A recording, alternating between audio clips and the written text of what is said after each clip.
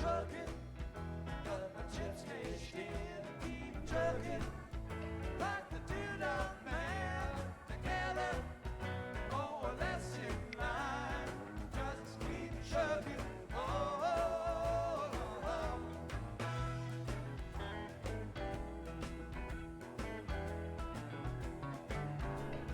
Arrows of neon and flashing marquees out on Main Street.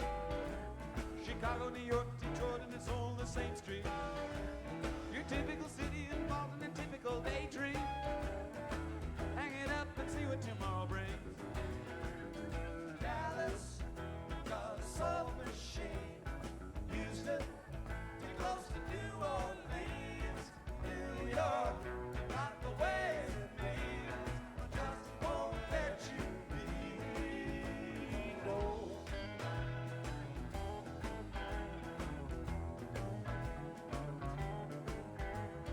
Most of the cats you meet on the street pick up true love. Most of the time they're sitting and crying at home. One of these days, later they better be going out of the door and down the street all alone. Trucking like the two-dumb man once told me not to play your hand. Sometimes cards ain't worth a dime if you don't lay 'em down.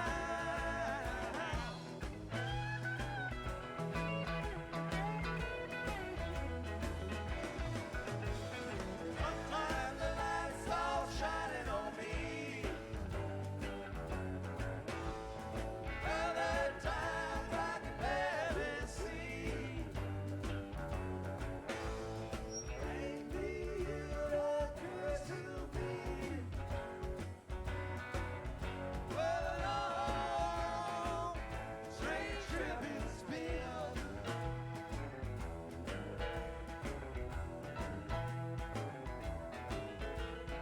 What in the world ever became a sweet Jane? She lost her sparkle, you know she isn't the same. Living on Reds and vitamin C and cocaine. All a friend can say is ain't it a shame? Trucking up to Buffalo, been thinking you got to mellow slow. Next time you pick a place to go, just keep trucking. Oh, oh, oh.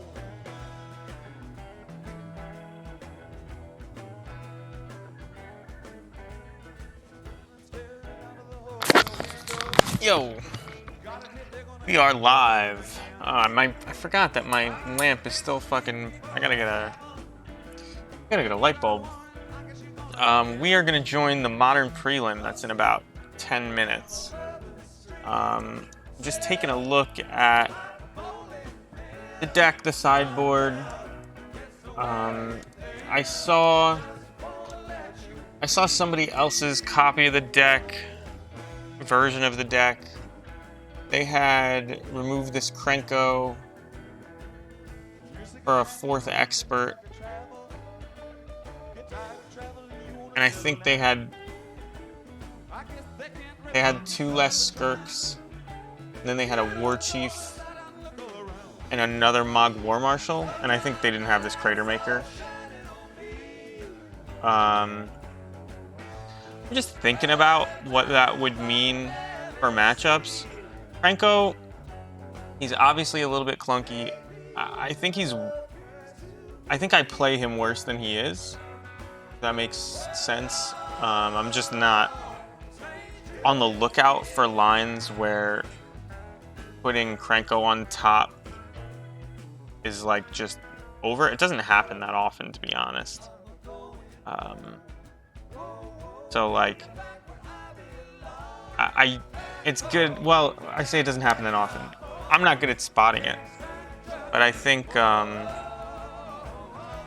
probably good when. Well, you need a large board in the first place, so it's like this weird value play that's like, yeah, I'll cash my Conspicuous Snoop in for 2 goblins. Doesn't sound that good. Anyway, in the board, if you can see it, I took out the 3rd Terminate for a 3rd Fatal Push. They're pretty much the same. I'm just hedging against there being less blitz lately, and the fact that we just kind of died to blitz anyway. There were a couple spots in the last couple leagues we played where it was like really obvious the difference between terminate and fatal push. And while we do need some number of terminates, I think 2 is probably enough, because we can make munitions experts work in some cases, and you know, they don't keep a lot of hands where their first play is the big bird. So if you have anything else, probably better, but maybe I'll end up regretting that in this prelim, because there's probably going to be a lot of is it blitz, I would imagine, but I'm hedging against like burn and that mono red deck I saw yesterday, which isn't that good. I think I played badly against it. Anyway, we are we have enough play points, right? Yes, we have enough play points, just barely. We have plenty of chests that we could enter with tickets if we wanted. So we have enough play points to enter this prelim. Just gonna... I wonder why I guess I haven't queued up for it, so it doesn't... I don't think there's any changes I want to make to the mana base beforehand. I think it's fine. We'll see how this goes. It's supposed to fire in 5 minutes. What's up? You casted a big ol' Chandra against my deck? Yeah, I imagine getting a 6-mana Planeswalker into play is gonna do a pretty good job against goblins.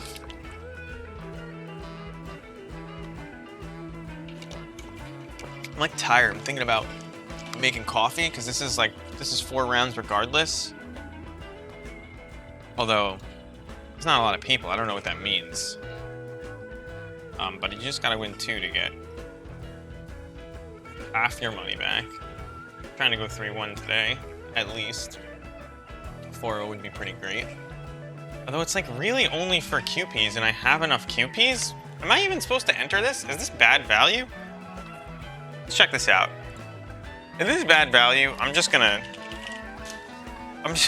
stream a league. There's a GoatBot EV calculator. You take some information from your Magic Online account. Whoop, that's not what I wanted to do. Game history. 1821 in constructed. So you plug that in here. 1821. And in a prelim, you're supposed to be alright. Alright. I'll take it.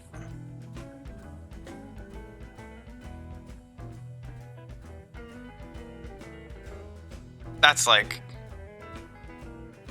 I don't know. That did adjust it, right? Like if I... Yeah, okay. So, man, this makes it look like I should play some challenges. We've been playing really well lately. We've been on a heater. Yeah, Chandra's... Well, I don't know if she's my favorite Planeswalker anymore. I think for a while it was Koth. Koth is just so sick. But now, I have no idea what it would be. My favorite Planeswalker. There's not a lot that have, like, any kind of story or anything that I care about, so it's tough.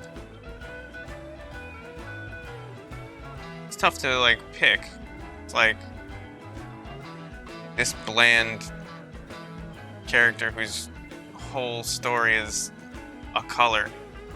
Yeah, Chandra is red. That's why she was my favorite, too. Because she was red. Wow, that sure is one red person. But yeah, I like that the preview window's on event ticket. That's pretty funny. I'm gonna make like a coffee real quick, because I would love to be wired for this and just be totally ready. So I'm gonna put the Be Right Back up and just make some coffee. You'll still be able to see the timer and the record and everything.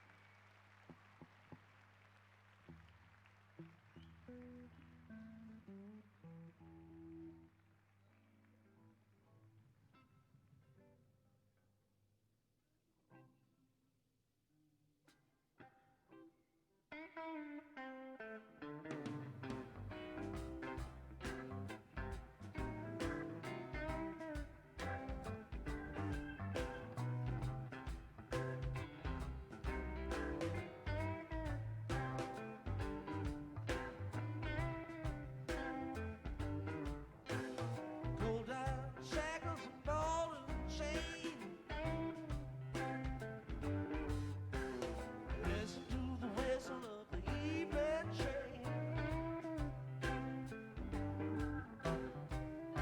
You know you about to wind up dead. Don't head back to Tennessee again. Rich man step on my poor head. When you get back, you better butter my bread. Know you well, so like I said, you better head back to Tennessee again. Tennessee, Tennessee, there ain't no place I'd rather be. Baby, won't you carry me back to Tennessee?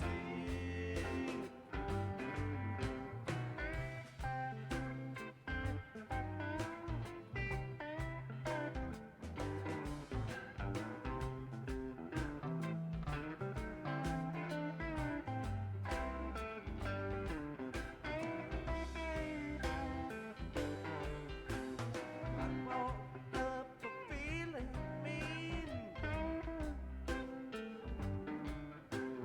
Went down to pay the slot machine. The wheels turn around, baby, the letters read. You better head back to Tennessee, Dad. Drop 4 flights and cracked my spine. Honeycomb pig with the iodine.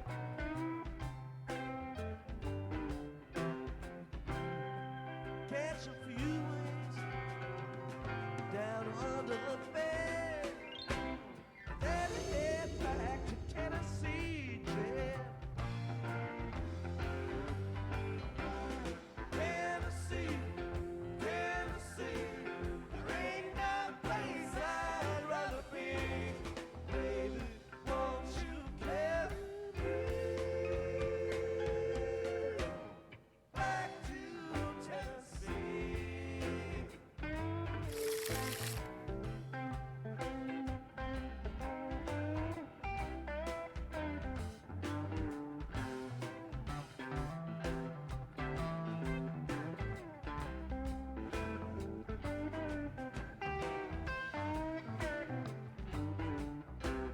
I run into Charlie Boy.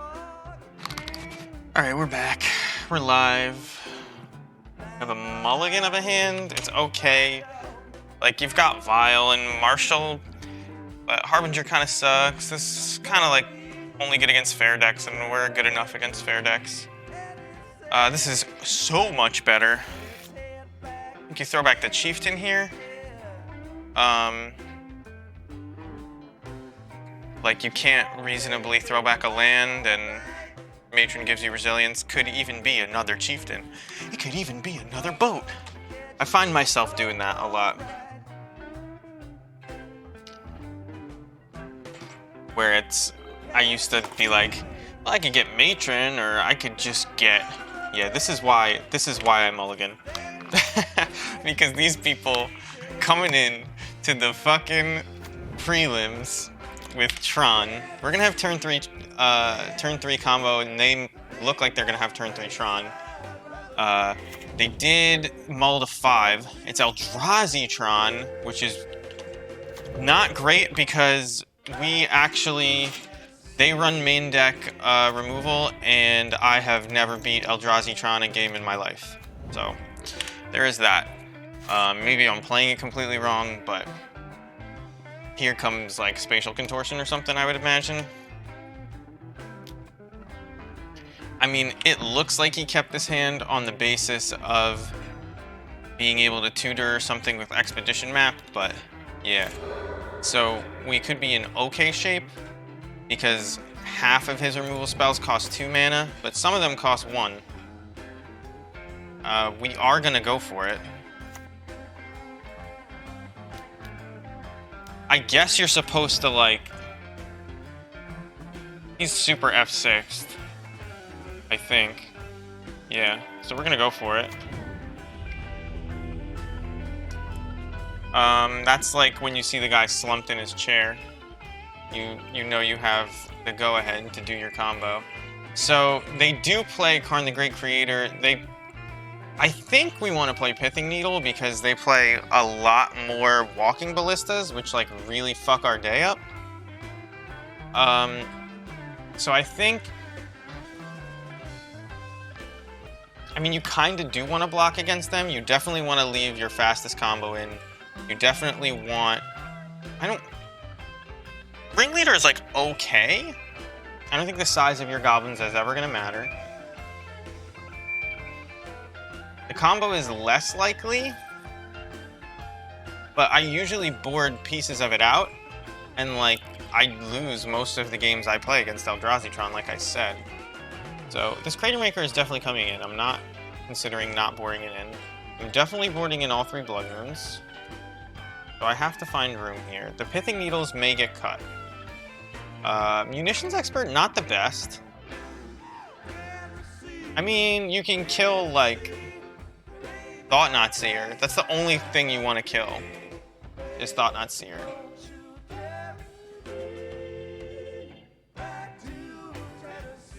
And Mogwar Marshal makes your Munitions Experts do that. I guess you don't want to get into a long, grindy game with them. And the combo is slightly less likely, but I'm going to board in 1 Pithing Needle this time. Because I am a firm believer that Pithing Needle gets better the better you are at playing and naming with it, and I'm very bad at naming it. So I'm gonna put the training wheels on and play one of them. So we keep this. I think you have to throw back Ringleader here, just on the off chance that you get enough goblins to kill something, like maybe a Karn. But I'm not positive that that's super correct. So if I'm going to slam turn 1 Pithing Needle here, I want to protect my combo as best I can. And they're Eldrazi-tron. So they're not going to have a Karn liberated, or as many of them, if they have them. And their things with activated abilities are going to be Walking Ballista. So I think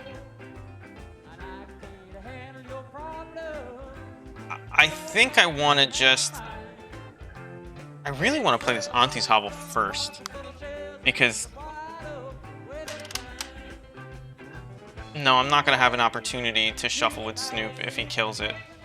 So it doesn't matter in the end. Our life total matters, so we'll grab this, we'll play it, we'll name Walking Ballista. And I could be like totally off on what Eldrazi-tron plays, but I believe they're playing a Walking Ballista. I'm not gonna go look it up.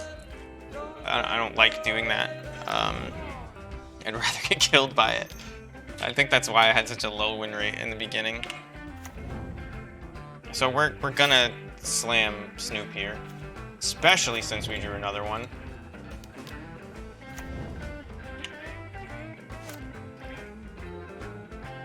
This is a little rough because Thought-Knot Seer pulls the combo out of our hand. Yeah, there it is. So we're gonna get to play a second Snoop and like kind of sit in play. But he's got to take the combo here because he tapped out. We could kill Matter Reshaper, but I don't think it's a great idea. Goblin on top? No, not fortunate enough.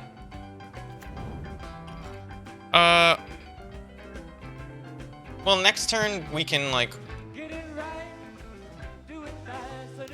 I think we're just playing around like one of type removal spells. I don't think we block here again. If we don't get like anything relevant next turn, we might have to throw our Snoop in front of something. But this could be the Trampler, the 5/5 Trampler, and we're dead real quick. It's Conduit of Ruin. He's got a 7-drop on top of his library, and he has the Tron mana. Puts Ulamog out, and he's got 8 mana to cast it because of this guy. So we are super dead next turn. 0 reason to block here, and it looks like he might even be holding up a Dismember. I don't think there's a way out of this. I mean, he may have to point both of his guys 9. No, because he can just attack and kill us, so...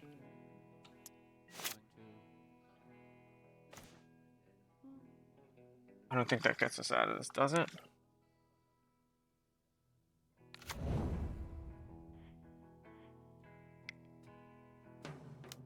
I'm pretty sure it doesn't.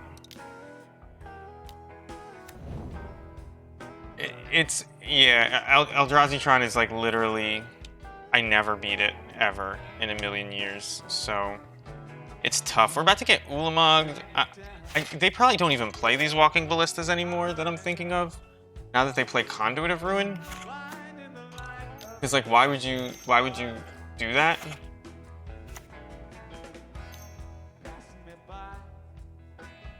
So he's gonna Ulamog, and he's gonna target the 2 Snoops. And our only real out was him like not doing that. But he's not bad. So how do we deal with that?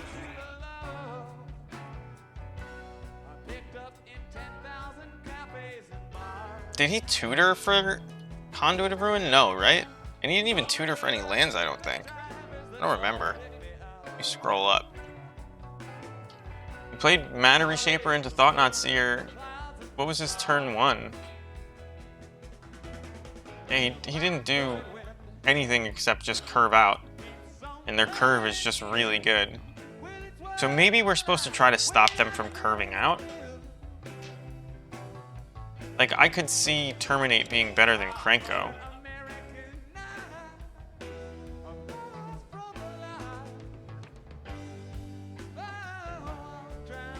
Can I see the second Terminate being better than anything? Do I have to just mulligan to... Maybe I just mulligan till Blood Moon and, like, pray? I think that might be the plan. I mean, we'll be a turn faster. We would have won that game on the play. So there's a Blood Moon, and an Aether Vial, and a Swamp. I think I have to keep this. I mean, this has 3 of our best cards. It doesn't have the combo outright, but I think we're going to be able to hobble them enough with this Blood Moon that the Ringleader can follow up. And like, if they have Dismember, they're going to cast it here, I think, because it's just better for their mana if they have a Matter Reshaper in hand. So there's a Crater Maker, which promises to hobble them as well. I don't think they have Dismember. I think that's what that comes down to. You're not going to catch Eldrazi Tron. Oh, there you go. Okay, so he's still holding open Dismember. He can now make colorless mana. Fuck. But I can take him off of colorless mana. Just not... Do I... Yeah, I can't take him off colorless mana in any realistic way here. Right now. Next turn I can.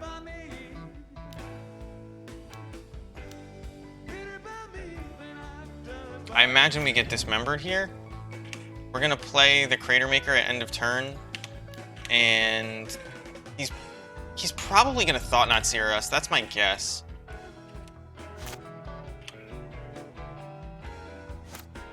Maybe if he leaves mana untapped, maybe we don't. Yeah, so there it is. And they're gonna take this Ringleader, and we're a little bit dead in the water. If you kill it... Yeah, no, it's not one of those cards where it just doesn't trigger if you kill it. Not that I could here. I just wanted to know. Those new white cards do that, like it just never leaves the battlefield. But it is not set up as such. I think we know that there's a bad card on top, right? It was a cavern. Yeah. And he knows about the cavern. So, if I kill this, he can't play any Eldrazi. And I think that I have to do that. And I don't think I can even afford to wait. I think I just have to hope I draw out of it, draw chump blockers, etc., etc. I'm gonna grab my coffee real quick because this game is gonna be over soon one way or the other.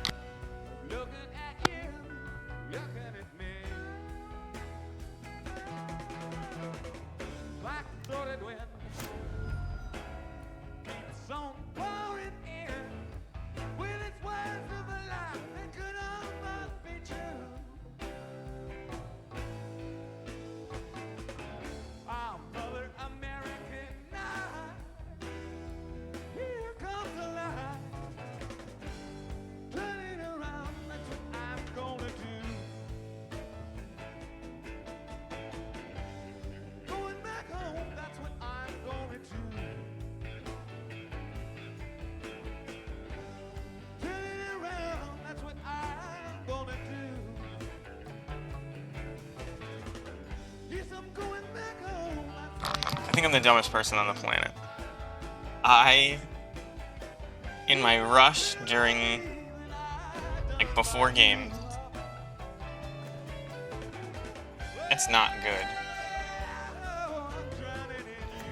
I rinsed my coffee maker, I cleaned it, I filled it, I did the whole ritual. I forgot to fill it with water. So it's just been sitting over there heating up. There's nothing in it. Can this make mana too? No. But like all he's got is gonna be this Thought-Knot Seer until he gets up to something. I guess Conduit of Ruin doesn't cost specifically colorless mana to play. I just gotta leave this. We don't hit yes. We can play Kiki. Okay, so I think we matron and we grab Sling Gang Lieutenant, and that buys us a lot of time, and it can even kill his Thought-Knot Seer.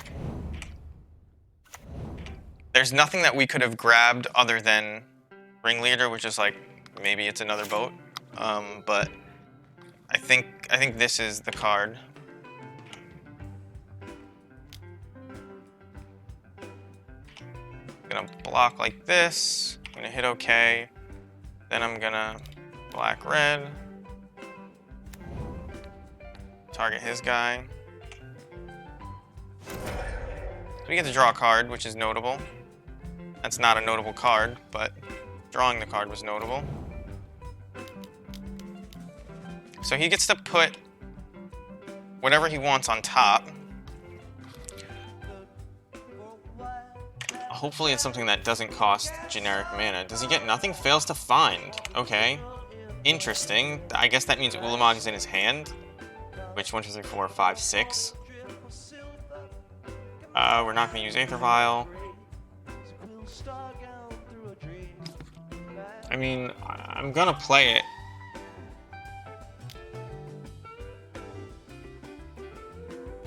I can swing and I can hit him for 3 and then sack and block. That puts him to 12.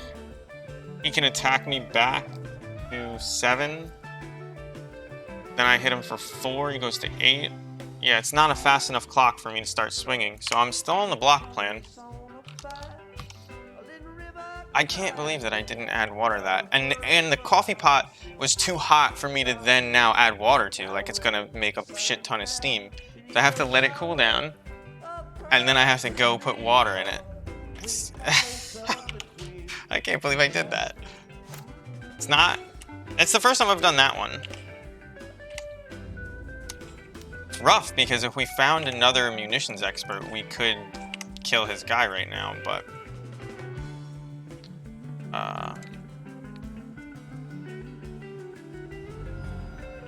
So he's abyssing us. I don't really want to go low. He's drawing 2 cards a turn over there for at least the next couple turns. And he's going to gain life. So we want to say yes to the first one, no to the second. Yes. No.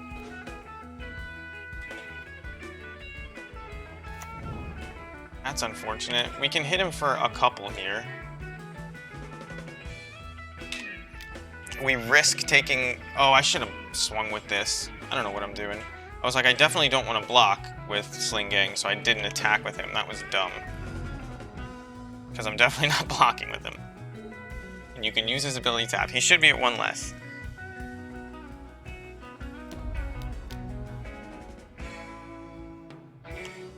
There's some... Yeah, I'm getting some...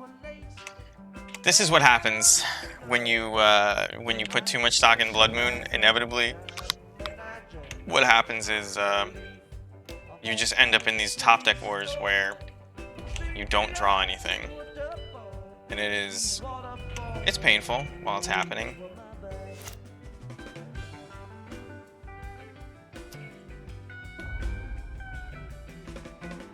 Just gonna always no to this now.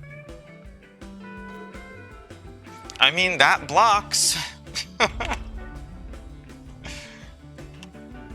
You can vial it in.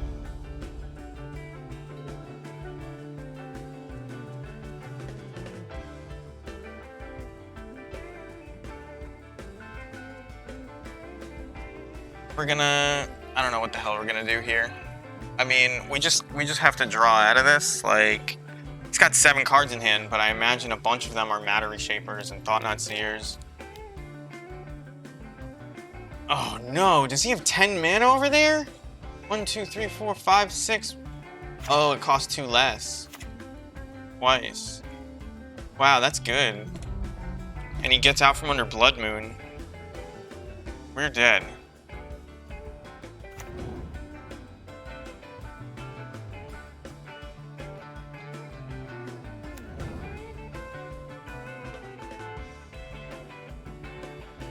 Damn.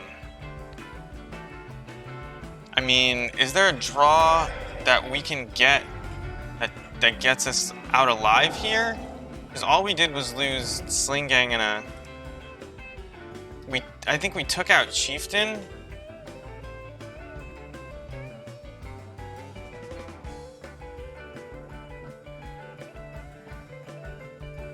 I can't even believe what just happened. I'm not even... In the game or in the chat. I apologize to everybody else for that. I don't know what the fuck he was on tonight. I'm dead next turn, so I don't need to... Oh, I already did it? Fuck. That was tilting. Alright, we have outs here. I'm gonna tick this up because Matron is a good portion of our outs. So the first one is always Node. This should disappear if Magic Online's a good program, and it sometimes is. Matron is a big one. Matron into something, I don't know. We can do it. Okay, what does this do? He's gonna mill like a million cards out of our deck. But I have cards, I can play the game. And I could chump block. I think we get 1 more turn? I think we get 1 more turn? I don't even know. I guess I'm supposed to probably take things out with Bloodstained Mire while it still has targets, right?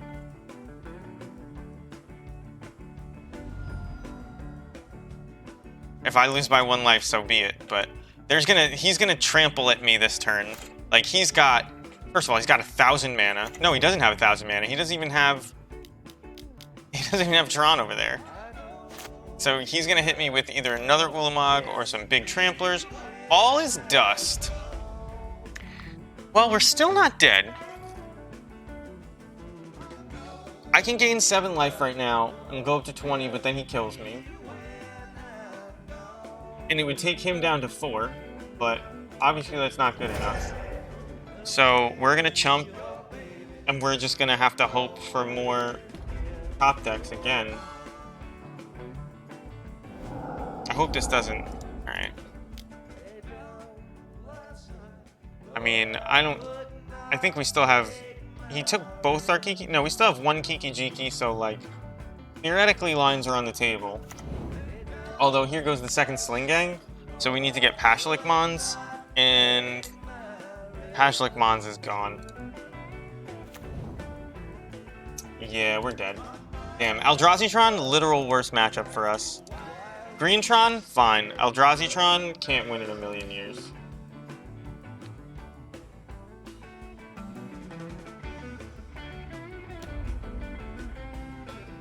Yeah, he gains 4. It's obviously not.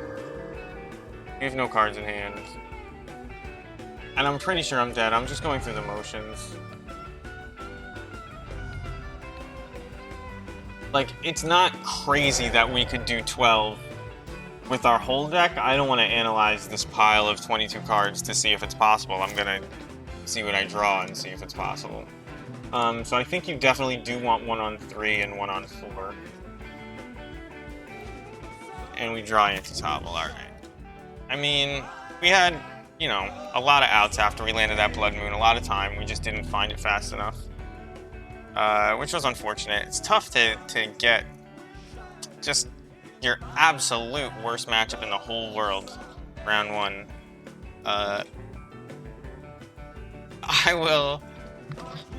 still can't even believe I had to ban JD like that. It's so just... Look, I'm not into it at all. So, if you're still watching, no thank you. I'm gonna go put water in my coffee maker. This is some weird night.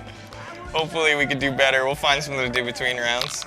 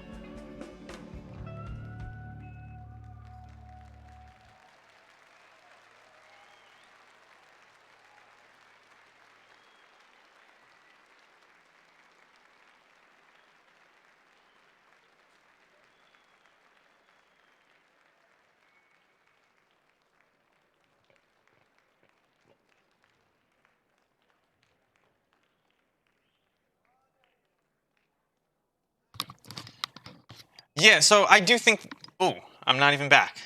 I do think the Blood Moon plan is fine. You can't do a lot against them other than try to attack their lands and play things that... You know, I played one Terminate. Maybe we wanted another Terminate? But, like, would I have really wanted to draw Terminate in that situation? I guess it keeps him off Ulamog. I don't know. I think the Blood Moon plan is as good as we're gonna get against them. It's just, I don't know. They curve out on us hard, and they have interaction with their crazy undercosted creatures. So like, it's tough. You know, it's not like you can sit back like against even Death and Taxes. I lose against, to be honest, but it's not like you can sit back and do nothing. Anyway, we gotta find something to do between rounds. We have something like 20 minutes. Is it time to boot up the zoo? I don't have a... It might be time to boot up the zoo. I've been... Just because it's like not intense strategy while I'm waiting for the next round. Do I have a scene that would work for it? Let me move into studio mode so I'm not just fucking with you guys.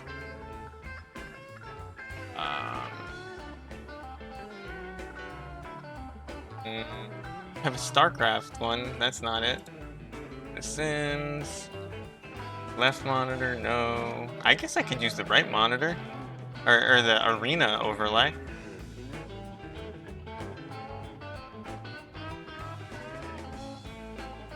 Can I duplicate this? Yeah, let's duplicate it. Call it generic game? I don't know. Or maybe I should... I don't know. Is there anything particular you guys want to see? Do you want to talk about? Because that's cool too. Like, we could talk about spoilers. What's the format of the prelim? This is just modern prelim. It's 4 rounds. Here's the prize structure. So we're playing for 3-1 now after just getting our absolute worst matchup round 1. I wonder, I'd like to see the results for this later to know how unlucky I got, but maybe I shouldn't. You want to brew standard burn? That's what I was doing last night. I was trying to figure out if it was legitimate or not, because I'm a burn player.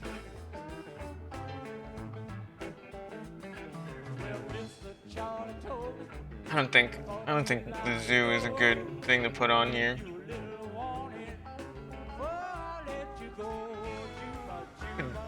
Boot up Slay the Spire. Keep your brain working.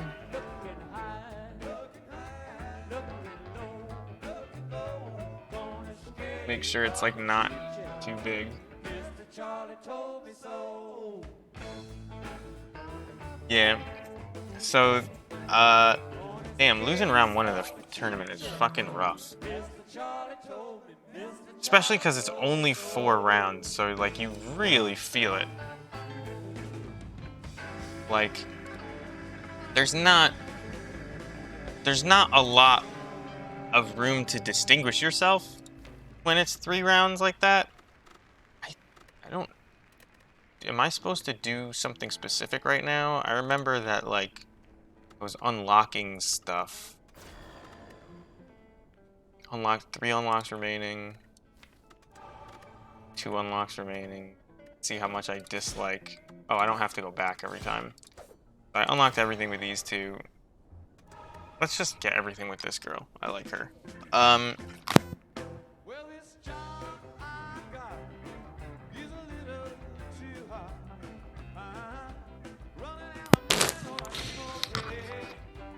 There's only 2 matches left in progress, so we might not really have to do anything between rounds because it's only going to get faster.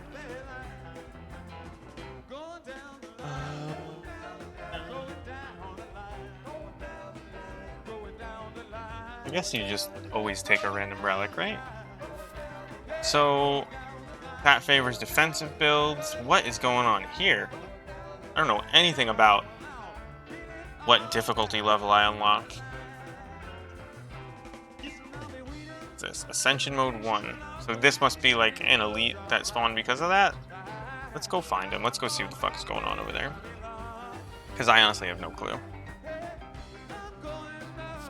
So I have 1 dexterity? Is it only on the first turn? No. So I can gain 12?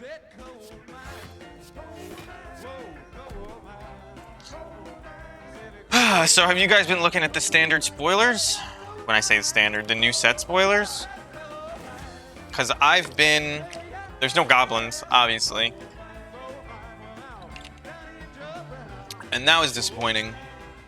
But, I mean, I guess most sets aren't going to have goblins. So I can't complain too much.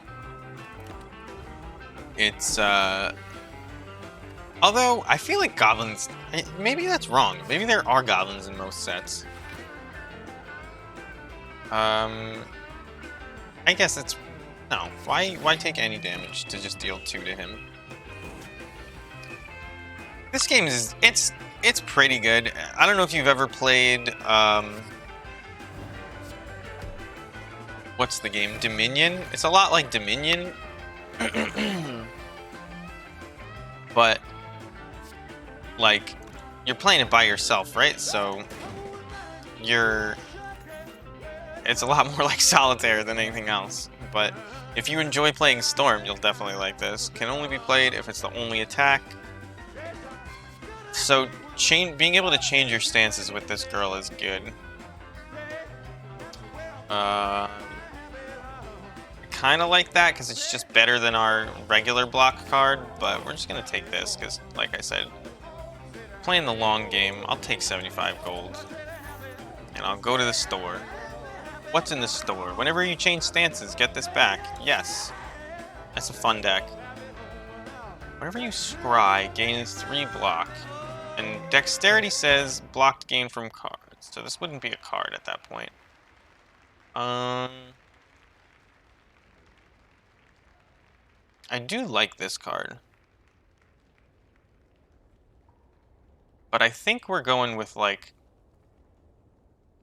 Do we have enough for both of these? Yeah, let's do some weird... I've never built the Scry deck with her. I don't think I had the cards to do it. And I don't really care about the outcome of this, so... we're gonna do that. And... You get this thing that lets you upgrade cards at the fire, right? To start... Oh, no. Oh, that's great. I'm glad I took that. I don't care about that one unplayable card.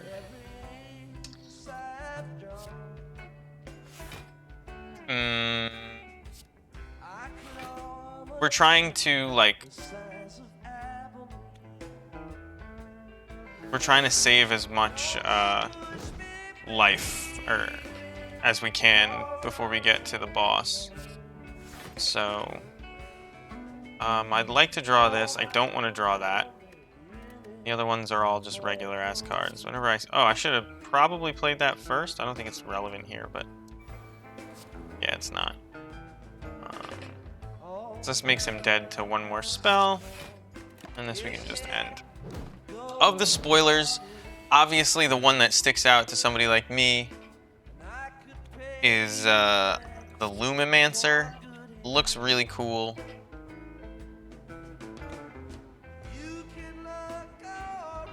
I guess you do this and then you strike and then vigilance.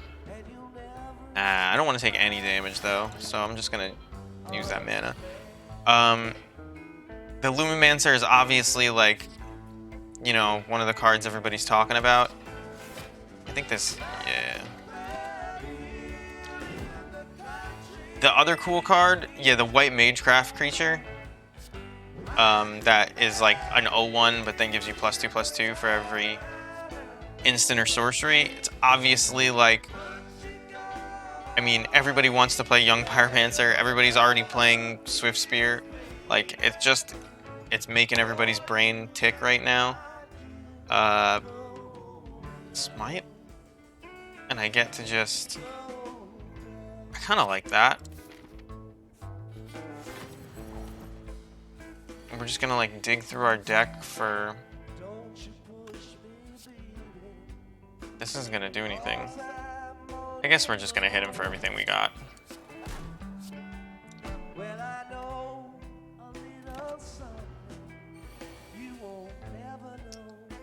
So every turn we're gonna have one of these 12 damage cards.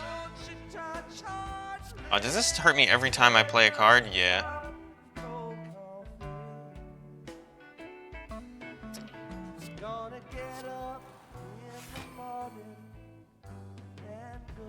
I mean, we're trying to just survive.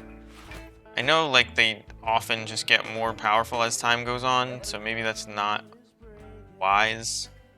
But does this get retained? Yeah. So I'm gonna enter Calm. Oh, I can't. Can't do anything special here. Thought maybe I could, but I can't. So I think the white Magecraft creature is cool. Obviously it's getting a lot of people thinking. I think that the other big thing though is that Phoenix card that activates whenever you learn. I don't think we have the full spoiler yet. Correct me if I'm wrong. But I think that... Just fuck this guy's day up. I think that enables a standard... I think that enables a standard burn deck. This is pretty decent. So is this.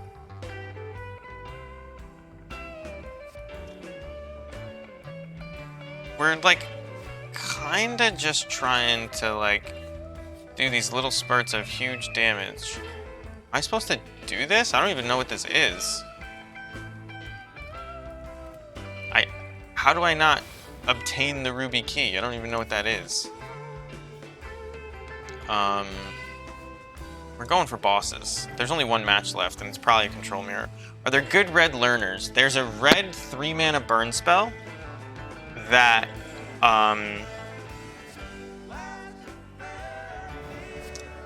when it does 3 damage to any target, and then you learn. So, like, that's obviously very good. There's also... there's a card that combos with it, which I don't really like after looking at it, like, more closely. That's, like, creatures you control. People wanted to play it in Goblins, actually. Creatures you control enter the battlefield with +1/+1 counter this turn, and then you learn. They also get haste. So, like, with that, it's obviously good, but it doesn't feel like there's a lot of red cards. It doesn't feel like there's a lot of red cards that you want to play that are creatures in this burn deck. Like, you obviously are going to play Stomp, whatever his name is. You just want to be able to exit your stance. I know it's, like, not exciting. Now you play 3 attacks, gain 4 block. Okay, I don't know what the keys do, but I got the keys. I'm the keymaster. You're the gatekeeper. So I think this guy might kill us. Which, that's good timing, right? Because...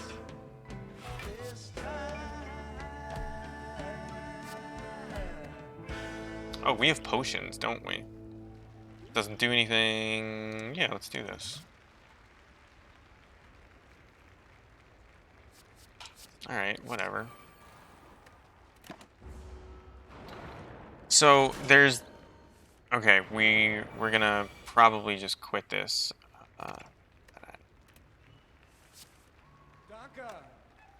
Donka. Plate damage. Kill him. Alright, we're gonna pause this. I don't wanna... I'm gonna actually save and quit, because I don't know how well Magic is gonna deal with it. I'm gonna grab my coffee, and we'll keep talking about this stuff.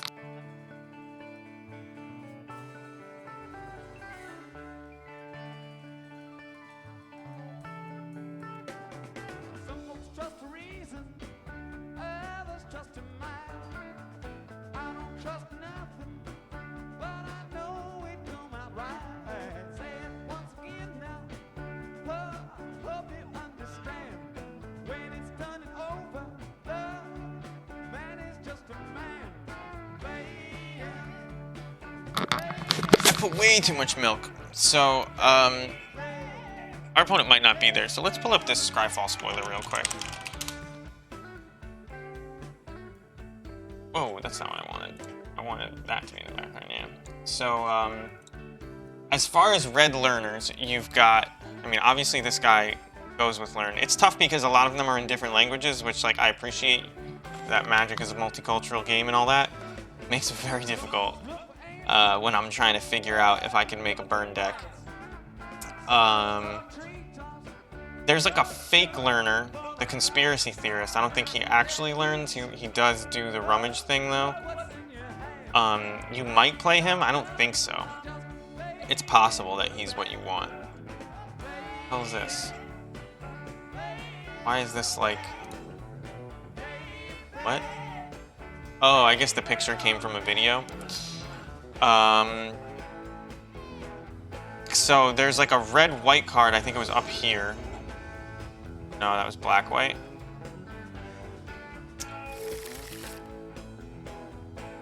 Anyway, there's a couple good learn cards. I have it written out on my other computer.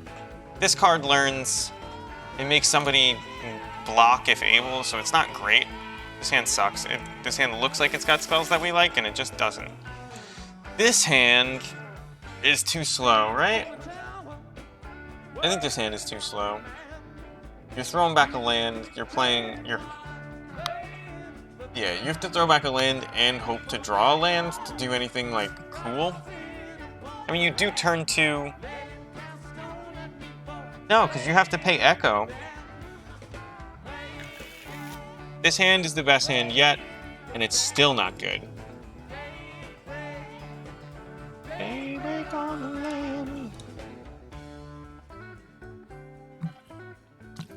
The Scryfall has translations if you click through. It's just the pictures aren't translated, and I don't think MTG Goldfish would have pictures translated.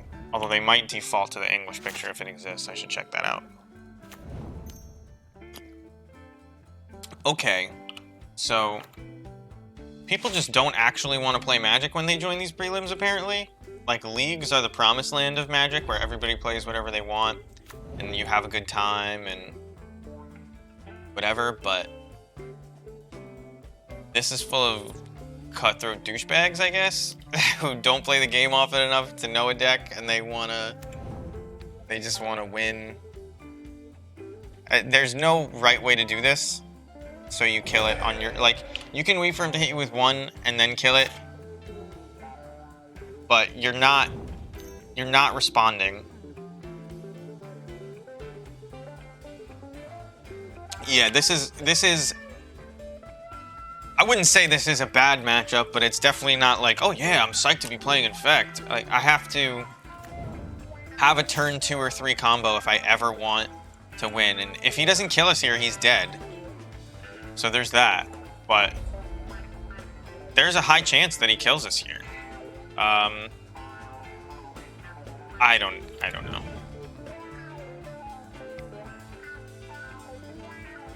I shouldn't be so negative. Like, alright. Is the big brain play to kill this Glistener Elf? I don't think so. He's got 3 cards in hand, so he could have Scale Up, Groundswell, and I'm dead.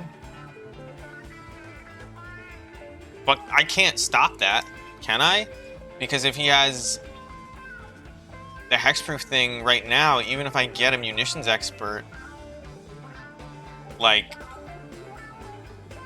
I'm gonna be dead to these flyers eventually anyway, and I have to just pray to draw stuff. Like, I have to hope that he doesn't have me, like, legitimately dead And I'm gonna block with everything I've got. Does Scale Up give Trample? I don't even know. No, but the elf, I don't. They can have Become Immense. Become Immense gives Trample, but yeah, I can't stop Scale Up plus whatever. But he doesn't have Scale Up, so here we are. I think we're fine.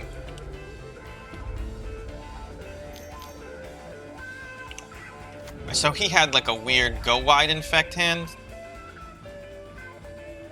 Yeah, Scale Up doesn't, but Become Immense does. I don't know if they still play Become Immense. Tick up the vial. We have a munitions expert. We could vial it in response to being dead, but I don't know. I don't think Infect is going to be interacting here. But if he has Dismember, boy did he fucking get me.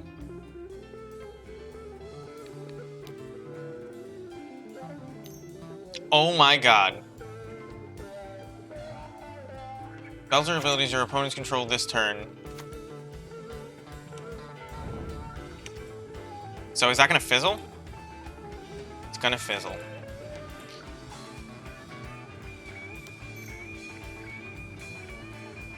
I mean, we kept him from using an Argai. I don't think we're dead.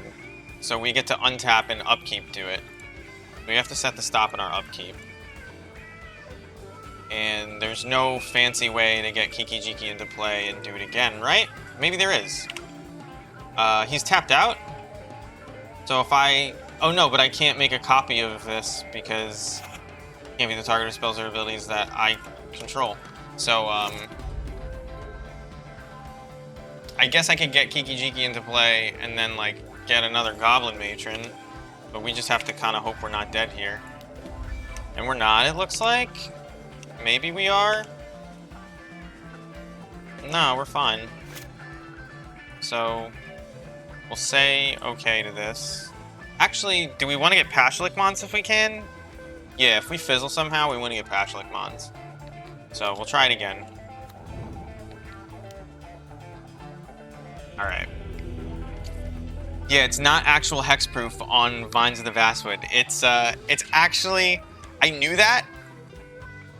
I was just thinking to myself, there's no way he plays that card here. And it's like... it's something that came up in Modern Masters 1 draft. I put way too much milk in this coffee. Is there more coffee to, like, water this milk down with? But holy shit, we're gonna have 2 10-minute rounds of people just trying to jam their individual brand of bullshit. Crater Maker says non-land, so it's actually not good here. It shocks things, but it's a 3 mana kill spell as opposed to a 1 or 2 mana kill spell. We don't need to block. The game's not getting to the point where Pyre of Heroes is interesting enough. Maybe you're supposed to keep, like,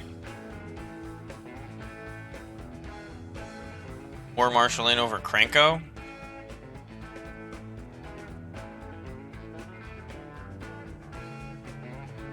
I could imagine that being true. Yeah, because it makes your munitions expert slightly better.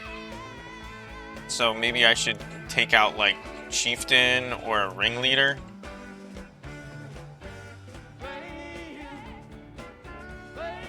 There's something to be said for keeping a single Pyre of Heroes in, but I don't think I'm gonna do it.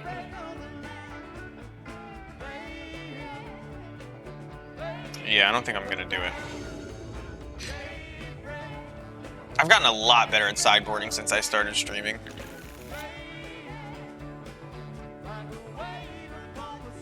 The trick is, nobody actually knows how to do it. I guess you just keep this, right? Double Vial, 2 removal spells on the draw. Your opponent's mulling to 6. If you draw a single land, you're good. You can play both your removal spells without a land. And he doesn't have any turn 1 kills. He has turn 2 kills. Oh, maybe I have to not play Vial turn 1? Is that a thing? because they could scale up plus groundswell. Do they have turn 2 kills? Yeah, because they have what do you call it? They have mutagenic growth, so they're definitely gonna have turn 2 kills, even with a bunch of bullshit going on. So I think I just have to fatal push this now. I don't think I get to. I'm gonna reveal a chieftain.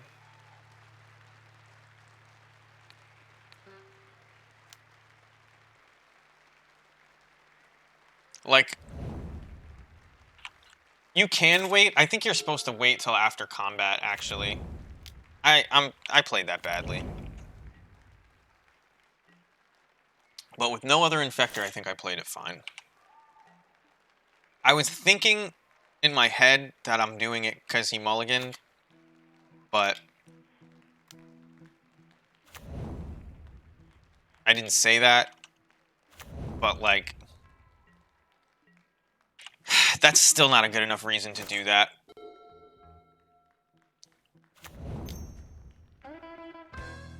You don't want to get blown out by, like, their hexproof spells, but... So it's like, okay, he's tapped out, let's do it. But I think you're supposed to do it at the end of their turn.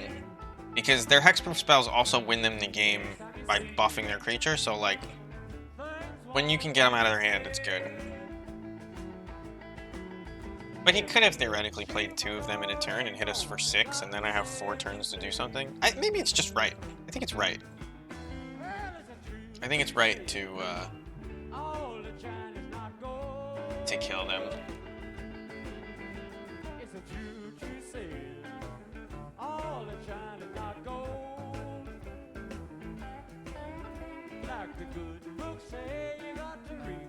I think people...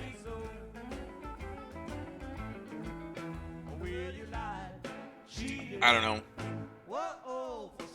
I was gonna say, I think people are a little too hard on this infect deck. Like, it's really, really strong, and yeah, the removal has gotten a lot better. And there's, like, other good stuff to be doing, but this... A really good pilot is gonna blow people out of the water with this deck. I gotta take this upkeep stop off, I hate it. He already knows about this guy, and he has nobody in play. So I'm just gonna put pressure on.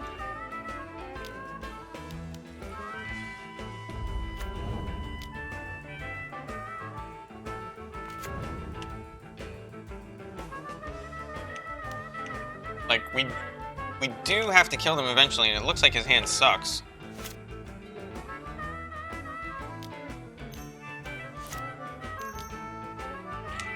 Alright, so there's his guy.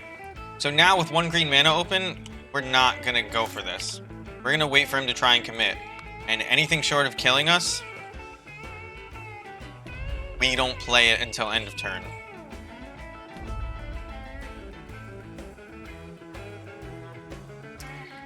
Oh, wait. But do I get Matron into play? Do I get Matron into play so I could Violin? I think I do.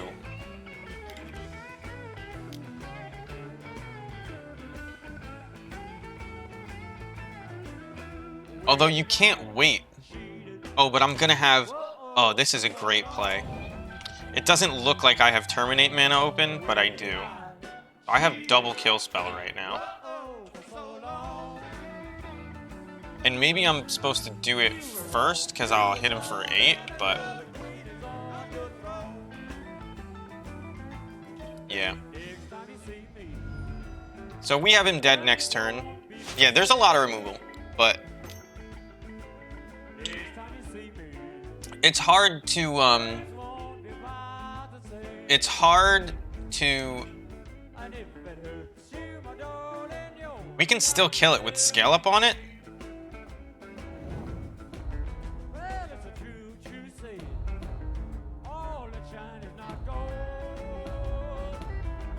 So once he attacks, it triggers, and in response to the trigger, we vial our guy in.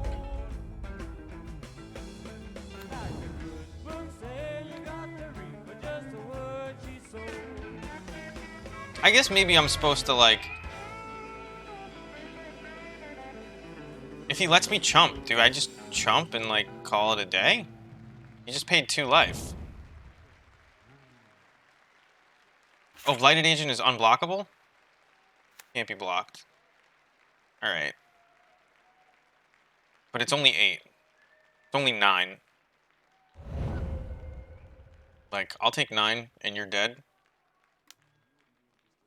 Yeah, so he had the snakeskin veil. And... I guess you target this. And we emptied our hand.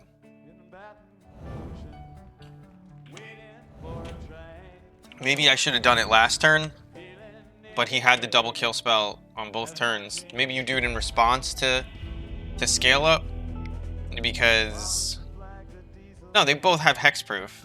There's no way to get out of that. So it is what it is. We'll just go again. It's like, I don't know.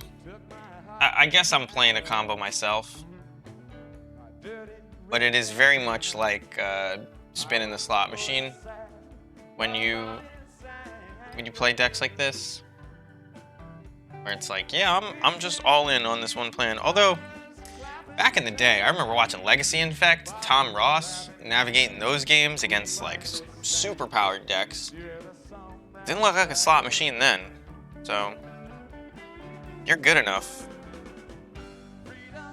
You're not just rolling the dice. Not disrespecting any deck. It's a good one.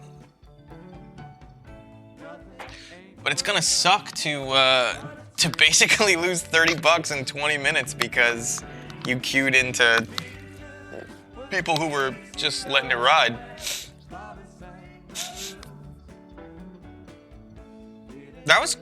Was there a way out of that? Maybe I'm supposed to... But if I'm munitions expert, his Noble Hierarch, if I'm munitions expert, his Noble Hierarch, then I don't have the second kill spell. The other thing... So maybe I'm just supposed to use... Yeah, I should have tried to draw it out of his hand on not his turn. So in the old days, scale up didn't exist, so it wasn't so easy to get to 10. But now, with scale up, it's like... It's stupid simple.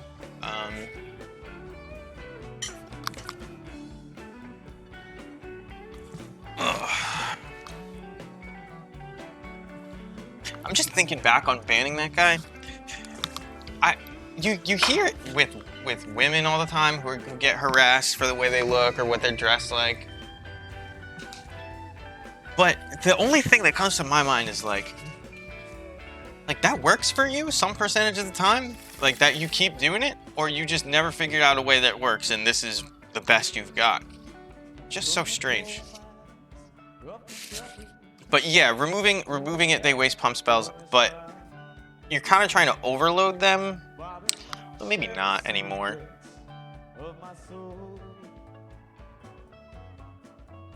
Because if they waste one pump spell,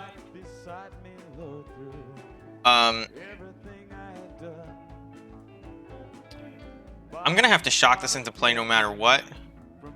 And I don't want to telegraph the fatal push. So we'll do that. I think if I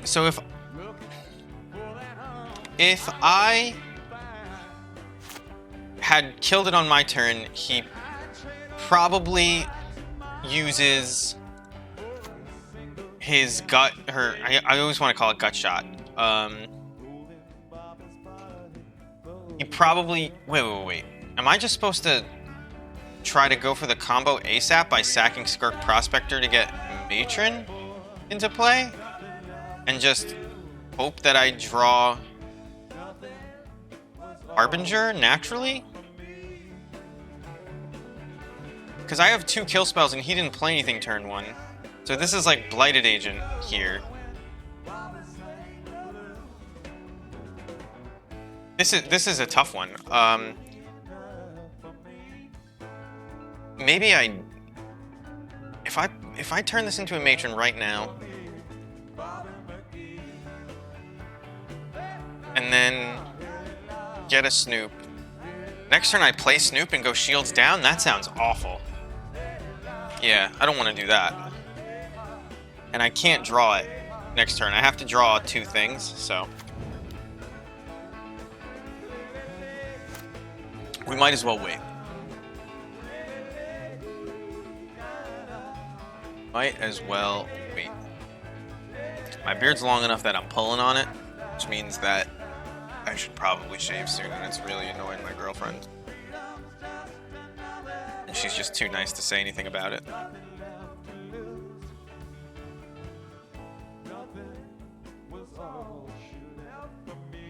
I hate shaving though. I don't even really do it. I don't want to pretend that like I get out the razor. I bought one of those peanut clippers, and I just run that over my face. Cause it's too short and it's sandpaper. Too long and it's fucking needles. So you've got that guy.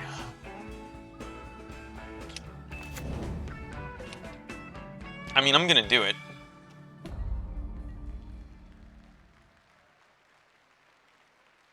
Because it also gives me mana.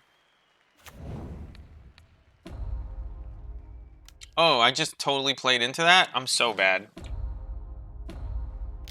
I was supposed to... I didn't do the math. I'm thinking it gives +1/+1.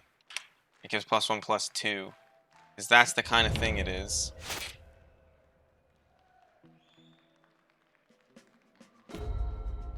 So, now that I fucked up...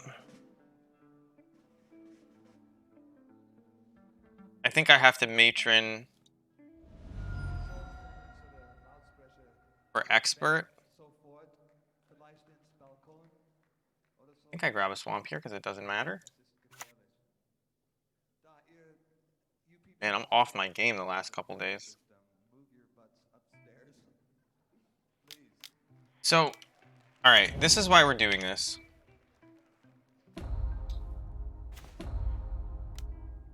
Not only because I fucked up, but 1, it puts pressure on. 2, we can play Kiki Jiki to start copying munitions experts. And matrons. But 3, he didn't play a threat turn 1, and then turn 2 he played Glistener Elf. Which means he drew that, and he's got like some fancy combo hand that he's gonna try and get us with somehow.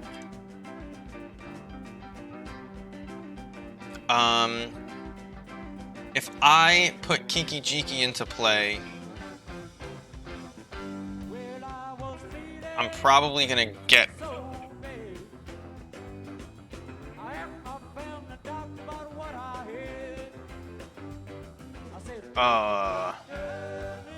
Alright, we'll tap up to 3, because if I can get Kiki Jiki into play here, I have 2 fatal pushes. I don't think I even try to put Kiki Jiki into play here. 1, 2, 3, 4. I have then 2 matrons, but I'm tapped out of these fatal pushes, and I don't think that's worth it. So, if only Skirk made black mana.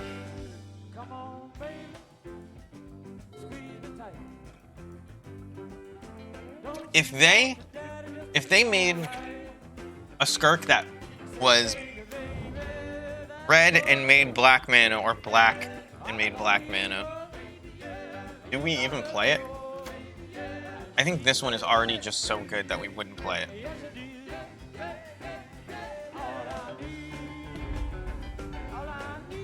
We can just eventually take this up to 5, and then... It's not that it's unlosable, but we have, you know, 2 fatal pushes and a munitions expert on tap. But Yeah, Kalante, we play 5 black spells, but number 1, that could be numbers 6 through 9, but maybe when you have that many mana battery type effects where you get to store mana, you play a different kind of game. Like if you've seen that like red storm deck that uses Goblin, it uses Empty the Warrens to like make a ton of mana, and then I think it plays like a big fireball.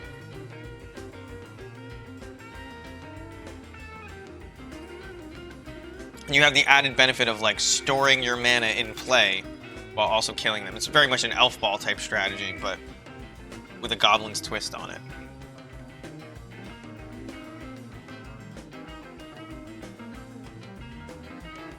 I don't think you would play it. I want to see more black goblins, and obviously they do too. Yeah, I have those in paper because they used to be like, yeah, in the other thing. But yeah, that was good because like with Mog War Marshal, Mog War Marshal is now like a ritual with a cost reducer. So you got to do a lot of cool things, and you played a lot of War Chiefs as well. It's not as good as this deck. I've played both. The old deck could grind, and it was fine, but this deck is way more deadly. This guy is contemplating losing 30 bucks over a sequencing error, and he's putting me on 2 kill spells, right? Like, there's no way he's not. And he's tanking this long. That or he's double queuing, but I'm pretty sure he's just trying to think of if he can do it, and he can't. Just to bring it back to the game for a second, but I'd rather brew with fake cards that we make up ourselves. No, that's not the one. I never get it right. So,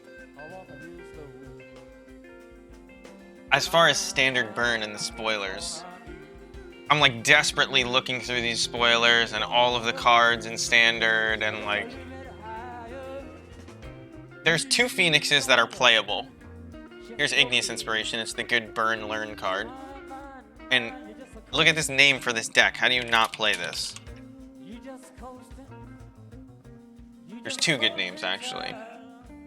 That's the first one, and then there's just the classic Burn 101 because it's burn with learn spells, right? How do you not play that deck if it exists?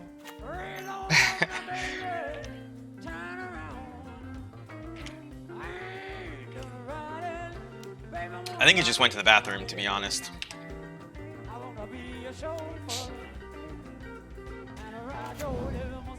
Do I kill both of these?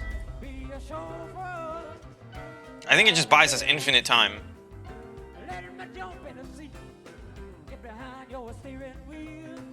I mean, I definitely kill this one.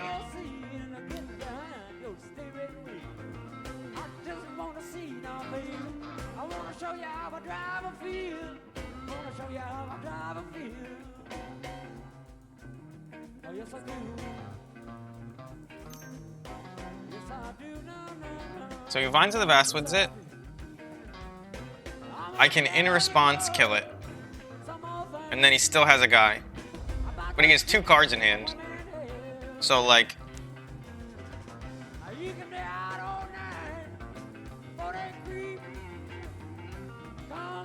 I think I untap Kiki Jiki. I think I kill his Infect land, untap Kiki Jiki, kill his Glistener Elf. I think that's my best play. Hopefully we draw, like, a 4-mana... Alright, that's not great, but it's, like, free-ish? I probably should have waited till next turn to play it, actually.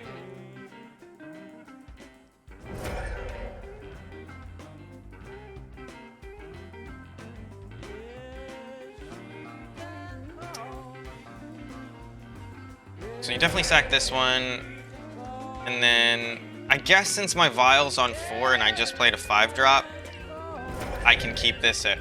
I don't need the mana.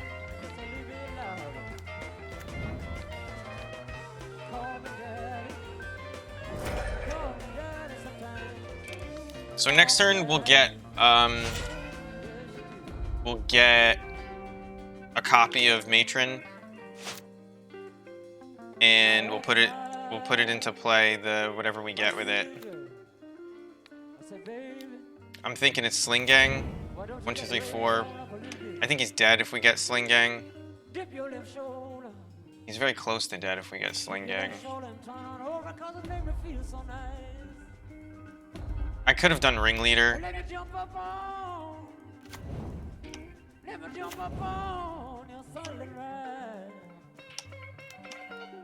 None of his cards gain life, right?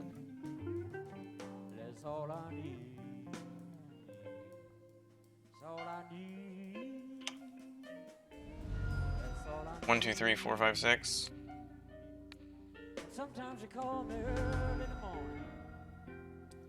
I'm not even gonna go for it because I'm like not entirely sure that none of his cards gain life. He wouldn't play a life gain card though, right? I'm just worried that one of his spells incidentally gains 2 life. Fuck it. That's dumb. I graduated past that.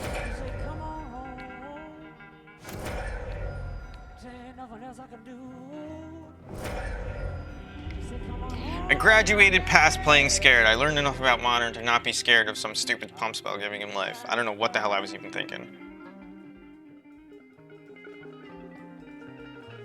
Anyway, back to brewing. You ready for this? This is how you do it. 2 matches left, so I don't want to start another thing. Go. This is the rule of... Man, if only I could type. Rule of 9. Every card has 4 on it. Doesn't matter what it is. I think that was 9 4s. Yeah. So, we're playing 4 Igneous Inspiration. We're playing 4 Retriever Phoenix. The rest is now obvious.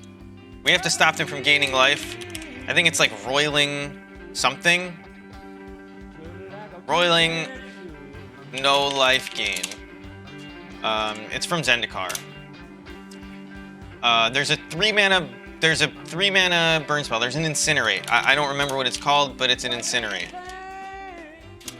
There's Flame Spill, which is the trample burn spell, which is decent. There's Stomp / Giant. I don't know what the hell his name is.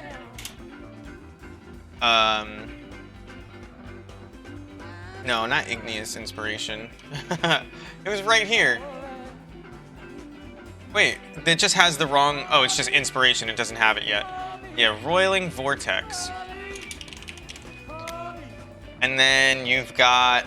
There's other spells. So our problem right now is that we have 2 creatures, right? Do we want to go no creatures? Or do we want to like lean into creatures a little harder? We also don't have a lot of ways to discard these Phoenixes, but you can play them. They're not... It's not... You're playing standard. It's not like you'll never get to 4 mana, right? You're playing 24 lands in at least this version of the deck. Retriever Phoenix, right here. Flying Haste. And it does learn to get back the other Phoenixes, so that's one thing, by the way. So now these last 3 slots, like, kind of determine where you're going. You can go the creature route. I think, is that 1 mana dude that gets... Oh, there's like... Here's our maybe board, all right? You can't not play these cards. That's what it starts with. You can't not play these. This is the idea behind the deck. We're calling it Burn 101.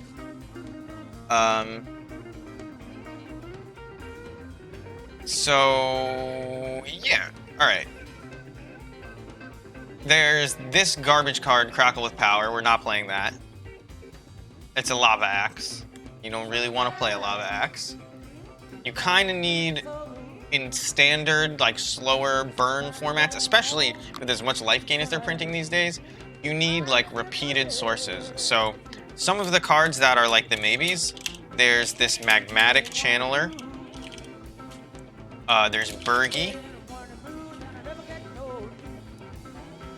There's an Eldraine discard outlet. Oh yeah, so there's Rimrock Knight.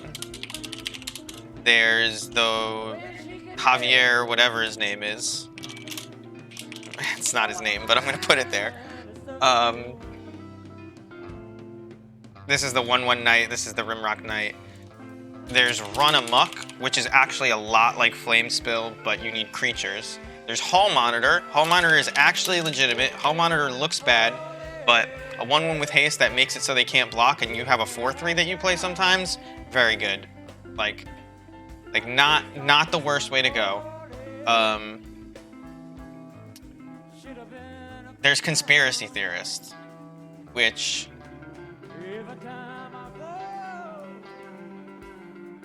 Conspiracy Theorist with a bunch of cheap cards isn't bad, but it seems kind of bad because our spells are a little expensive. This does 1 damage. I think I clicked it yesterday. Yeah. It's called We'll Do It Live? I don't think so. It's a lesson, though. Like, if you really need 1 damage, but no. There's also the black cards. This card learns. I don't think the learn is that important.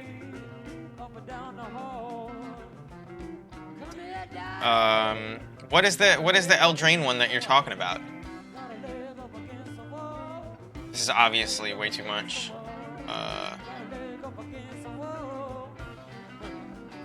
I've clicked all these. They don't really do anything. And this is a sideboard card, Flame Scroll Celebrant.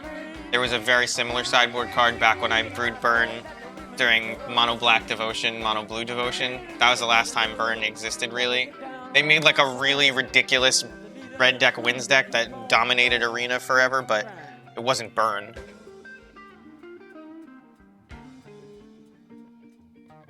This looks a lot like Burn. This is obviously your answer to Planeswalkers that gain life. This is a lesson, so you might end up with this in the board.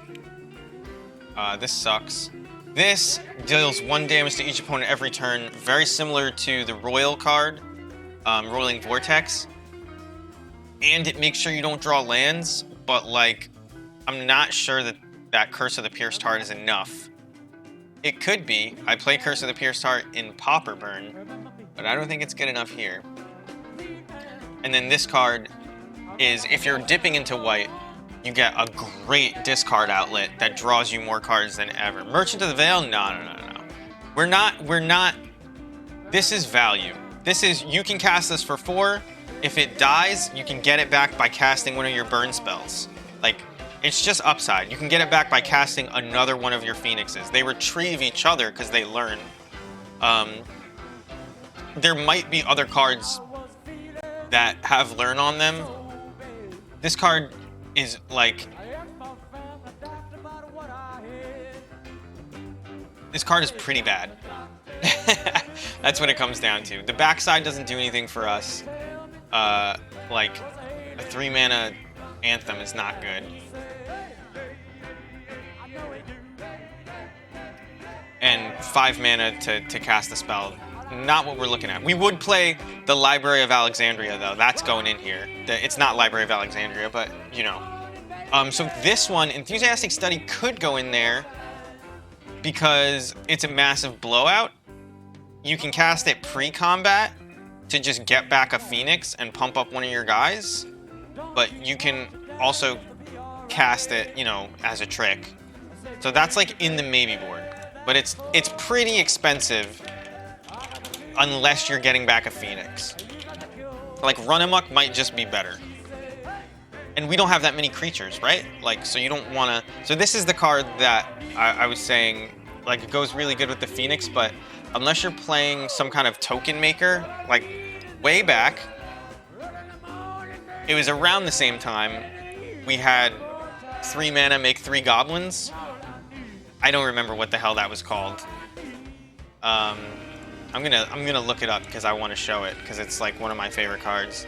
1 RR, 3, or it's 3/1/1 goblins. No, that's not right. I'm just gonna put 3 goblin creature tokens into play. This is how you... Are they for real? There's not that many, but... I didn't want to go through the trouble of searching it, and this is just way worse. Because I know everything about the card except the name, so I can definitely do it. You can definitely get it without doing anything special. But here I am scrolling instead. Alright, let's just... I duplicated Hordling Outburst. Thank you, Beebs. That's the card. I can't believe that Google is usually so good about that, but I'm usually not Googling a specific card. Usually I am trying to do a search. Hordling... I don't know if that's how you spell Horde. Well, that's definitely not how you spell Outburst. There it is, you do spell it that way. Create 3... I guess I said put. So, if we had a card like this, you might be able to convince me that first day of class is playable. And that's a big maybe, because that's a 5-mana play. But you do get to 5 mana in these decks.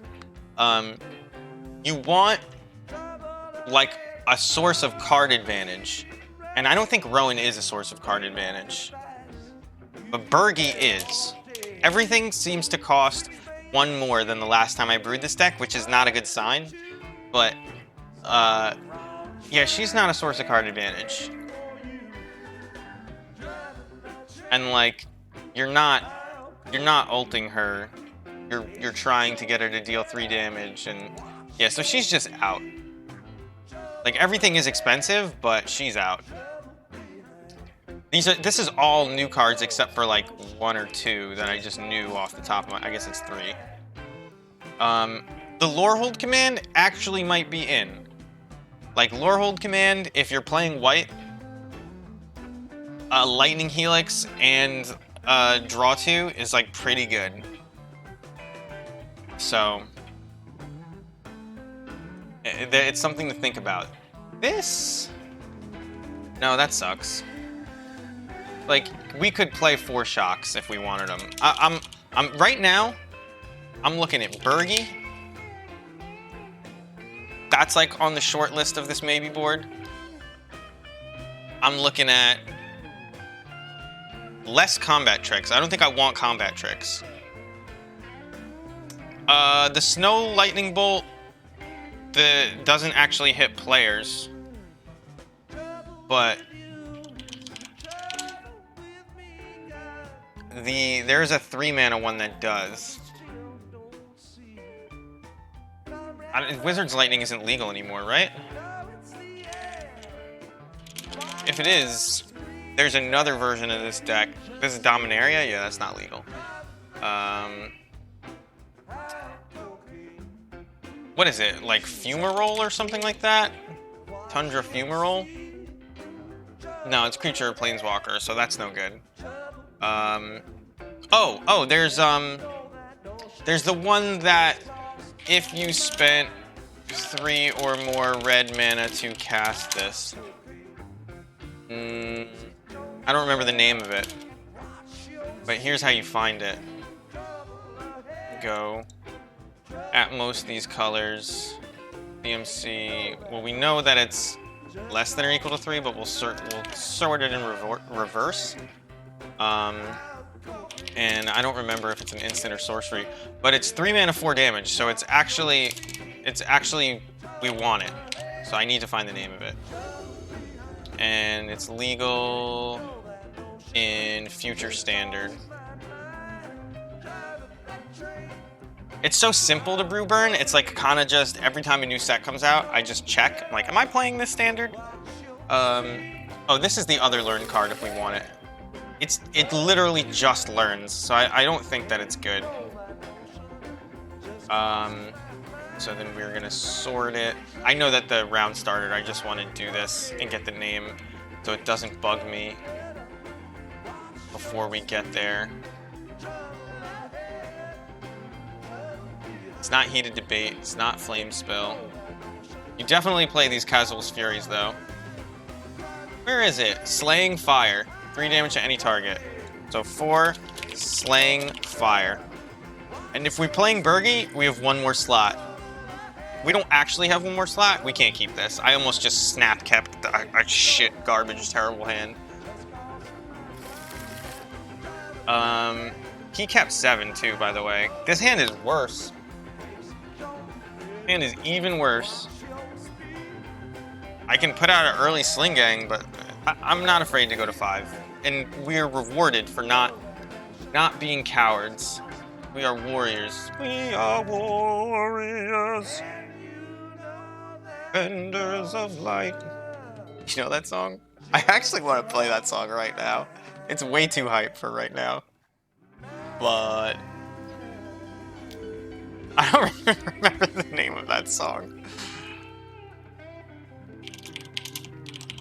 Okay, fuck this deck. People just play degenerate garbage when they... We're gonna take a short break. It's like... It's just... Everybody's playing Affinity. That's all it comes down to. Everybody has decided that they don't want to think. They just want to open up their starting hand and be like, I could deal 20 to you. But, you know, if you want to interact, I guess I'll go on. Now, there's, like the Infect deck, there's a couple interesting lines that you can take with this deck to play around removal. But it's not like, oh, this is a good starting hand, I think.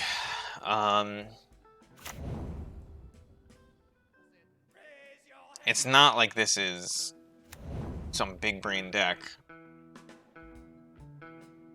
Who did he target? Well, he equipped it there, but... Who's he going to target with this bauble? That's what I want to know. There's the hammer. Oh, and it's got equipped 0, doesn't it? Bam. Got a huge dude. We're just dead? I mean, we can theoretically draw our Harbinger and kill him before he kills us. Does this have trample? No. So we can chump it for a long time. He's checking out what I'm drawing. So if we draw a Harbinger, he knows we've got it. We didn't draw a Harbinger, but we did draw one of our better chump blockers. I don't think that that's going to be enough.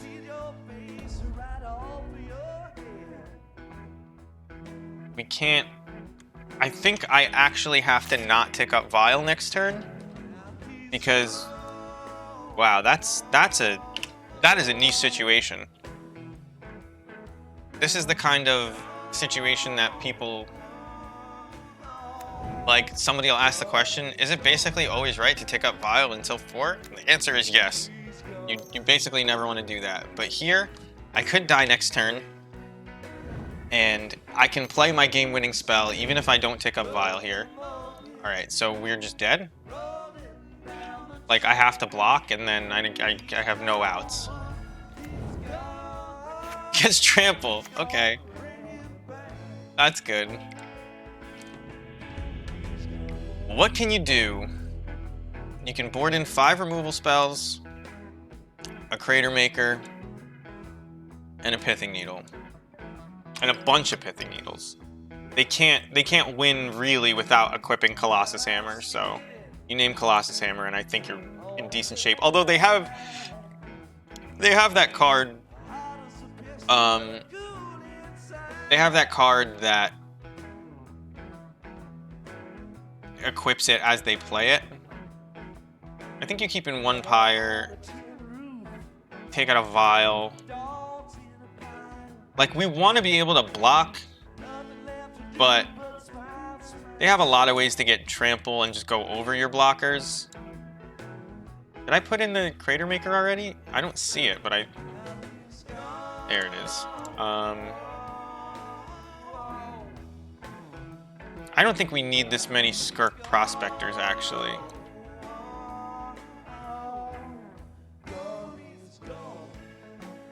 Maybe I put back in another Vial instead of a War Marshal.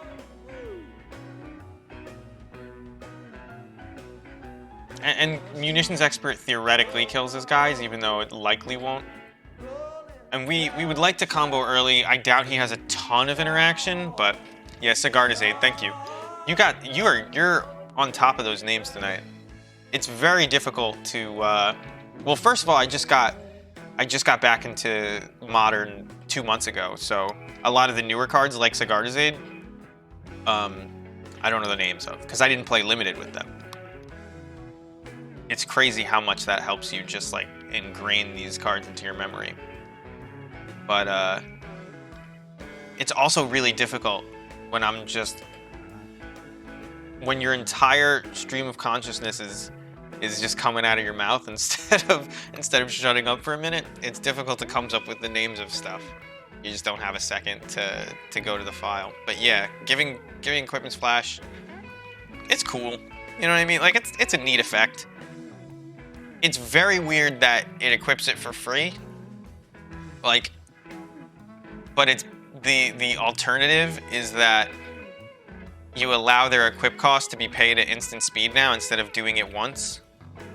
And writing that trigger, that's like, you may pay its equip cost to attach it to target creature. I think it would just be, like, people who don't understand that that's part of the trigger would just be like, duh, like, that's always how it works.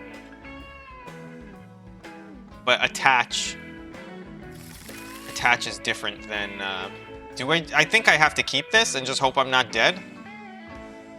Because we're banking on him not having a lot of removal because he's this weird. Maybe they do have a lot of removal though. Maybe they play like. Maybe they play. I'm gonna keep this. This might be a mistake. But I can put the cards into play at instant speed to avoid the white and 1 card, which I don't remember the name of. Like I was just saying, Skyclave Apparition. So if that's their removal, then I'm doing okay. We might just be dead on turn 2 though, and this is a turn 4 kill I set up, so we'll see. I mean, maybe it's stupid to like board in 6 or 7 cards and then not mulligan for them when you have kind of a bad hand. But it does kill him. Oh, Deuce Buck Buck. I play against this guy a lot. I guess there's just not that many people playing Magic online. I don't really know. I guess there's just not that many people playing Modern specifically. Wow, that's a rough one. So we play a second Vial. Next turn we can Vial in Crater Maker and activate it. Oh no! How does this guy board in Pithing Needle? Wow. We're just fucking dead. We actually lose to that.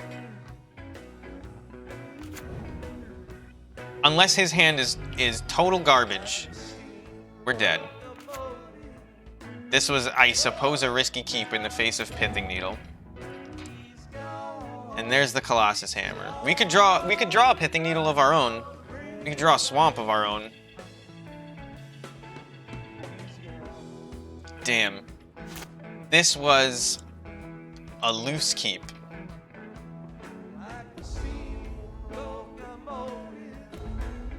Oh my god, and to add insult to injury, they give us the third Vial.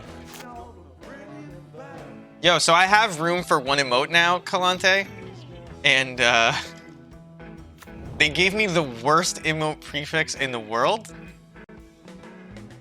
This is, I mean, by the way, my hand beats this without Pithing Needle. I know that's like silly to say, but here we would be flashing in Snoop. And all we had to draw was like any land.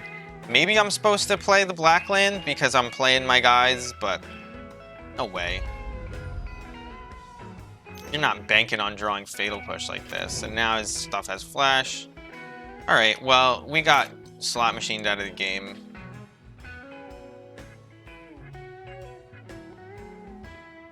We would be killing him right now. Damn. So it was a... I can't say it was a good keep because it just got torn apart by 1 sideboard card, but What are the chances that we draw just like insulting cards? We have to play for the 15 bucks, but whatever. All right. This is always what happens. People care about their Bison Bucks and they play Is It Blitz and Infect and whatever in these things.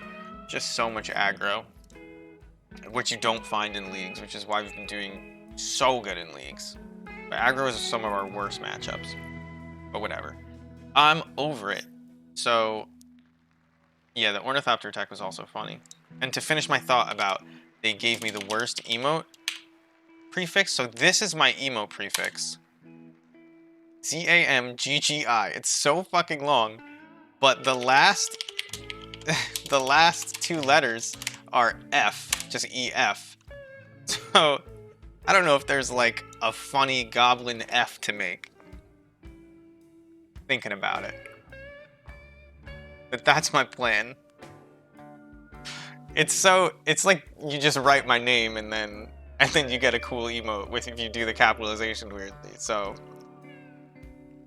I don't even, first of all, who gets the cool emote? Whoever feels like wasting their Prime sub on me, which I appreciate.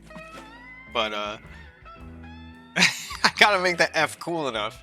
Maybe I just get that stupid, I don't want to call it stupid because there's definitely a time in my life when I thought it was cool. That Travis Barker F. This one. I don't want it to be that F. That's just funny to me. I don't want it to be my channel's F. You think if I type in cool Fs, I'll get Twitch-friendly content? I should probably stop Google searching on my main screen. We have one slot. I think Bergie because everything is so expensive, but Bergie doesn't even help you 2 spells, or maybe Bergie just sucks. It's the backside of Bergie that's good. She's a 3/3 on the front, and she's a 5-mana discard a card, draw 2 cards thing, which like, can Burn really get anything better than that? I don't think so.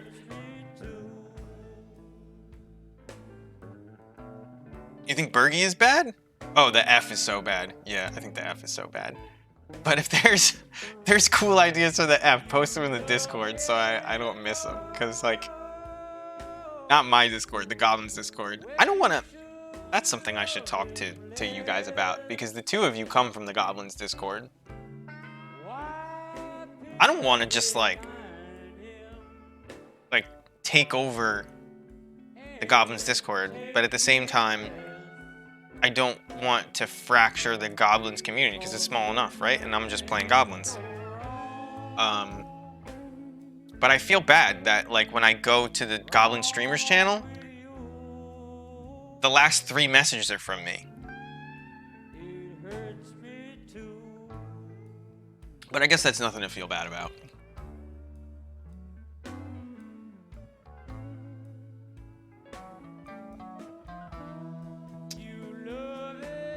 Royal Eruption. This is the one that's Incinerate.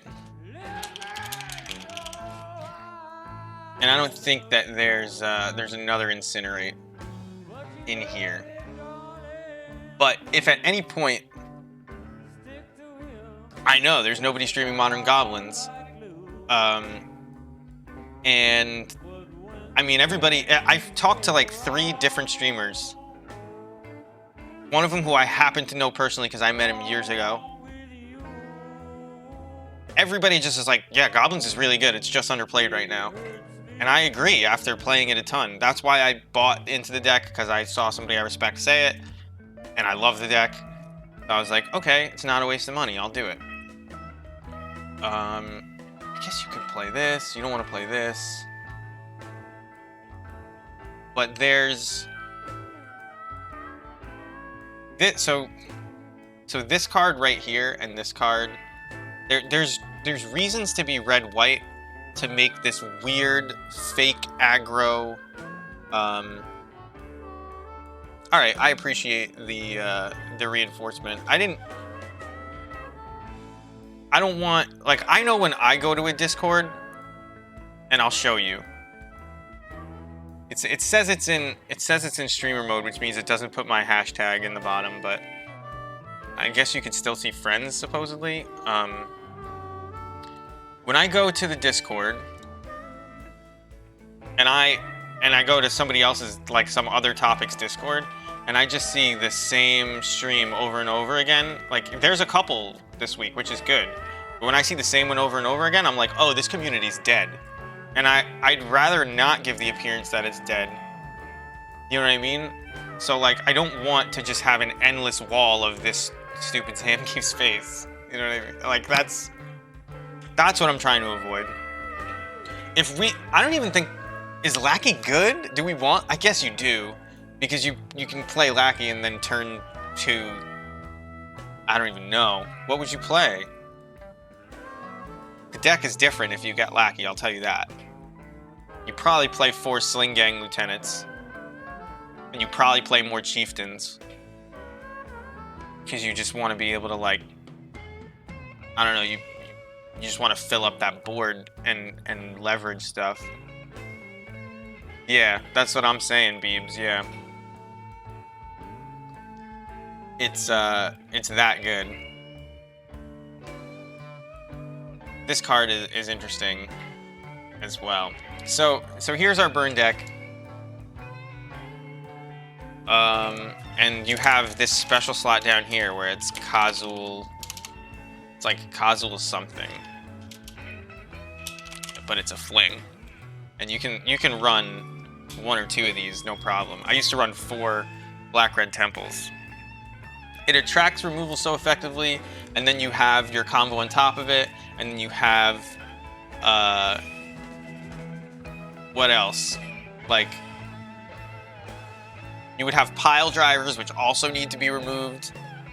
It's just, you're doing a lot, but you also have to be able to hit with it, so you probably are playing fatal pushes or bolts, right? Probably bolts.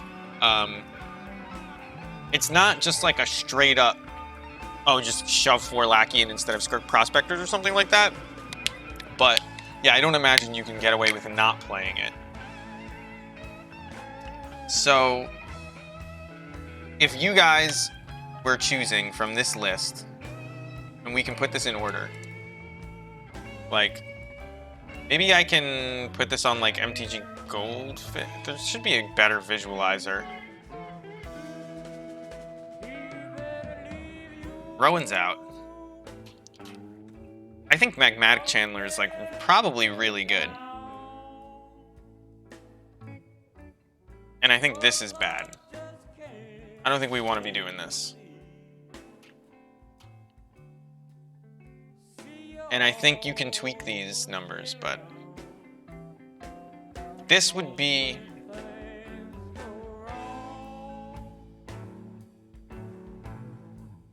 We only have, I guess we have Stomps. You could also play like Torball, whatever his name is. Torbrand? That's not working. But maybe Magmatic Chandler is just worse than Hall Monitor. That's something you have to test.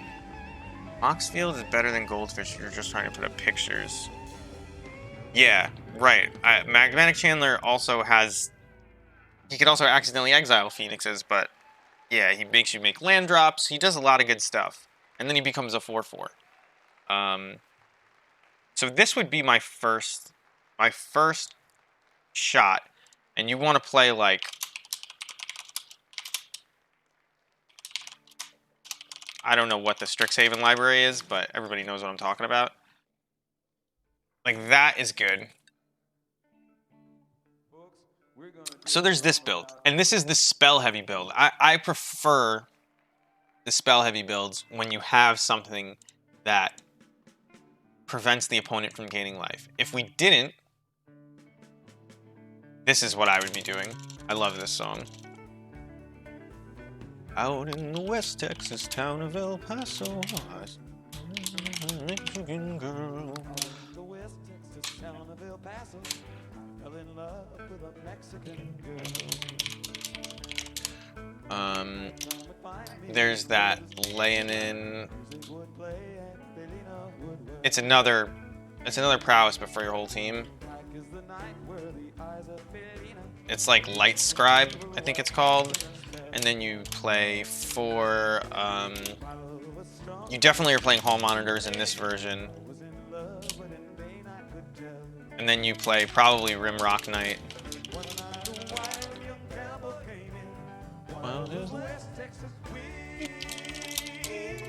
And now you need more ways to trigger your guys. Flame, Spill. I think Fairy Godmother is probably fine. And then you do play lesson first day of class, I think it's called. For first day of class. And then you could play the Phoenix here. I don't know how good the Phoenix is.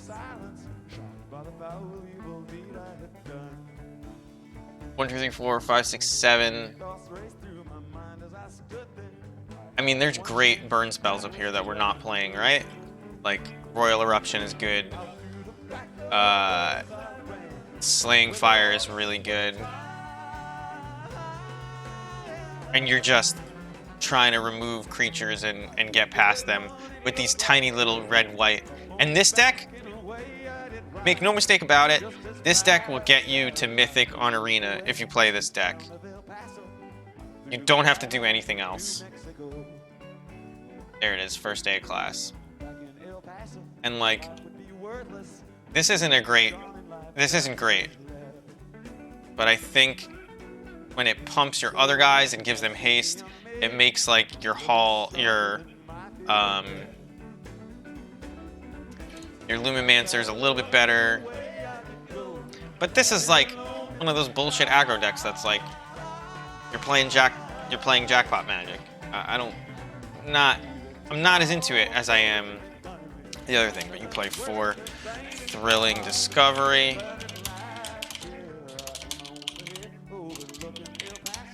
One, 2, 3, 4, 5, 6, 7. You would get one more spell here. And like, I don't know. There's a bunch of shit that like Crash Through is probably fine. It doesn't matter. Like, here's Fairy Godmother. It's another trick, not trick, but a way to get your god. Oh, you play Fight as One. Fight as One is so good because Lumimancer's a human. This is not. So immediately you have a way to turn this on. Palm Monitor's not a human. It's a lizard, which it's very funny. This is not a human. I guess you only have the one human, but you're protecting your best card in Lumimancer. So Fight as One is really, really good. And you can play other humans if you wanted. This deck could probably run 22 lands and get away with it.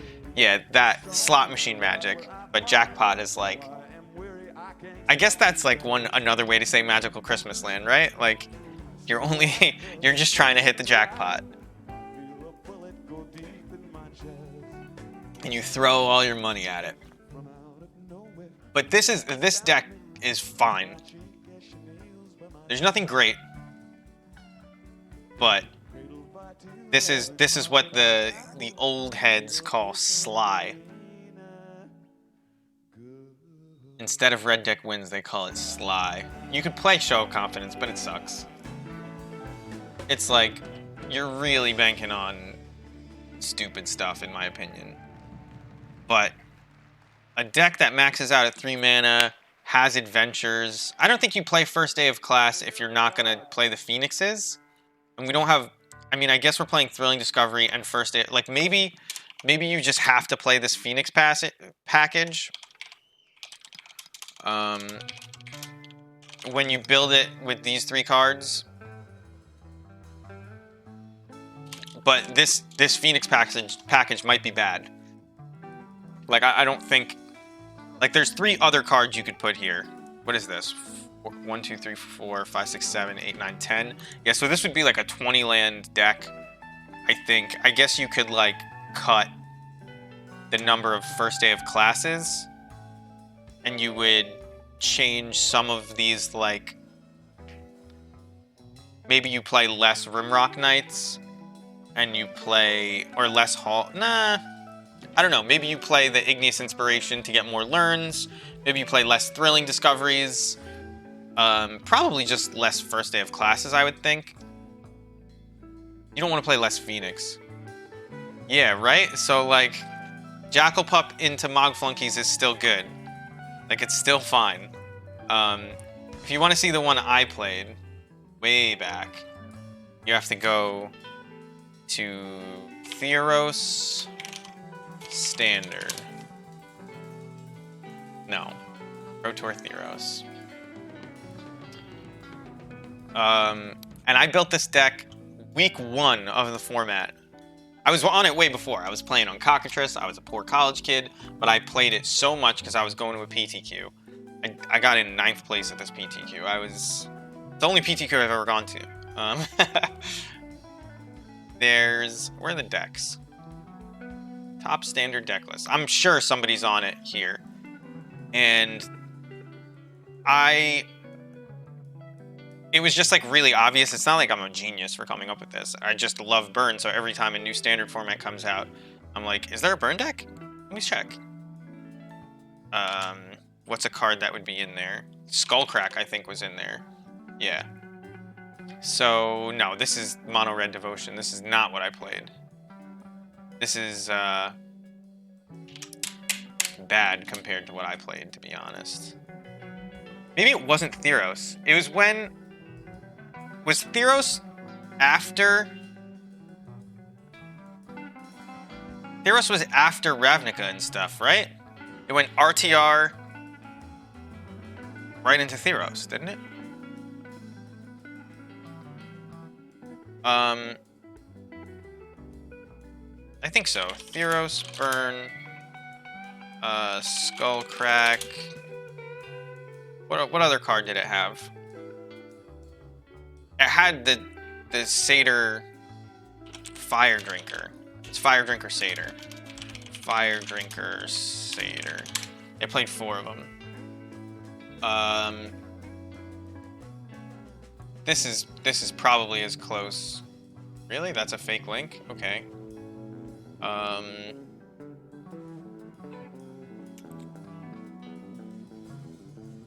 Yeah, this is it. Okay. No, I didn't play the fucking Spark Trooper. Or this. These are bad.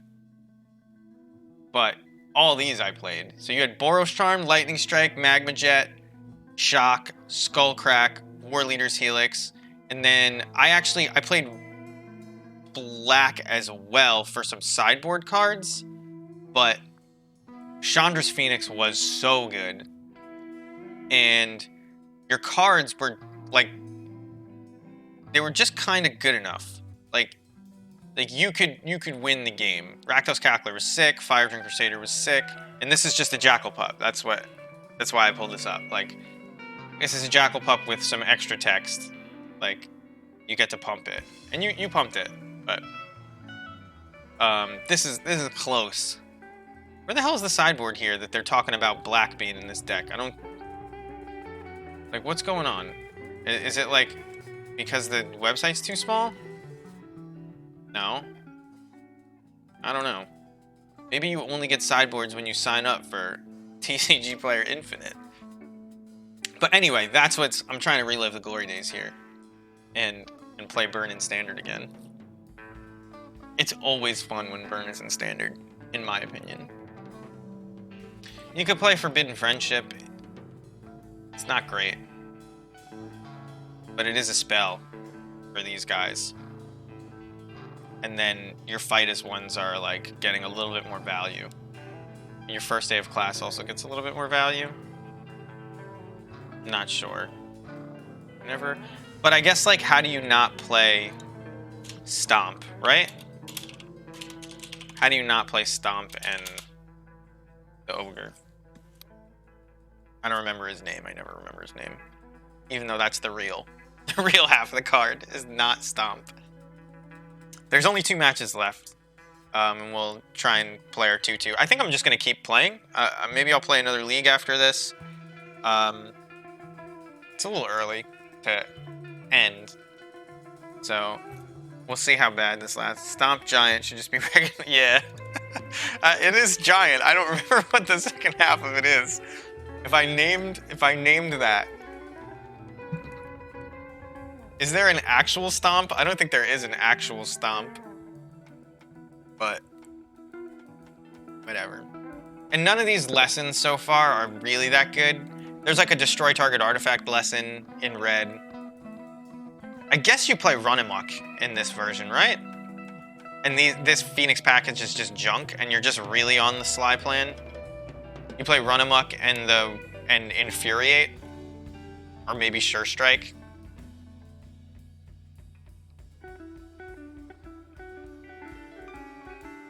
This is a sorcery, so like you really don't want to play this anyway.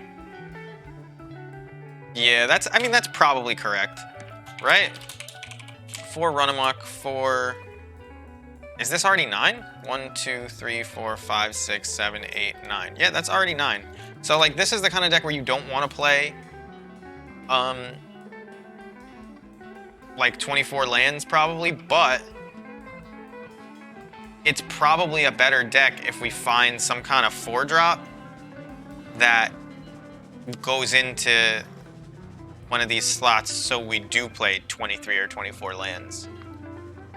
Like, the deck would probably improve. Because Hall Monitor, you have to pay to activate. He's not that good. And you have 2 of these I guess Rimrock Knight isn't really a 1-drop. Actually, I think you need Hall Monitor. I think Hall Monitor pulls this deck together in a real way. There's also, like, Ginger Brute and shit. Ginger Brute is really good. But Ginger Brute only makes himself unblockable, so I can't, like, force my Lumimancer through. So I think I'd rather have Hall Monitor. And then you have Fairy Godmother, which just gets your guys through. And I mean, this deck has got to be fucking awful to play against, right? Like, you died at any board wipe, but you should be able to kill them before that, I would think. What are the cheapest, like, Warhorn Blast type effects? Like, I know there's the 3 mana, your creatures get +1 from Kaldheim. We would hit it in here, right? Yeah. Are we sorting by CMC descending? Yeah. Oh, we're on page 2. There's Burn Bright. Like, this is the kind of deck that you play Burn Bright in as your, you know, your 10th card, I guess. This is a fucking novel. What is... Oh, this is Approach the Dragon. You could play this. This is another 3 mana, 3 damage burn spell. And you can play as many as you want, but it's Lava Spike. Like, it's not good. And there's no dragon that comes into play and, like, really fucks anyone's day up. I don't think, at least. Maybe there is? I would play that deck for fun, but... Can you imagine playing Arena and being an Arena kid and then spending... what? Oh, I guess they're common, so that's alright. I was gonna say, spending any number of uncommon cards to like, make... to make this deck, and then just being disappointed when it's garbage. It's something I've definitely done in the past with something else. Open the Omen Paths is the other one, but it's not as good as Burn Bright.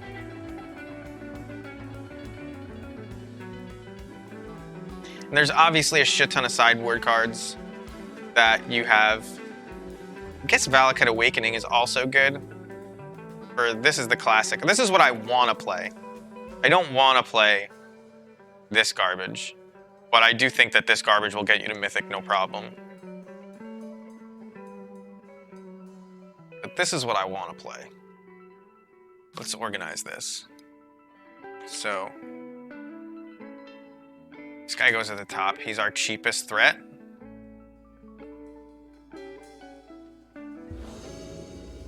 You're literally just tanking damage forever.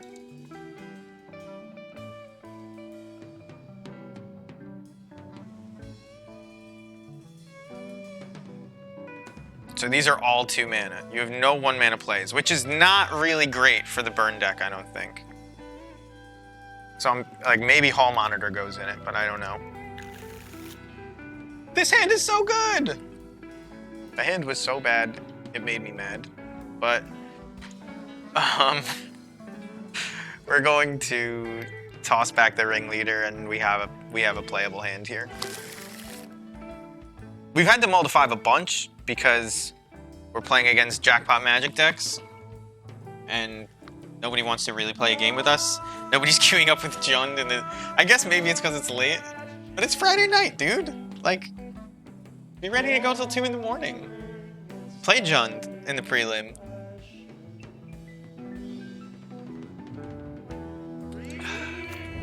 So, if we can avoid it, we don't want to take any damage from our lands because the format is full of aggro decks and Death Shadow decks.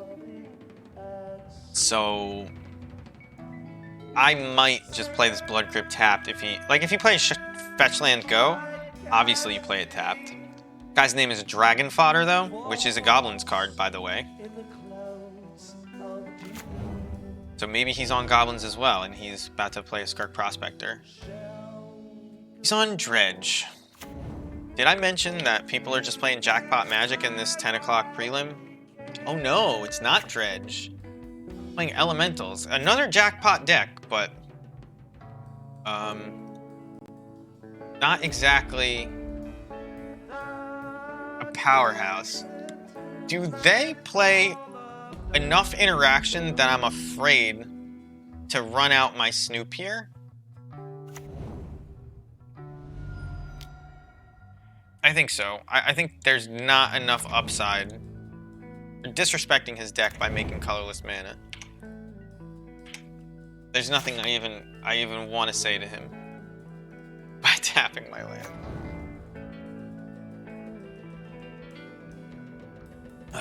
So yeah. He should swing. If he doesn't swing, he's an idiot. Alright. I shouldn't say mean things like that. If he doesn't swing, he's crazy is what I meant to say, but idiot came out. Another Stitcher Supplier. Well, if this card's good, you'll know it from here. Oh, this is not a good deck this guy is playing. That's why we're in the 2-2 bracket here.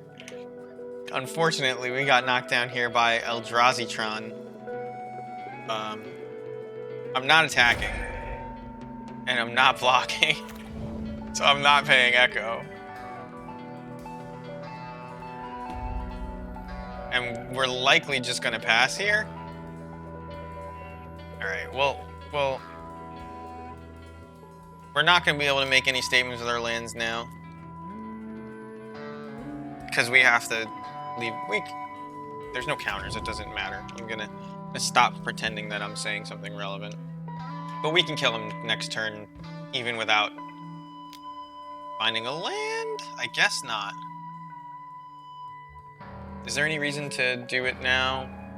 Not really. He's trying to Thunderkin Awakener me. I assume he's got some wild way to give... Oh no, Thunderkin Awakener has haste. And this is going to be the 3 balls that he's trying to revive. He's like discarding to do the, Lightning Skelemental. So, I mean... We can't kill him next turn necessarily anyway, so... We'll just make sure we can keep all the cards in our hand. Unearth doesn't have a cycle. I knew it had like some colorless thing going in on it, but... I think I just also hit... Is there anything I'd like to draw for sure? I guess like a munitions expert, but...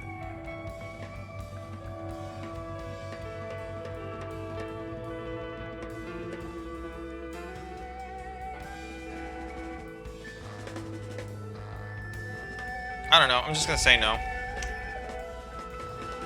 Our good old friend Kiki Jiki coming off the top. Obviously not what you want to see.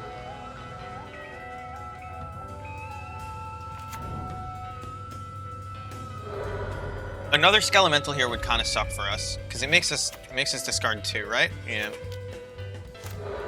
But he doesn't have it. He likely doesn't have anything, given the way he's playing his lands and stuff. So he Village Rights his dude. Now he's got stuff. I imagine there's a Bolt or a Fatal Push over there, because you don't play a deck like this without that. Like this is like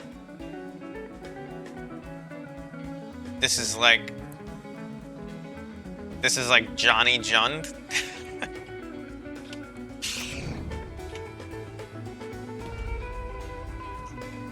Why are my deck names so good, and when are they gonna get published by Wizards? He's dead. Well, we've telegraphed that he's dead in more ways than one. We're doing it just because we can.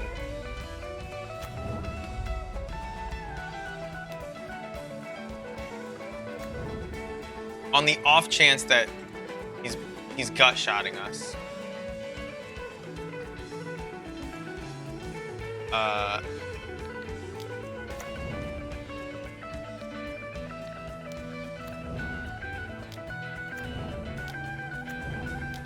So when you fill it up with one stack, I believe it's 19 and he's at 16, so we can stop as soon as this gets to 10.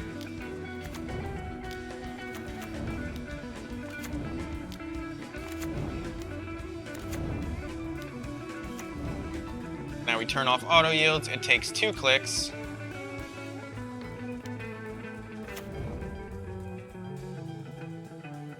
Get Sling Gang Lieutenant on top. Target him for the rest of the game. So we're playing against Johnny Jund. I guess this is good. And he's filling up his graveyard actively, so this is... Wait, Skelemental isn't... Oh, Skelemental's bad, isn't it? Or not Skelemental's bad. Fatal Push is bad. I mean, it gets Thunderkin Awakener, but so does other stuff. I think getting a Crater Maker in over a War Marshal is probably good. Because while War Marshal blocks the Skelemental, it doesn't actually get you anywhere. I think if this game goes long, we win. So we don't have to do anything fancy. We're just going to take out Skirk Prospectors, put in cards that interact a little better, and shuffle up again. Our Fatal Pushes are not good, and Terminate's not worth it when he's playing Unearth and stuff. This hand is playable, actually, because you can turn 1... you have a path to the combo. I'll summarize it that way. But you turn 1 Aether Vial. Turn 2, you're playing Pyre of Heroes and Viling and Skirk. And then you can you can Pyre away Skirk for your stuff. If they interact with that, you still have a Pyre in play against a deck that is trying to run you out of cards. So you're probably in good shape. You want to be able to find Munitions Experts, which this does. So this doesn't do anything. Like, it's there as a discard outlet for like his cool plays, so I'd like to kill it if I can, but this was like, they played this in Dredge before Haggler was a thing. It's not, this is a graveyard card. It's not an attacking card. There you go. He doesn't even want the 1 point. He doesn't want the 1 point of damage.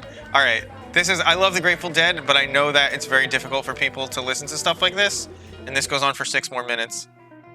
So we're just going to the next song. It's the same show. We're just skipping the 6 minutes of noise that they do with an epic light show that we can't see.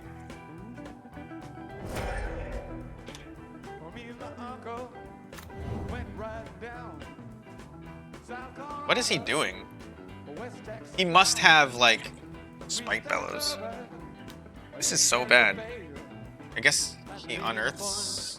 So he unearthed the Skelemental. I'm gonna discard Kiki Jiki and land here. I took the horses up to the stall, went to the barroom, ordered drinks for all. Because, like, we'll likely draw more lands. I guess you discard the mountain, because we didn't side anything that you need colored mana for. So Cavern just better. West Texas Cowboys. I don't want to take damage if I can avoid it. They loaded down. Come on. So soon after payday, though it seemed a shame. So we got a Vial in our Prospector end of turn. And then we have plays. Obviously, we can eventually hire this Boggart Harbinger into things that gain us a ton of life, and he has a real hard time dealing with that. So, and when you play the Harbinger, you put something on top of your deck that's good too, so you're good all around. Next turn, though. Oh, he gets back. Is it whenever he attacks? So we're gonna get hit by another Skelemental here. It's all, everything's coming up Mailhouse for this guy. I think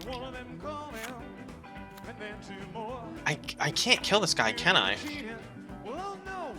So he's gonna be able to do this again next turn?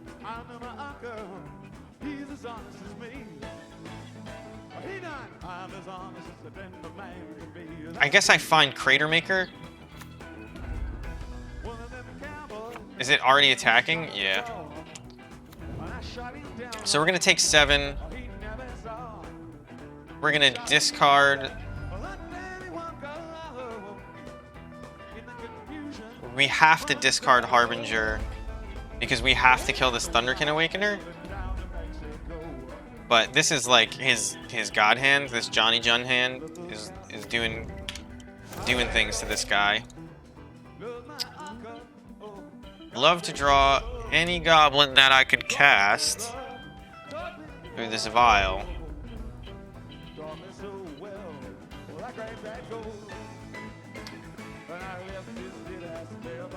We're likely dead here. There's nothing I can really get that's exciting. There's no way for me to... Man. Alright. I just have to do this. There's no difference between doing this and doing anything else, I don't think. You can get Crater Maker here and try to untap. Maybe we just get Snoop and try to, like, you know, make a win. Because I guess they both block Thunderkin Awakener. I guess you just get Snoop and try to Mize a win.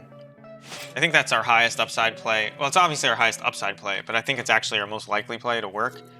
A Bolt kills us no matter what we get, because we took out all our Mog War Marshals. So, is this just a Skelemental from hand? No. I wonder what he's looking for. Maybe he needs another Skelemental in his graveyard so we can unearth it. I think that just kills us. Because it's 7?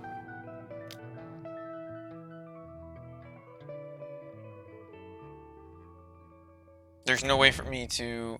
Wait, he got Spite Bellows. Oh, because it's just another 6-ball? Alright. We're dead. Are the Thunderkin Awakeners important enough that I want to board these in? Instead of, like, a Relic there instead of this Fatal Push would have also done it. But blocking seems bad. Ringleader seems unnecessary. We just want to kind of get on the board. Skirk is pretty bad, but you don't want to board them all out. And Pyre's probably too slow, as we saw there. So let's just go like this. Would I like to play first? Yes. This is for $15 reduce here. This hand is shit terrible. It's got a card that I want to be good, but isn't good in this hand. So, well, this shuts a lot of stuff off.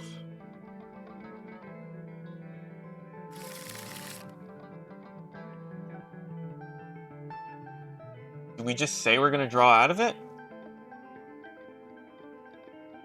Like,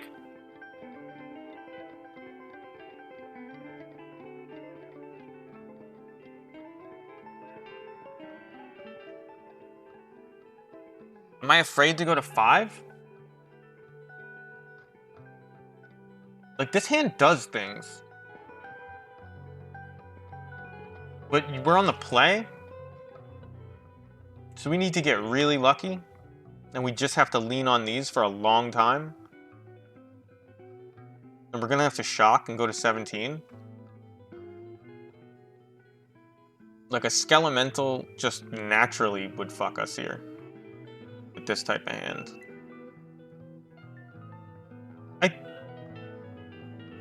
He mulliganed as well, though.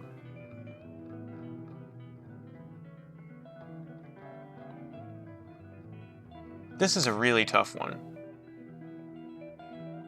Because we're going to turn one Relic. And then hold up this Fatal Push forever.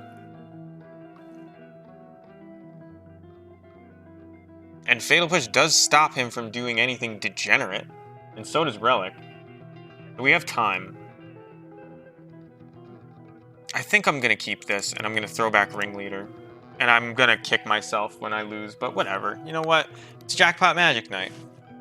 Everybody's just going for the jackpot.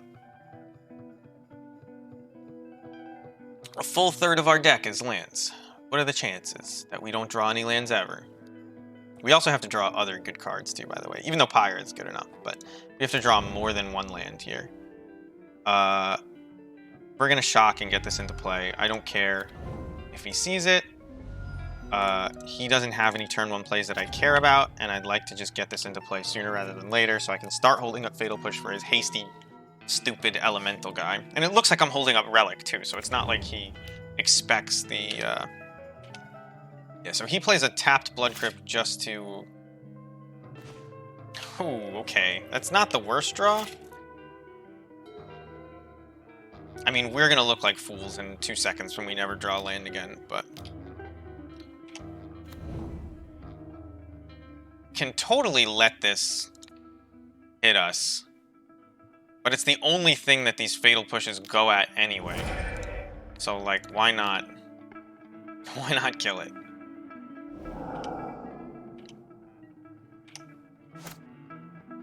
Land. Okay. He can mill plus. But I think just in the interest of having a hand that can possibly win, I'm gonna go Shields down here and pay 3 life. Hugely risky play, but it's Jackpot Magic. Okay, Kroxa. Kroxa's fine. Like, I think this Relic just completely neuters him.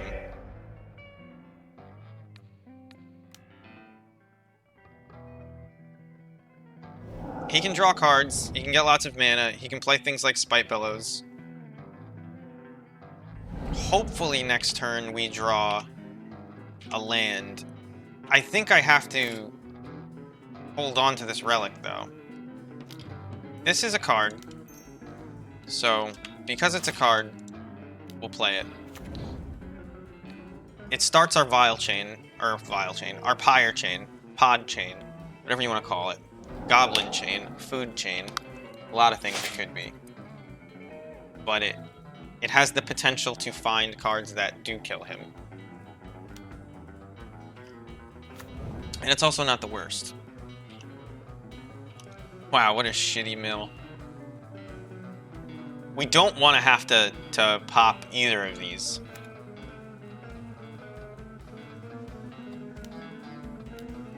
Theoretically, we could attack here. Oh, he's evoking it. He's gonna kill my guy. That sucks.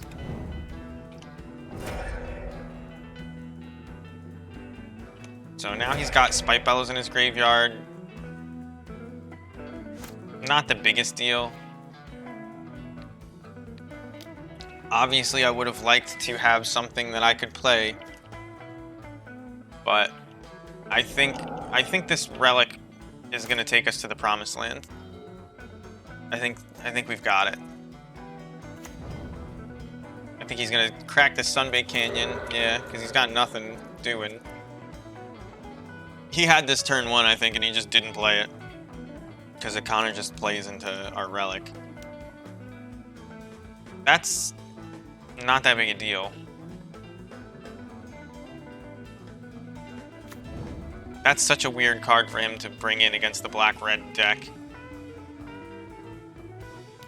It's so strange. Like, I can't play this Fatal Push now.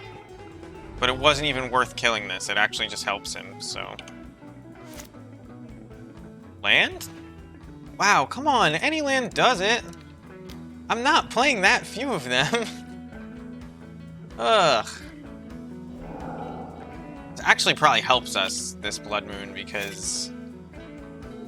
Although, no, now he gets the Thunderkin Awakener, and I have to crack. So he did kind of put us in a rough spot. He took one card out of our hand.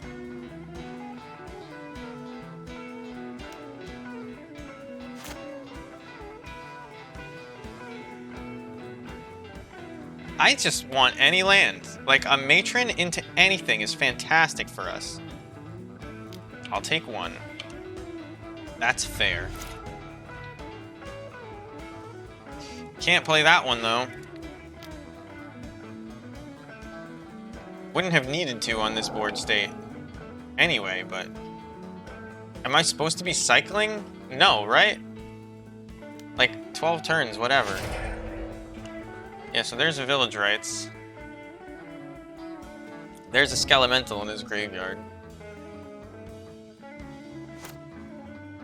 Do I just take 6 if he Thunderkins into... No, right? I have to exile it because that just doesn't end. Even if he has other ways to fill his shit up. He's drawn a lot of cards over there, and I'm just sitting here on 2 lands. Maybe I was supposed to mulligan this. This is the... I guess 1-landers are just bad. Oh, was I supposed to stop this? Did he just unearth that? I just okayed. But it gets exiled, right? If it gets exiled, I don't care. I guess he could bolt me.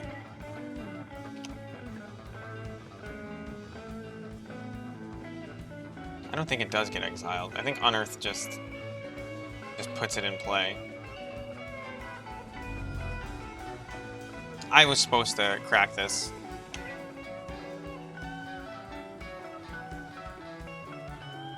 Yeah, we have to do this.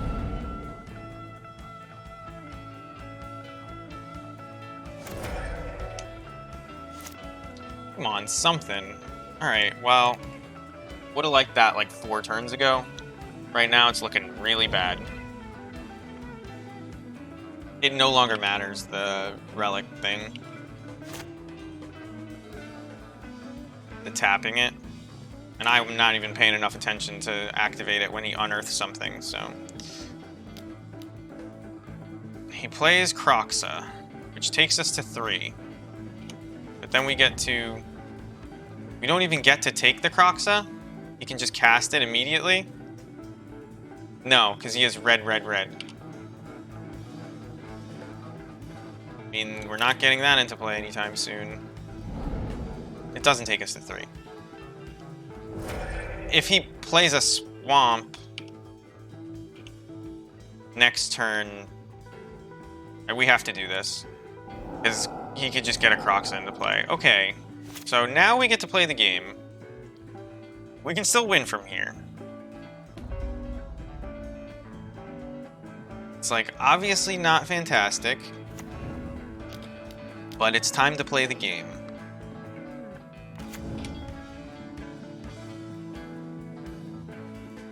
Next turn we're gonna have 4 mana, so we're gonna be able to play a 2-mana spell and pyre this into like a Sling Gang Lieutenant.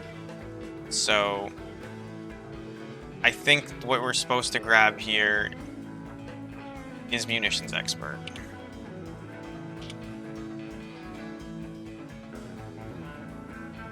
If he kills our Matron, I'm unhappy. Oh, we're not even going to have any black mana. We have to vial this, but we still want Munitions Expert, I believe. He bolts my face! I'm dead!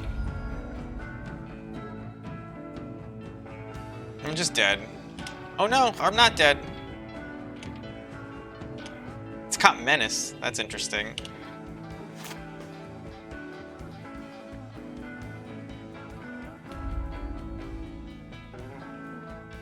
Okay, I mean, these were all solid draws, to be honest.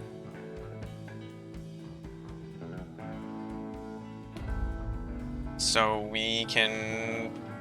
He draws a card when we do it. And I don't want him to, like, get ideas about killing my matron. Like, if he made that mistake, I want him to have to live with it. And the 1 damage is not going to matter.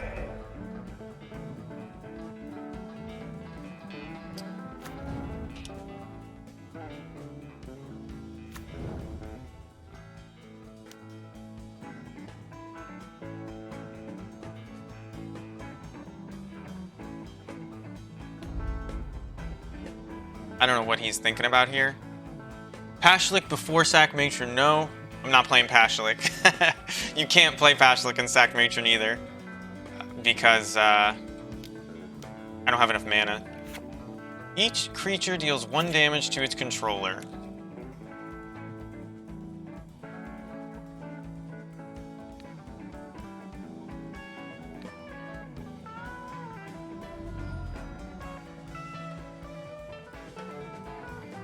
So now we go to 2 here.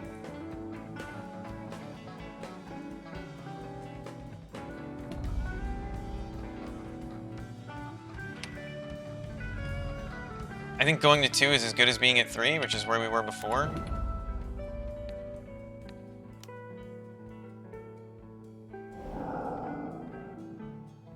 And we'll do this now.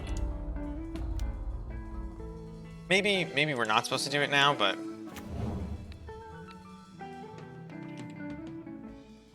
I don't think there's a ton of value we lose. And he... Oh, he couldn't activate it, so we are supposed to do it now. Yeah. It's all good, Skulls. It happens literally all the time. So he targets me.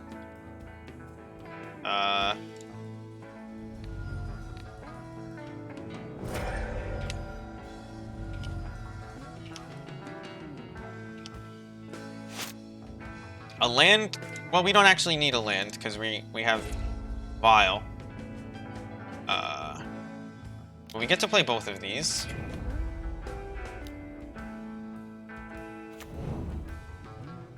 I think we just want to fill our hand up.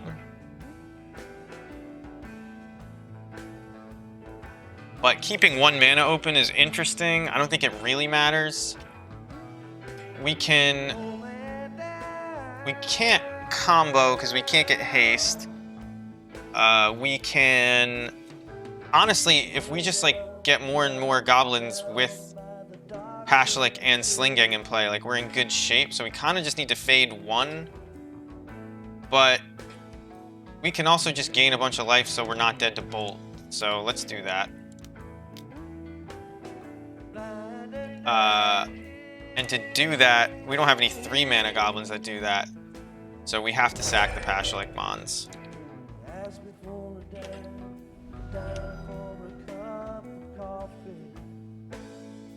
And we have to get the Slingang.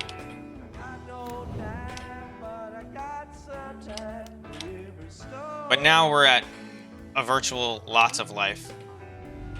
He can't even play Skelemental, so he's doing what we did. It's black, red, right? I think, Skelemental. But we have 2 Slingangs in play. We're doing good. Well... You play this. You target this one. Alright, well. Then you're dead.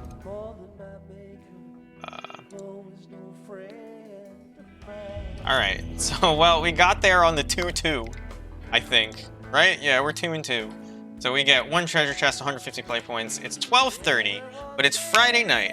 Kiki Sling. Yeah, we had that game 1 anyway. It's not like, whoa, we got so lucky to get it off the top. Like, we easily had that. There weren't even any more scary draws from his deck. Unfortunately, we have a lackluster record, but it's because we got Eldrazi-troned into... What was the second deck that we lost against? We beat Infect. And then we lost to Hammer? These degenerates. These degenerates. I saw Yamakiller was in this. How did he do?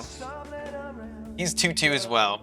I'm a real streamer, guys. I have the same record as Yamakiller. So...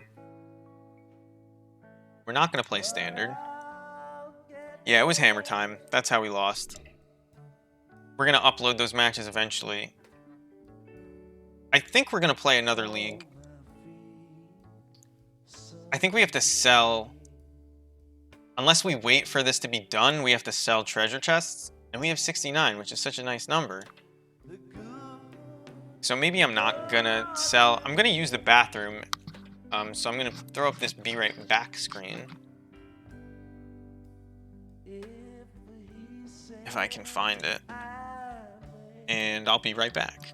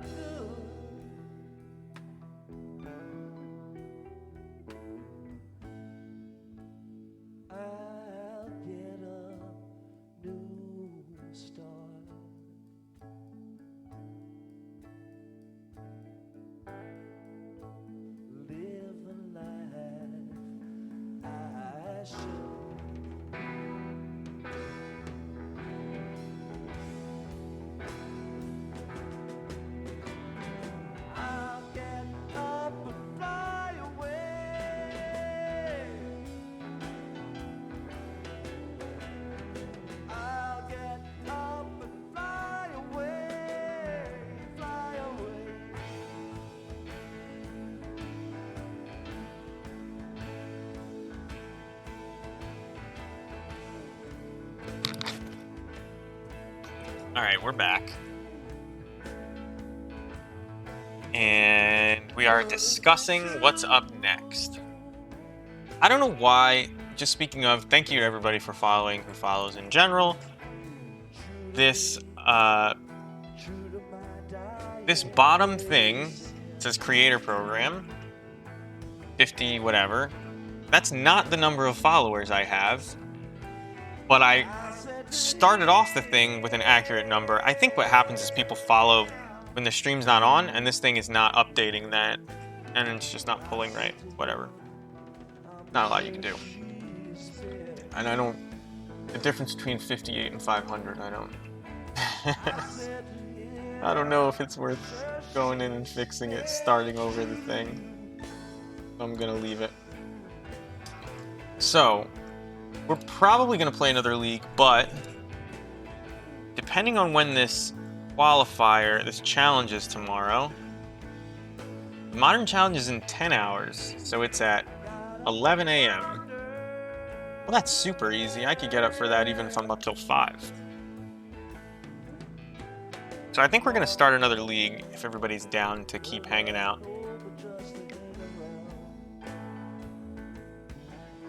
Oh, I don't have my fucking play points. Alright, you can sell 5 chests for that. 2 chests. 3 chests? I guess you sell 3 chests. New binder.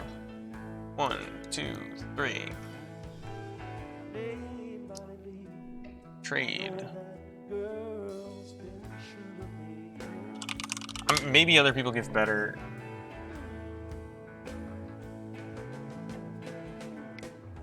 give better prices than GoatBots, but if they do, it's by a couple cents.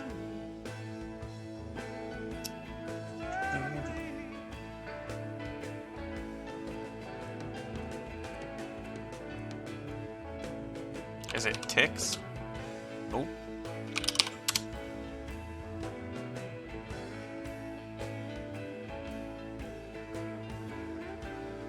What are they worth right now? 242, that's pretty high. Maybe I should be selling all of these chests. arbitraging. Because they're like often 230 something. But I'd rather just like never sell chests ever and get thousands of them. Wait a second. How did I come out with... I thought I had 5 tickets here. And I just took 7 tickets from him. Is this because of this? Yeah, it's because of that. Okay, that's weird. I don't like that. Why does it... should... meh. It's like pretending it's a binder, I get it. But this is a digital program, right? I should see the total number that I have in there, maybe, but the total number I have as well somewhere. I shouldn't have to do math to check that out. I guess you just put something untradeable here, right? Like if I just... You can theoretically trade these avatars, but it won't let me put like a trophy in my binder. I'm surprised that it doesn't let you put those. Anyway, that's probably why I ended up with this anyway. So we're just gonna enter with these tickets. We're gonna call it. We're gonna start a league, and we're gonna hopefully play decks that aren't just try hard jackpot magic decks. And we're gonna look at, because I know you're here because you like supporting small streamers, and I appreciate that. I'm gonna show you how the sausage is made. Where is this thing? Viewer rewards, emotes. I have no idea what the requirements for an emote are. I know I saw somewhere. Alright, so it has to be less than 1 megabyte. It has to be... it has to have a square resolution. It's just like between 4K and 112 pixels. Obviously you want to do it at 112 pixels because you want it to definitely look good. Can't be animated. Alright, and here it is. And so what we want to do is do ZamGGF. Get some kind of, you just got bad luck, or you're dead. That's the goal. Oh man, I got the play points right as I fucking... right as I enter the league. And I can no longer drop to get my stuff back. Doesn't matter. We'll keep this hand. This hand is playable. You have Snoop, you have Aether Vial and Snoop, your 2 best cards in the deck. For those of you watching on YouTube, because eventually these are going to go to YouTube. For those of you watching just to try and learn, what the fuck? Well, I mean, this is what we asked for, right? Not try hard decks. I don't know what Sheffet Dunes is in. It puts a +1/+1 counter on things? No. This is like white weenies? This is a 5 mana +1/+1 effect that costs them life in a format with Death Shadow? Is this Esper Death Shadow? No. If this was in a Death Shadow deck, I would respect it more than in a White Weenies deck. It really just is not enough value, especially in a Taxes deck where you're trying to play like super tight and get value off everything. I don't see this making enough of a difference that it's worth the life, but that's me. We're just gonna kill Thalia so I can F6. Is that right? I think it's right. I have a bad record against Death and Taxes, by the way. So I might make all the wrong decisions and not know it yet. We'll see. I really don't. I haven't played it enough to know. Like, I beat the Eldrazi Texas deck pretty easily. The Eldrazi Texas deck pretty easily. Wow, that's a cool printing of Stoneforge, actually. I don't think I like it, but I can definitely recognize it as cool. Looks too much like she's lightning bolting stuff. I do like the rest of it, though. So they get Batterskull. Batterskull is not the thing to get against us, by the way. I won't say I concede to it, but I lose to Sword of Fire and Ice, and I can chump Batterskull for a while. So usually they figure that out in game 2.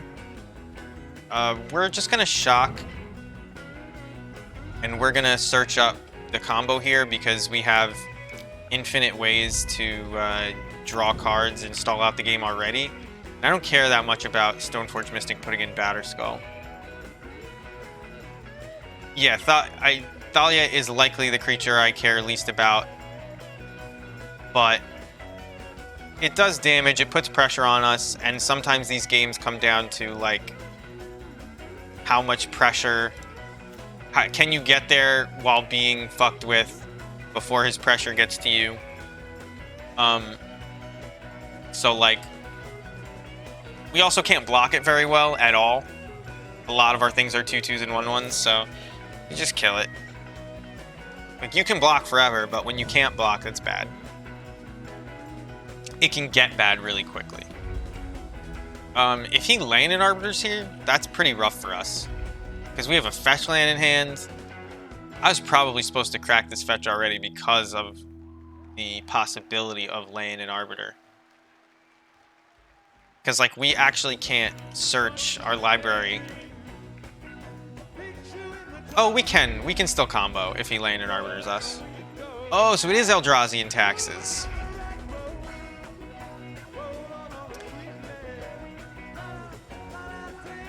I think he takes Harbinger here no matter what. Even if I leave Snoop in? I don't know. I think we're okay here. I don't think this is an issue. And having Pashlik Mons plus Slingang going next turn is going to be pretty sick. I would like to draw that.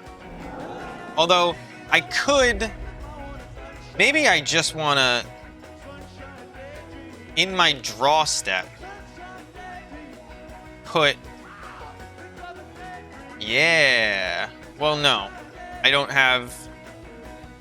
I said he was going to take the thing, and then I'm playing like I'm going to have it next turn.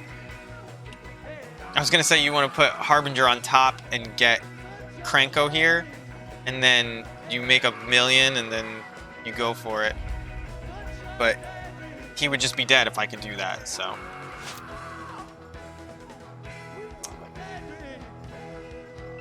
Yes, we're going to use it. Just get this draw step stop out of here.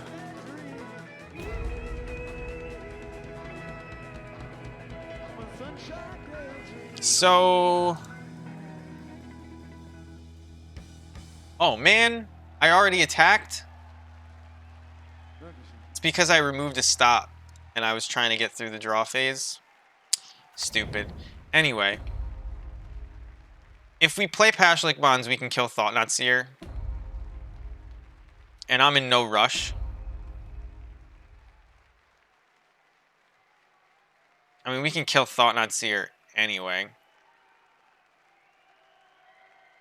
I think that's correct. Yeah, and now we get to reshuffle. Because we don't want this land. Folks, we're going to take another short break. I'll come back and play a little longer. Maybe we played a land this turn, right? Yeah, so... I think... Well, we'll just see what's on top. After we draw. I think it's the same number of looks. Anyway. So, we don't let him know what we're going to draw. I guess you could find like a Mog War Marshal on top, but I don't care enough about that to crack this now. I'm missing out on the tiniest bit of value.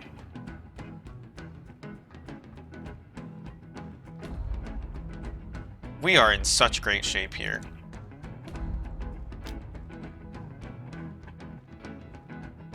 Because Eldrazi taxes, they're like...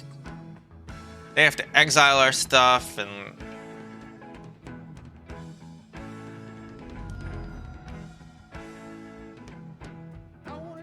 I think you can decide... Yeah, okay. You can decide if you want to pay life after you see what's on top. So it's like an interesting thing. I don't want to draw that next turn. Why does this keep happening? Oh, I removed my main phase stop. Oh my god. You shouldn't even be allowed to do that.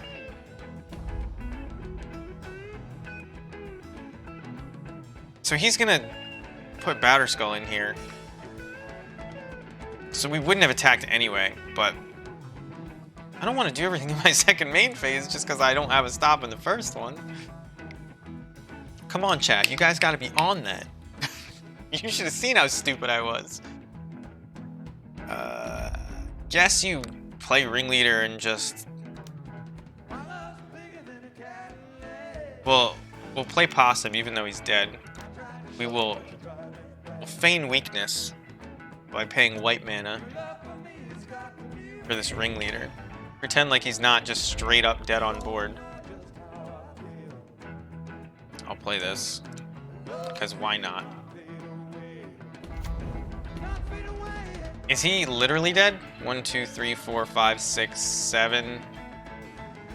And this is 8, 9, 10. He is literally dead, but he could like he could try to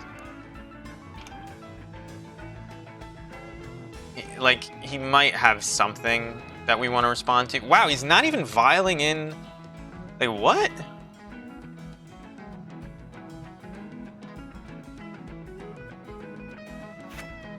Why wouldn't you put in Batterskull? I guess he just fucked up too.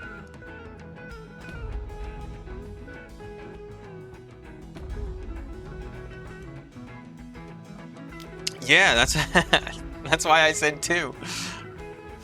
Now he's gonna violin Batterskull. All right, so we'll see what he targets, and then in response, we're just gonna violin our guy. It really doesn't matter, but this isn't scary.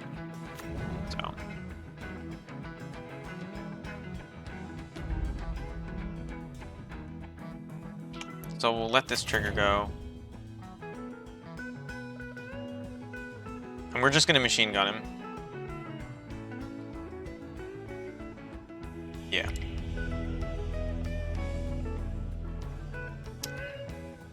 Eldrazian taxes. I mean, I expect Auriok Champion to come in here if they don't main deck it. They have that guy that bounces everything, that flickers everything. So like these might be worth it, but then again, maybe just terminates are better than that.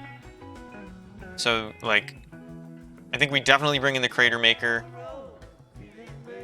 Blocking is actually decent. They have Flicker Wisps and stuff, but I think with Vials and things like that, you can get to a place where Krenko matters.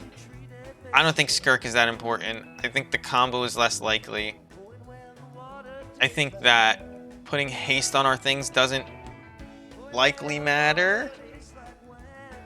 Needle for only a single target seems quite not worth it to me. So it's actually not for just a single target. You can name Sword of Fire and Ice because we just straight up fucking lose the Sword of Fire and Ice and they can't equip it. You could also theoretically name Stoneforge Mystic. It's not as good. Yeah. But I think it tips it over the edge that you can name a card that just beats you and a card that really makes their deck tick. Like, so I think we're doing it.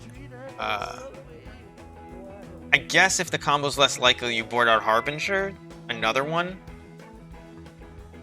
But I think we're trying to like get value, so Skirk is worse. And maybe we just don't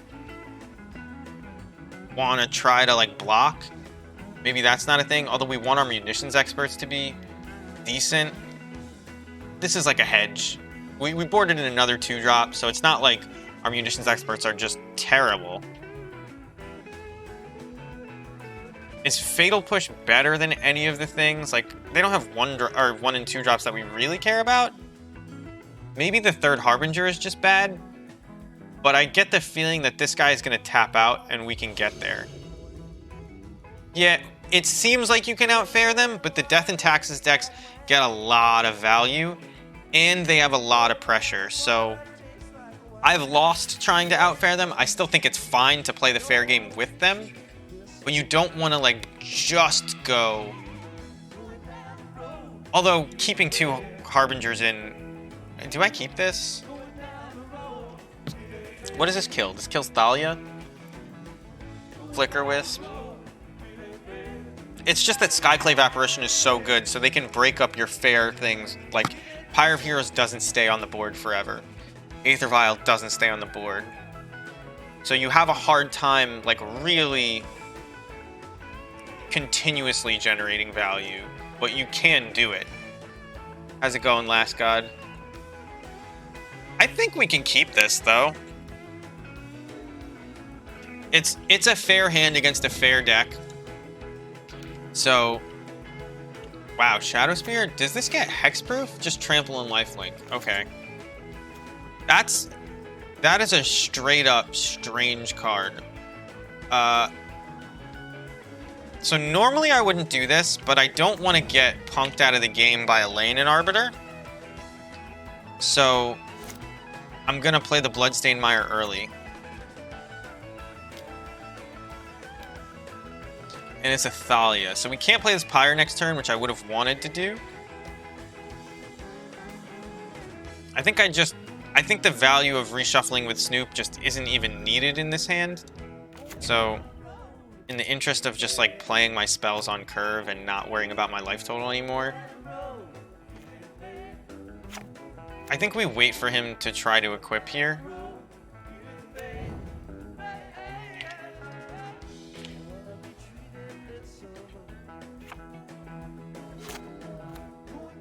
Like, he's not necessarily going to equip, but if he does try to equip, it's like just a huge blowout.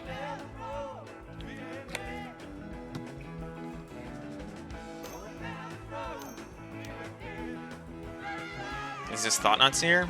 Yeah, so Thought-Knot Seer with Trample and Lifelink is kind of really bad for us. I don't know what he takes from our hand, to be honest. Because all of our cards are bad against this board state. If I drew a Pithing Needle, I would slam it on Shadow Spear right here because of how big a deal this is. It's the trample that gets us. I mean, Lifelink makes it harder to play a fair game, but man, Shadow Spear on Thought-Knot Seer is not what I expected to play against. We can machine gun this down with Pashalik Mons, maybe like just straight up make some tough blocks. So what did he take? He took Pyre, because Pyre is just that good. He knows we have this. And he just dies if he equips and swings. So we're gonna hope that he doesn't have something like Skyclave. But if he has something like Skyclave, he's likely not attacking, or likely not equipping, so we're fine.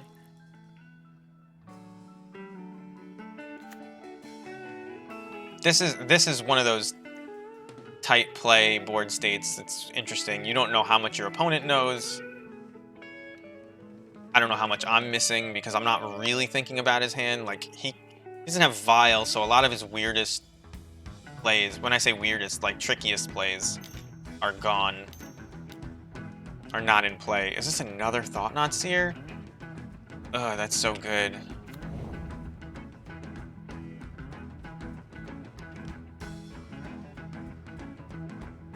So we just want to get Sling Gang Lieutenant in play so we can just block everything and hope it all dies. I'm not even doing the math, but I mean, there's no way that there's a better play than playing Sling Gang Lieutenant here, I think.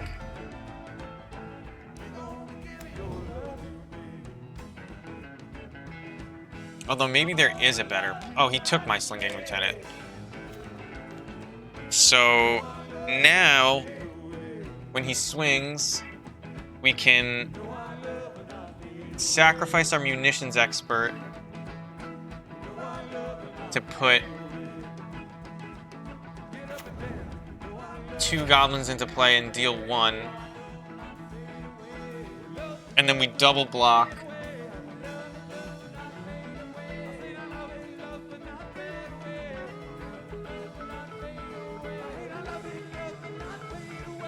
We're in rough shape here, boys.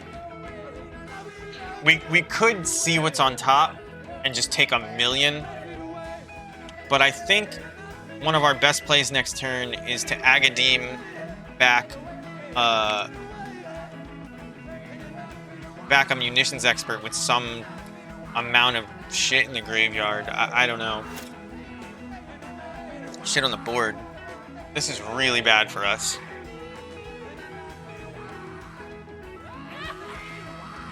Thank you for following, Skulls. Appreciate it. I also love that noise whenever it happens. Protection from red. Alright. That's... I mean, it's something.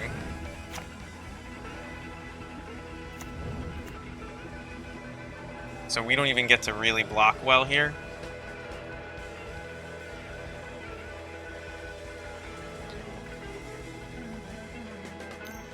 Yeah, that was, but one of them has trample beams, so like, although he doesn't seem to care about trample. Are we just weak to Eldrazi in general? And what do you do when you're weak to Eldrazi in general?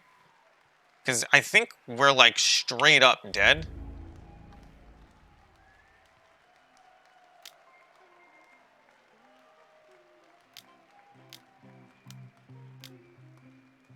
And this would be like the... Can I kill this? Is it better not to kill it? So I'm gonna have 2 tokens that are both gonna die. This is 1 damage. And then I can do 2, 3. So I can take 8 and kill this, and he no longer has a trampler, although he has the ability to make a trampler. Or I can point it here, block, block, kill one of his Thought-Knot Seers, draw a card, take 9. Or no, take 5. I think... How's it going, Rodeo? Everybody went out on Friday night, and now they're all coming back. I mean, he can just Brent and Forge Tender here, but I guess we have to force him to do it.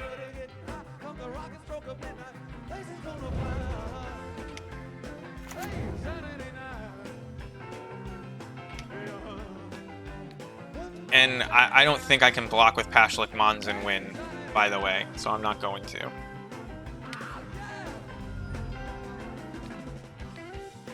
I mean, obviously Brent and Forge Tender fucks our day up. He doesn't seem to be about to do it, though. Very strange from him.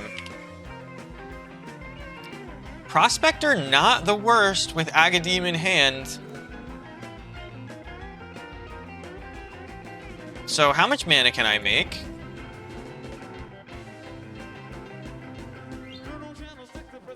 Comes on the news, get no satisfaction when I sing the blues. I mean, we play everything out,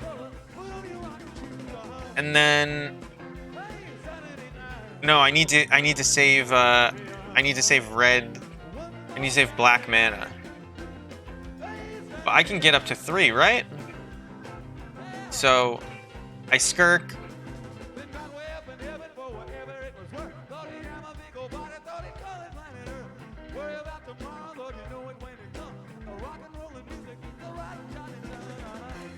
So I think... No, I don't have enough red mana, do I? Let me sack this so I can think straight. I'm gonna have to sack it, I think. I want to be able to play Skirk and then get the Pashlik Mons ability like the first time, but I don't think I can. So I think we're resigned to, this is 1, 2, 3, 1, 2, 3, 4. We can X is for this thing, or we can play Aether Vial as well, or maybe we can play Snoop as well.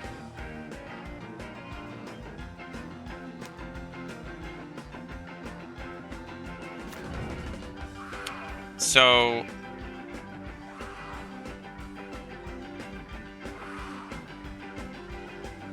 if I make a red mana, ping the Thought-Knot Seer. I guess I have to ping this Reality Smash. No, I have to ping the Thought-Knot Seer. Because he already has Trample. I don't want him to be able to equip. He equips this. It already, you know what I mean? It's like the least downside for us. So now I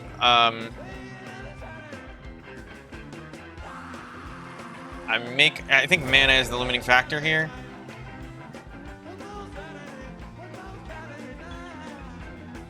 Is he completely F6'd?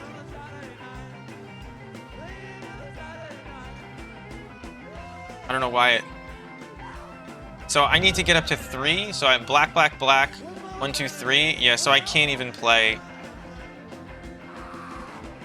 I can't even play this Snoop, which is a little bit rough.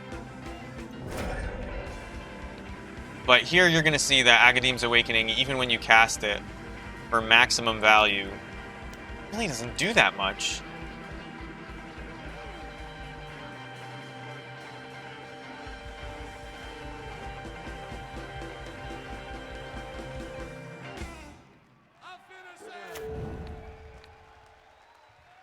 I mean, here he should Barenton, right?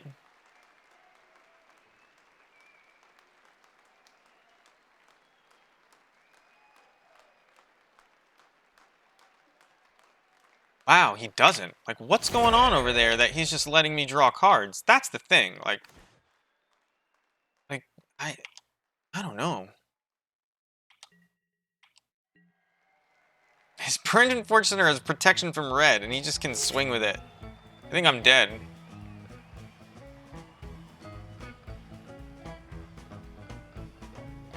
Equipping that is so good. I obviously tanked for fucking ever, which is not the best.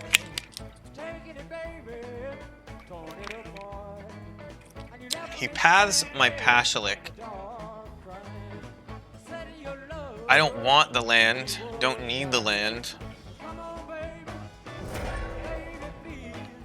And I can't target that. Damn, this sucks. I think we're just dead to that, right? If he doesn't equip, though, I don't know. He's just been, like, making weird plays.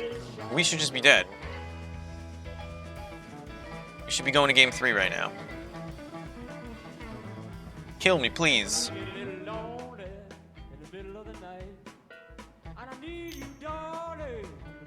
If he equips, I'm conceding.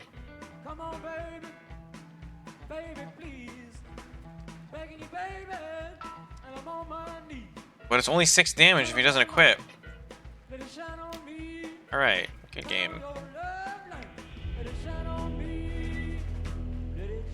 Was there anything we saw? Like, Fatal Push kills Burnt and Forge Tender, right? But that's not good enough to play. I hate playing against Eldrazi. They're so good. What do you do to beat Eldrazi? Who's got a good matchup against Eldrazi-tron? Does anybody know that? Because I want to look at their deck. Like, does Jund have a good matchup against Eldrazi-tron? Because I crush Jund. What is Jund doing to beat them that I'm not? Is it just like that Munitions Expert isn't good enough against Eldrazi, but it's good enough against everybody else? So, like, I can't grind them? They just curve out so hard with these huge threats. I mean, I'm playing 2 Terminates instead of 3.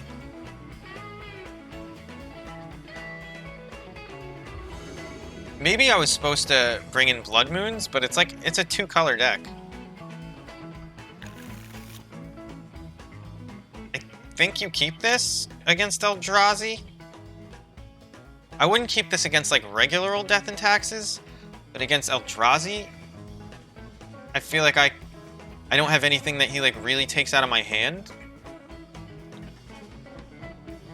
Yeah, and it's 3 mana, and it's, like, basically sorcery speed. Because you don't want to put it into play early and get it pathed. So, like, you're vulnerable to Thought-Knot Seer. We could just play more Crater Makers. Wow, this is not a good hand for him.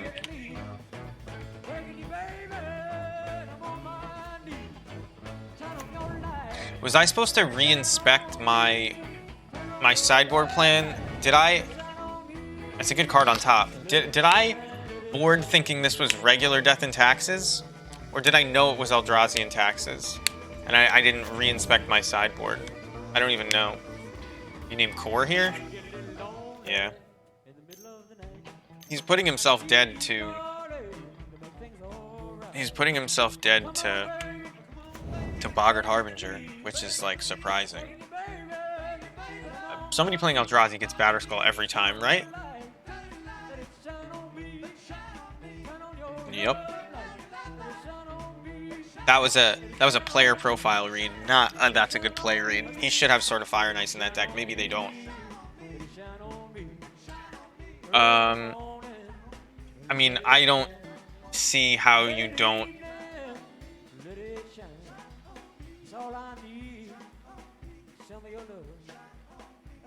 I mean, you gotta just get Harbinger here, right? He can't play Path to Exile. So we're gonna ask our opponent to be nice to us. We're gonna offer him the olive branch. Be like, look, you can just walk away. You can give me the ladder points. I could win these treasure chests. And you can just leave. So we give him the green mana. I don't know. It's a wild hand to keep. I think he just, yeah, that was just a super loose keep by him. I think we stole that. I really don't think we deserve to win with the hand we played.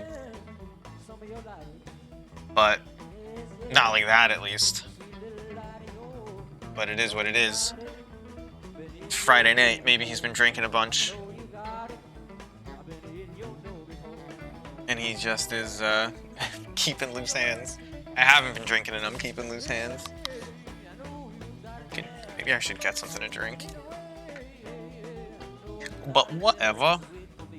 I think I'm gonna play in the challenge tomorrow, although I don't know. I gotta see what this is. This was us brewing Burn earlier, standard Burn. Just looking at every instant in sorcery in red, black, and white. In standard, that is CMC 3 or less. Although it should really be 4 or less. Whoop, not 34. What did I take away the space and not? Because War Leader's Helix was playable, but I don't think there's anything different here. I'm gonna take another look at this. This card sucks, this card sucks, this card sucks. This card, not what we want to play. This card sucks. This is interesting, but not what we want to play. Bad. These are all bad, right? Yeah. Zenith Flares. Alright, no, there's no good 4-mana spells. Warhold Command is the one that you could play. It's a War Leader's Helix plus. But it costs 1 extra mana.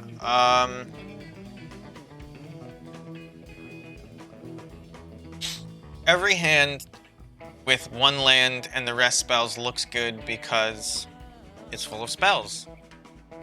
But if you can't play your cards, you can't keep it. And I made that mistake earlier. Not gonna make it again. This hand is kind of bad, and there's a lot of Tron running around, so I'd love to be able to turn 3 combo somebody when they have no interaction. It's 1 to 5.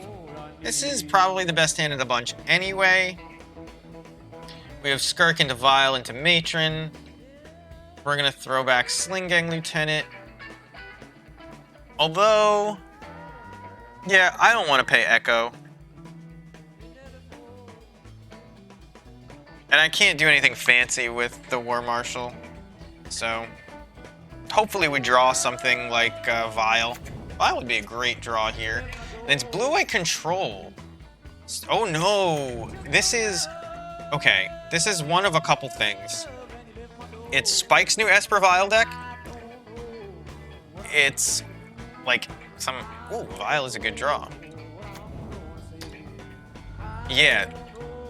The Soul Herder Vile deck. which they have an infinite life combo, but so do we.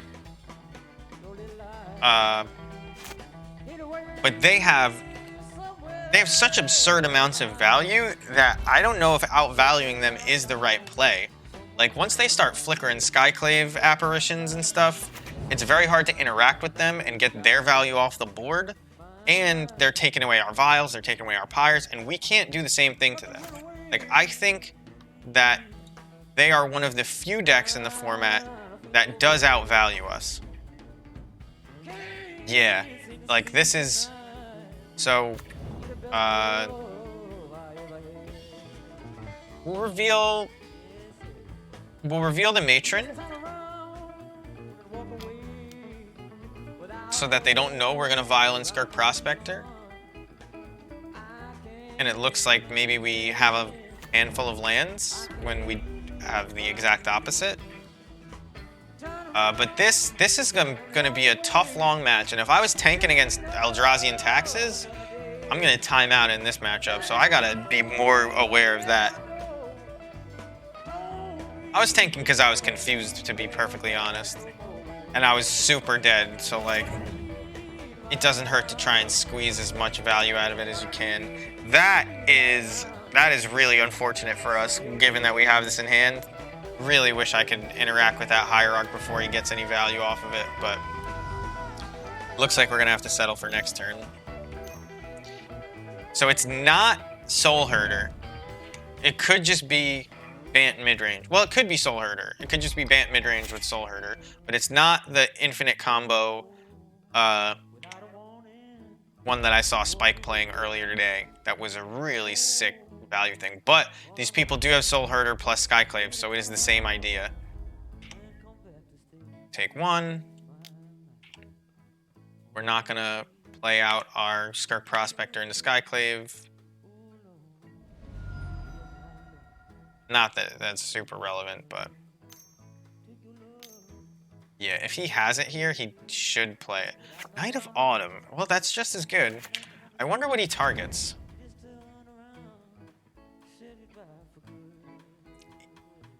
I thought so. Now, it happens to be really good in this spot. Do I think it's good in general? I don't know. It really depends on what his hand looks like.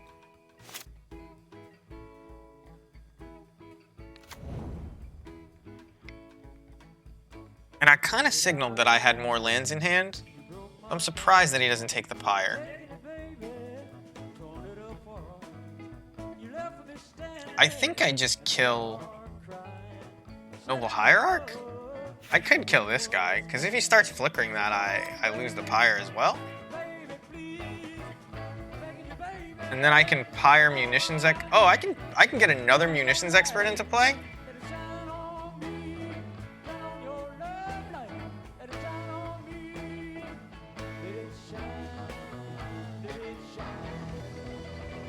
Yeah, it is. It depends on what his hand looks like, but it's a close call. Yeah, and the last god, it is Bantblade. Sorry, I was not looking at chat for a really long time. So this could be Charm Prince. Doesn't look like it. The Violon too. But I think I'm supposed to do this.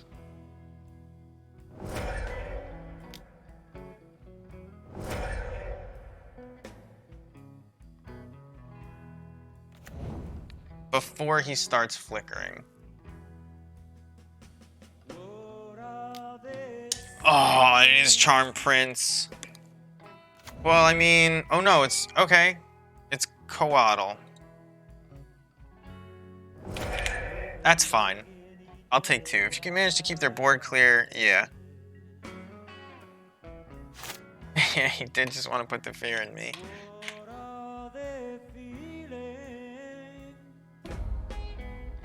Why does my chat... Oh, it's because my Spotify shit is fucked up. I hate this. How long has that been like that?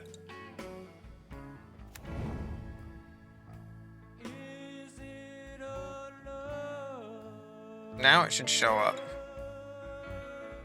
No, it still doesn't show up.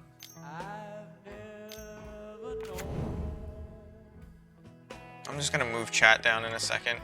I'm fucking dead, is what it looks like here. Chain whirler. Yeah, I don't have chain whirler, but all right, we're no longer a post your music on stream guy. Well, for the foreseeable future. I don't like how my chats are. I'm just gonna pay attention to the game, but I don't like how the chats are like floating in midair. I have to fix that. I don't think I can play this file. I think I'm dead really soon with the texture of this guy's hand. Like, yeah, we're gonna ask our opponent to be nice to us. Gonna offer him the olive branch. Come on. Wow, Chain Whirler would just destroy this board. You're so right. It's a card that I've always wanted to play. And there's not really a good spot usually, but...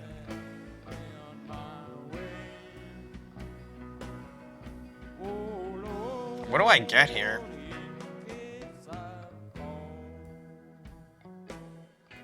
Like, we can block these, so I guess they're not that big a deal. And we just need cards in our hand. But we can't play Ringleader. So it's like really rough to tutor that up. But I think I have to.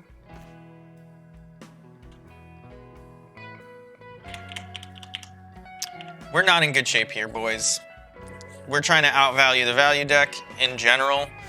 We don't have the combo on the horizon. He has 3 cards in hand, we don't. He's gotten value off of his Vial and his Eternal Witness. Like, them killing our Pyres and Vials is so bad for us. Because right now, instead of having a Vial on whatever it would be on, we just get to play a Ringleader if we draw a land next turn. So, this is not great for us. Nah, it's unfortunately, Matron for Matron is not good enough. I imagine this is like Flicker Wisp. But no, he'll just trade because he gets him back with Eternal Witnesses. But, okay. I mean, that was the start of winning this game. Now we're gonna scare him. We're gonna assert dominance onto our opponent, make blue mana. Leave it in the mana pool for as long as we can as well. Okay. I mean, we have the combo over a certain number of turns. So next turn we're gonna snoop Vial. Hope we untap with it. Chances of us untapping with it? Big fat 0. No way that there's no Skyclave Apparitions in his hand, or... What's he got on 4? 4 is a weird one. 4 must kill us, right? Is this like a Restoration Angel? Is this a brew?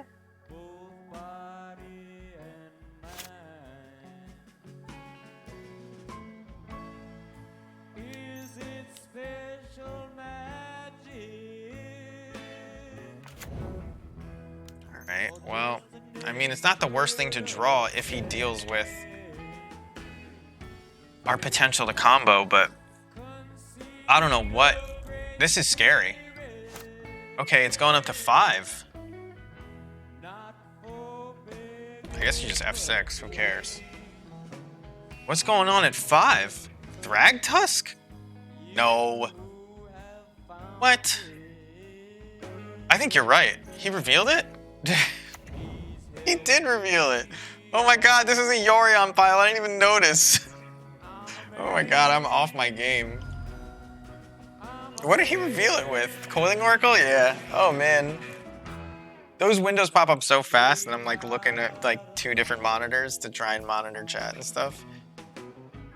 Yeah, 5 is Yorion, but like, I guess he puts it into his hand and he's gonna like draw 1,000,000. And then what are the chances he doesn't have a 2 mana interact him spell after he draws 4. We're about to just get valued so hard. Vial, Aether, a Vial, and a Yorion deck. When I saw Aether Vial, there's no way I was looking up to the left to see if there was a Yorion.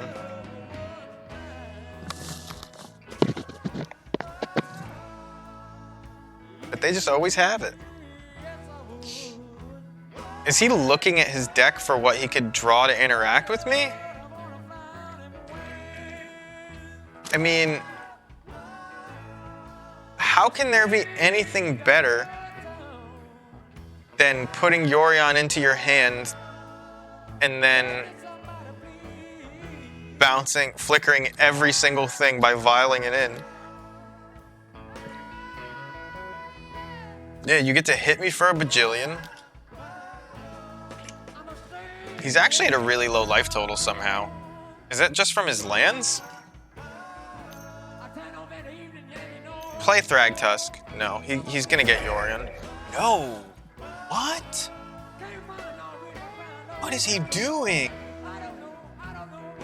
This is a 4-mana card that he can get? Yeah. What is he doing? I'm scared, because he can't get... Oh no, he can get... Okay, he can get Skyclave. And Skyclave is a definite kill my Conspicuous Snoop. I'm glad you like it. I stole that off Google. Like, I stole it. I don't know why I was looking at pictures of Zangief. I guess it must have been when I picked this name, and I just Googled pictures, because I was going to make Zangief with an American flag instead of the Russian flag. Yeah, I played Big Planet way back in the day. But, it was just like...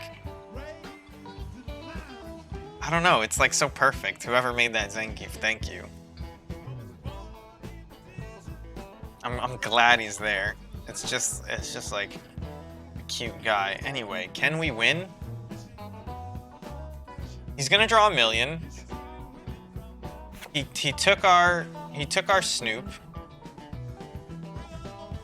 If we draw a land, we can give our Snoop haste.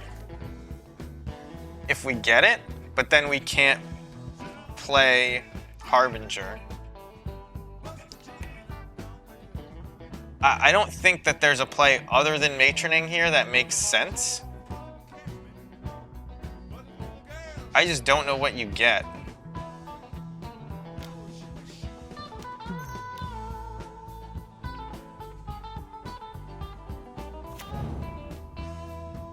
I mean, it's a cool deck for sure. I don't want to pull up that list right now. I don't want to be like pouring over my opponent's deck list. So I have to try and win next turn.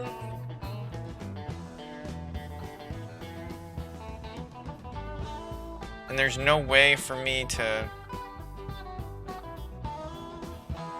I guess it's... To get really lucky, I have to get either Snoop or Chieftain. But I have to draw the Snoop. I'm dead, in case anybody was wondering. Any more time I waste thinking is time that I could use to win the next match, but it's a zillion one-ups of all the things you'd expect. This is nuts. I mean, we can't outvalue this deck. He didn't even do the Skyclave shenanigans, so like, we can't even complain. Maybe oh. I think I'm supposed to get Munitions Expert. And then I vial this in. No, I still can't play. I still can't get.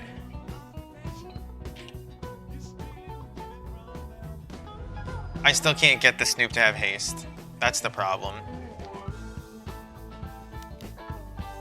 I vial in Munitions Expert. I kill Deputy. Without a Skirk Prospector or something crazy.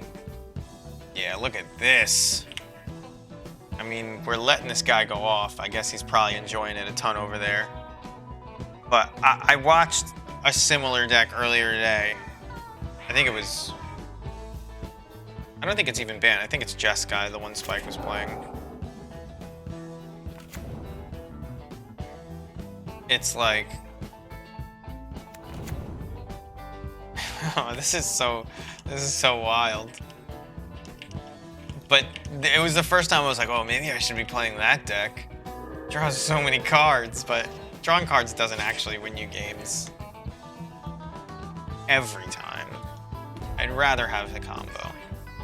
So we did get lucky.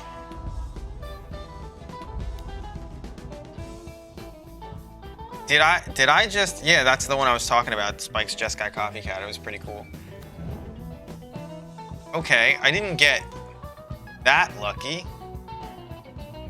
Is there anything I can put on top? No, we're just dead. There's like nothing that, once this isn't Kiki Jiki, that allows me to win. But I did give myself a chance to win.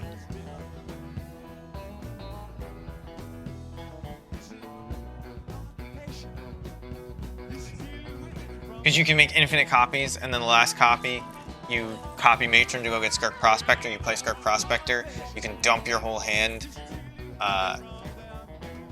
There, you can win there, I believe. You dump your whole hand, you get Pashlik Mons. Actually, you probably just, yeah, you get Skirk Prospector.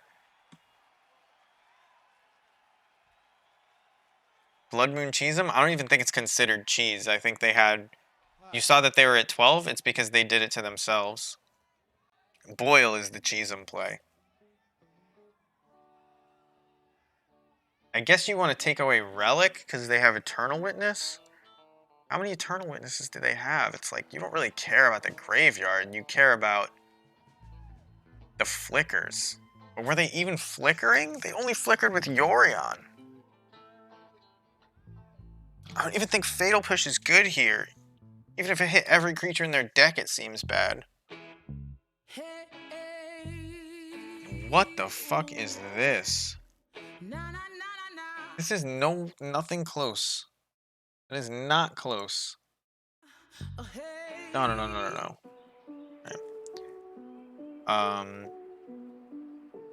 Right. I think every land in his deck is an island, which is weird, considering he played like 2 blue cards. Right? Didn't he just play a bunch of Hallowed Fountains and Breeding Pools? What was the Bant even for?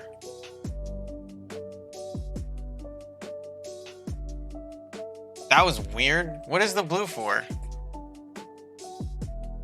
Did he play a blue card? I know every land I saw was an island. Or at least close to it. We want to kill his Vials if we can. We can't block his stuff, so War Marshal gets worse. We want to be able to turn 2 Blood Moon. The combo is less likely. We can't really outvalue them, though. So we gotta get some cheesy plays, but Ringleader is not that good. I don't think Chieftain does enough. Because all his stuff has Death Touch. And I can't cut a Prospector. I'm cutting a Munitions Expert. I should probably just not put the Boil in. But I had 5 seconds left. I'm pretty sure every single land I saw was an island. And yet he played only Yorion, which he could play off all white lands. Like, what was that? No, he played Deputy of Detention. Well, this is like a greatest hits of cards I want to play, and this is pretty cool.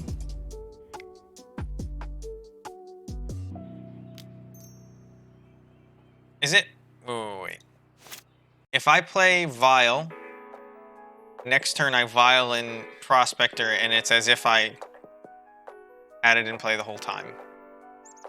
I almost made that mistake, guys. Yeah.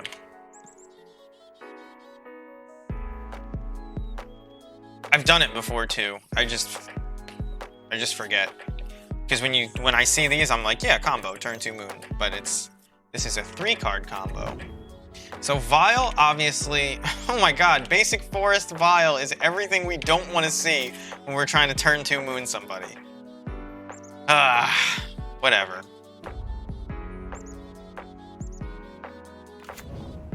Doesn't matter that much, because we're still gonna do it. He's probably got a lot of fetch lands, so you're still gonna make it tough for him.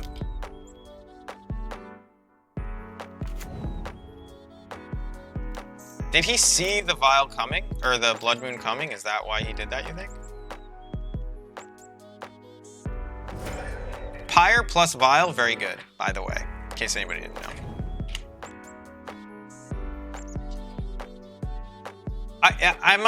I want to go back and see the replay, but I'm almost positive that every single land he played was non-basic in an island last game, and here he's gonna go forest, plains, like, all right, Prismatic Vista. Scavenging Ooze. I mean, we can deal with that. If that's the one threat that he can play, we're okay.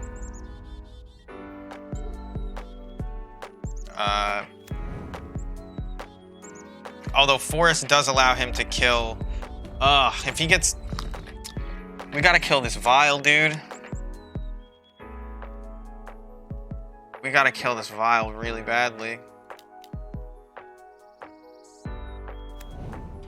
Because once he gets up to 3 on this Vile, our Blood Moon is as good as dead. Got Night of Autumn in there for days.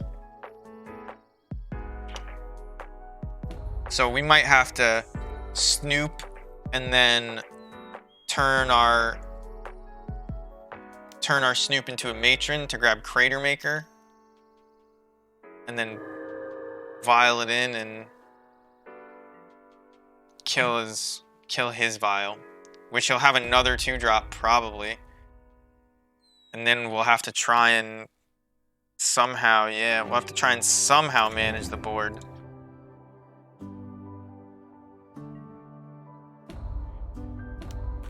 I mean, obviously, a Boggart Harbinger off the top wins us the game here. Dude, because of what I said... So we have 4 mana, and 2 of it is turning this into a matron. So we can actually Crater Maker without... No, we can't Crater Maker without if we tick this Vile up, and we can't let this Vile get to 3. So we gotta hit no here.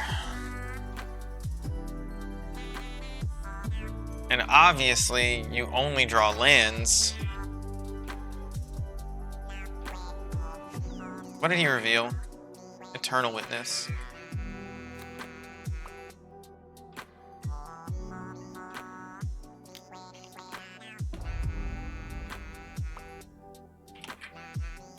And what's rough is his ooze is gonna get huge. Fuck, we're so dead. We're so dead. But this Blood Moon does nothing if we let this Vile tick up more. And we can't kill this. Damn, we're in rough shape, boys. Even with an active Pyre, we're in really bad shape.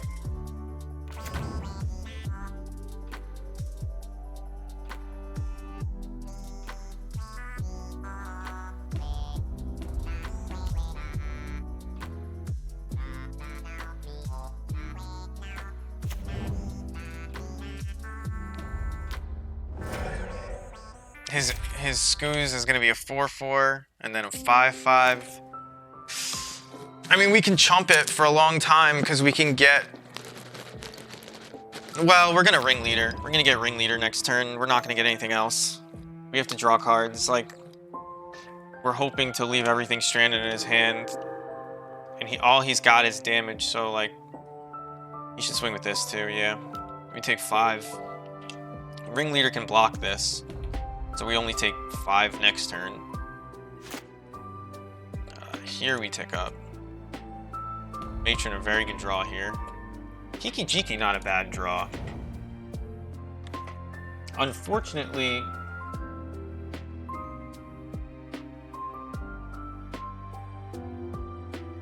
well, we were just trying to fill our hand up, right? So we can Kiki Jiki, make a copy of Matron, and then find a 3-drop, Violet in, get that in our hand, so probably Matron. Next turn we can make a copy of Matron and vial the copy away. So these are all things. They are all things. Maybe we get Pashalik Mons?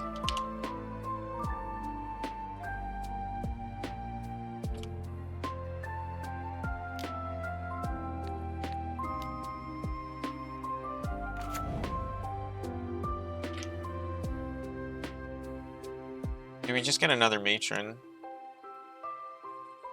I want to be able to vial it in right now just for value, I think. Yeah, I like getting Pashalik Mons. It might be greedy, but we take one of his cards off the board.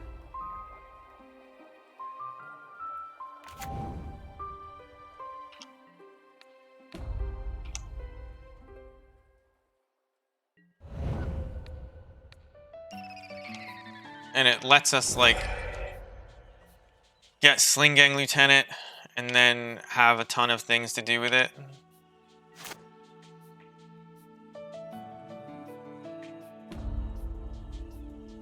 We're not taking up this anymore. I'm not sure if we play that. But this is one of the coolest things. This is one of the coolest things you can do with the deck. So here we... Is he just dead? Can we get 10 goblins in play? 1, 2, 3, 4. Plus 3 is 7, plus 3 is... Yeah, so I think he's dead.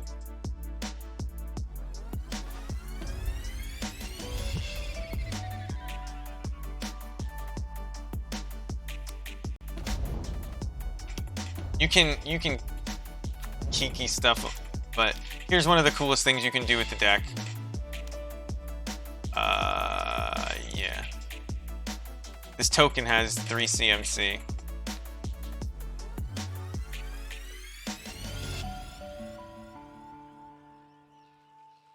You just get another one.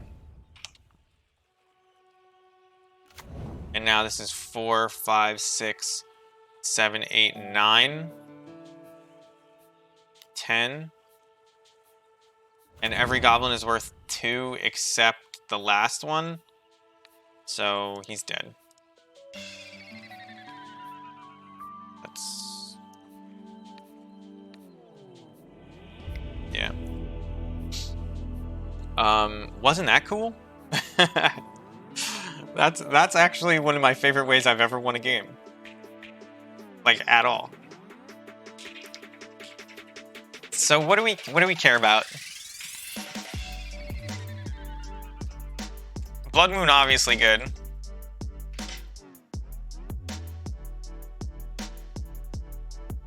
You played Basic Forest, Prismatic Vista, Prismatic Vista. Boyle can't be good.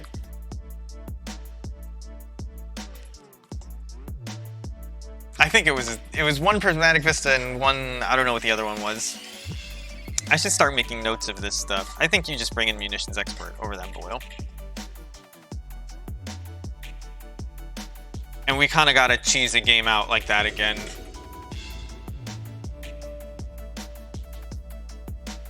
I can't believe that that led to a next turn kill. I was getting Pashalik just for like,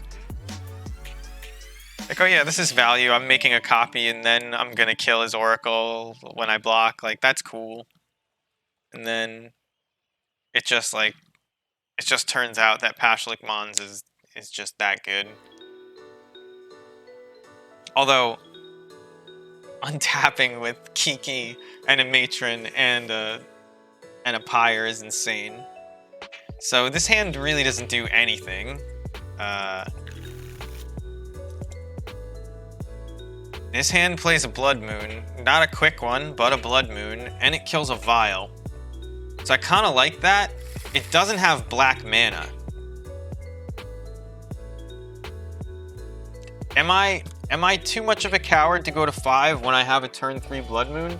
What could he play that punishes turn 3 Blood Moon? He could, if he gets like, if he gets Vial and Noble Hierarch, this hand is such hot garbage. And like, we have a lot of black spells that we just can't play until we find a Vial. They could fetch basics. That's true too, because it is a turn 3 Blood Moon. And we're on the draw.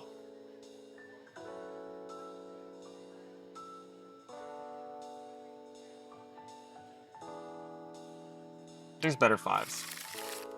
This is not a better 5. Are there better 4s than this? What do you keep here? Do you just go for the full cheese and play nothing until turn 4, if you even play anything? I think we have to mulligan this.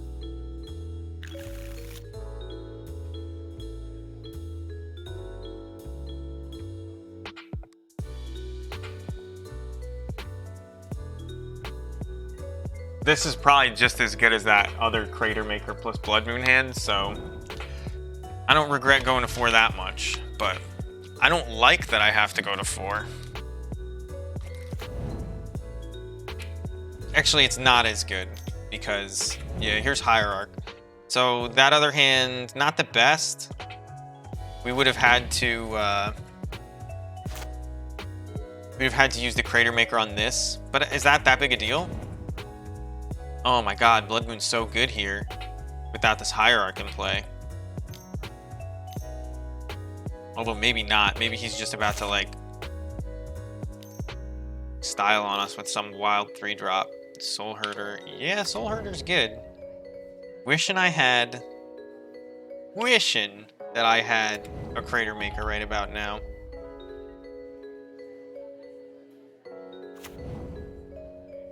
Maybe he kept an interaction light hand and there's a Harbinger right underneath this Aether Vial.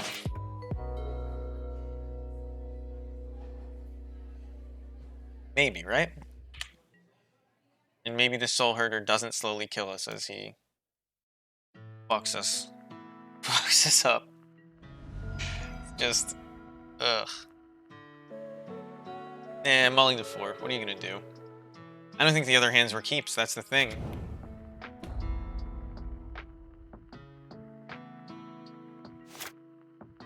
So he's holding up interaction here.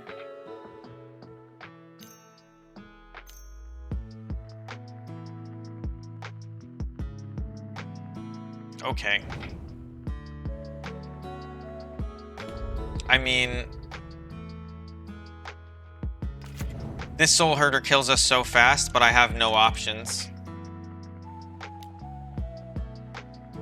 Matron's on top. If I play Vial now, and Matron next turn, I'm dead. I'm actually dead. And it's unfortunate, but I'm dead. I'm gonna hit for 5. I play Matron to chump. I don't think I have outs.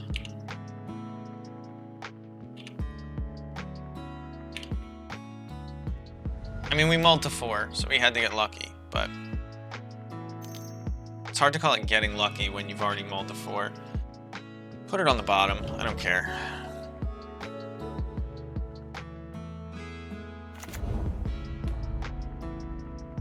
We're not dead next turn, but it's close. Whoops.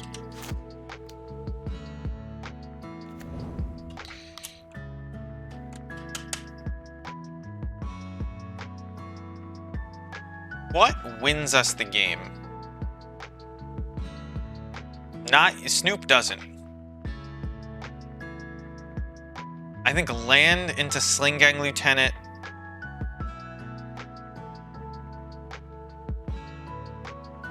maybe land into Krenko and he has no removal. I think that wins us the game. Actually, that might lose us the game straight up because you don't have enough goblins to do anything special with Krenko unless you draw something.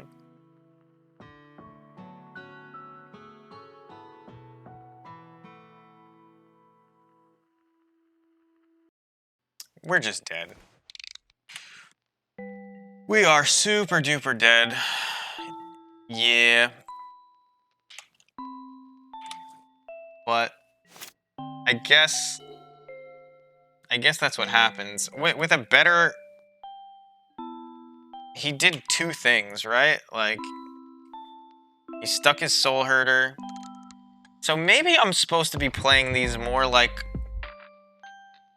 with like Terminates. Because the same thing happened to me when I played against... I think I did board it in. But I played against that bug mid-range list. No, I didn't even board in Terminate.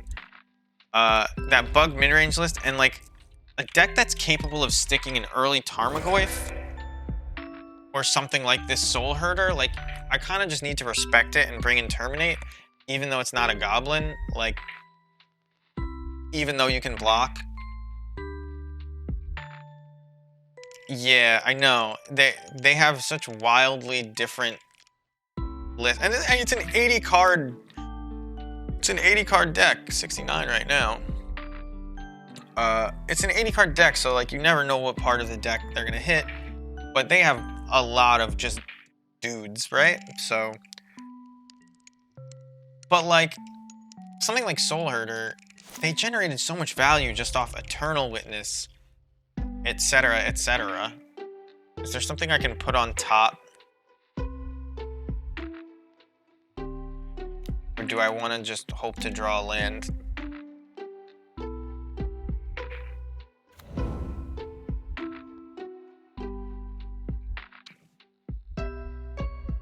Like you can draw it out by putting Matron on top, but it just gives him another chance to draw it.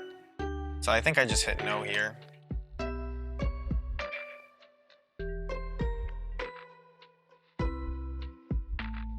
Like, he could have kept his hand based on just Celestial Purge Aether Gust, and it's garbage. He's also not drawing lands. He must have double blue?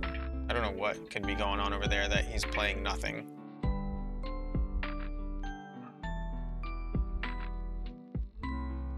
But a proud man might concede here. No, so he's not playing nothing. He's got... Ooh. Okay. What do you get? This is a... Yeah, so he gets Eternal Witness, and we can't win from here. It's just too much value. Next turn, we would have played Crater Maker, tried to kill this. He's got Eternal Witness. It's not like we can really get it back.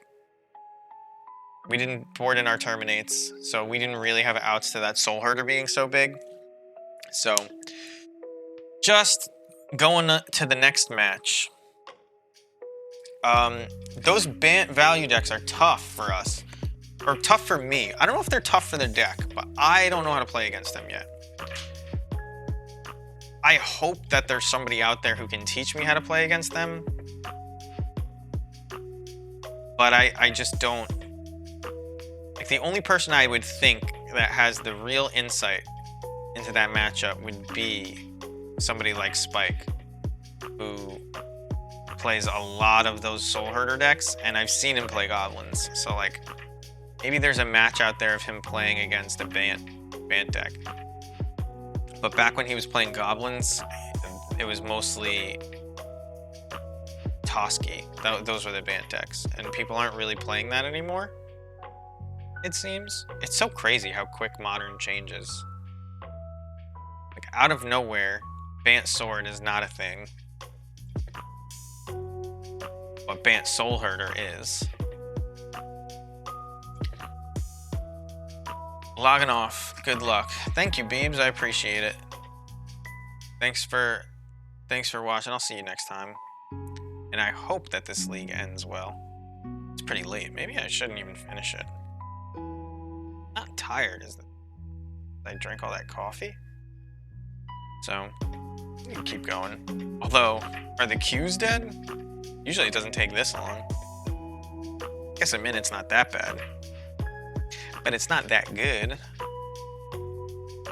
Yeah, so copyright owner using content ideas claimed some material in my video.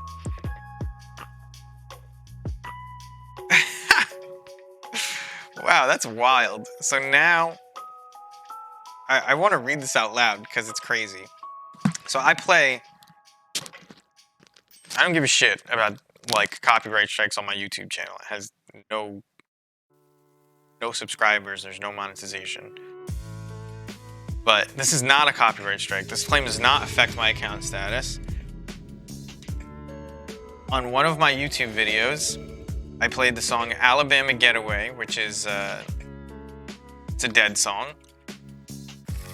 WMG claimed it, which is something music group, I don't know what. This hand is not as bad as it looks at first glance. But like honestly, all it does is play Conspicuous Snoop and a Vial, which are two of our best cards. But you have these cards that just don't.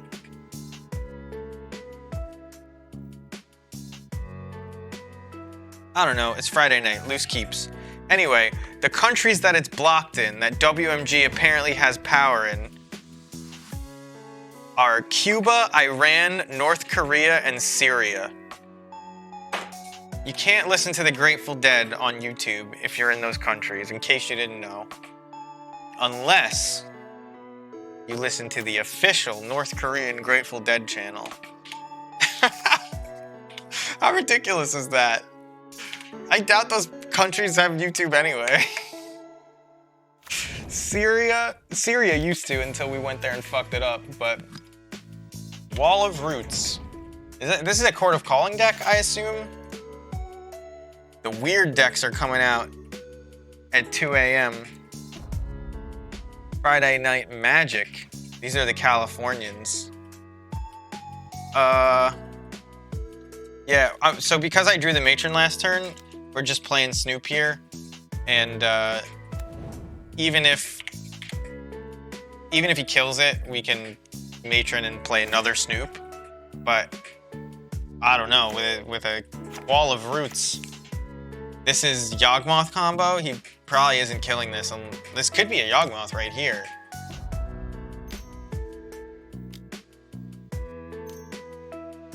Yeah, so there it is.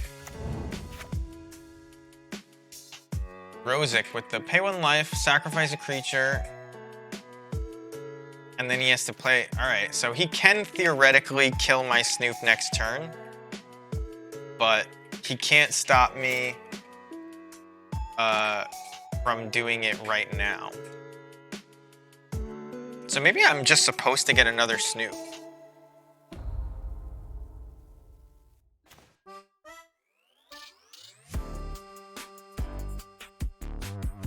They are pretty aggressive usually, so I don't really want to pay life for this. And I think I can afford to play that as a swamp here.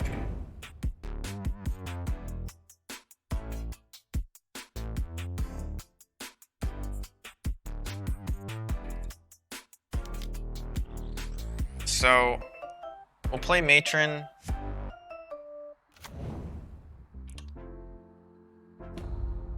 I mean, we force him to kill our Snoop if we get Harbinger, and then we're like not in a bad position from there because we have Ringleader Krenko, Kiki. Like, our board is fine. We don't get to get the value off this Vial, but I don't care. And we can even do it at instant speed if he doesn't do it now. So like, this is gonna cost him 2 creatures or a card, either way.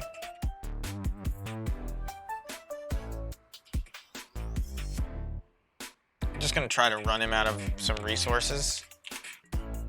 He looks like he's wanting to do it at instant speed. No, he's just attacking. This is a bad attack because I could have I could have munitions expert. Totally disrespecting it though. So he puts a -1/-1 counter. I assume he's gonna proliferate here.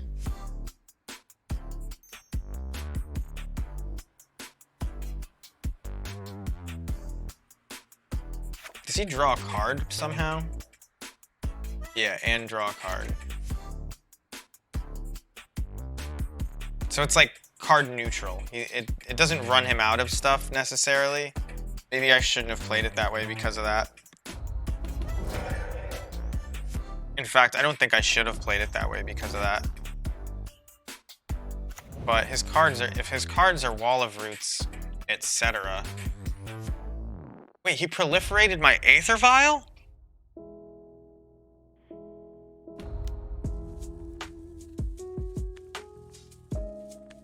What do I want to draw?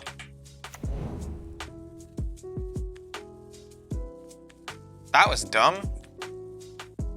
He knows I have the Harbinger. Maybe I get Chieftain just to like make his day worse?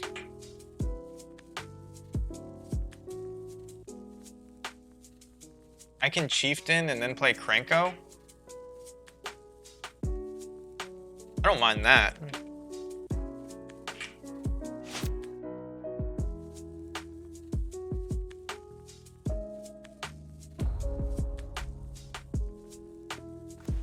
I mean, I guess he's trying to like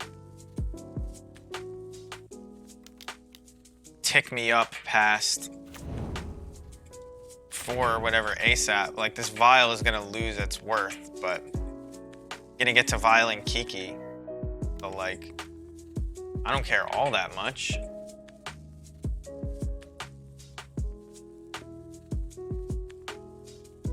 Oh, maybe I was supposed to attack with all my Krenko tokens, which would have been 4? I don't think so, though. I think we just are gonna... We're gonna surprise Krenko him, is the idea. Because we would have gotten in... like 6 more damage and he'd be at 9, but like, that's not that big a deal. I guess he has to pay life. But...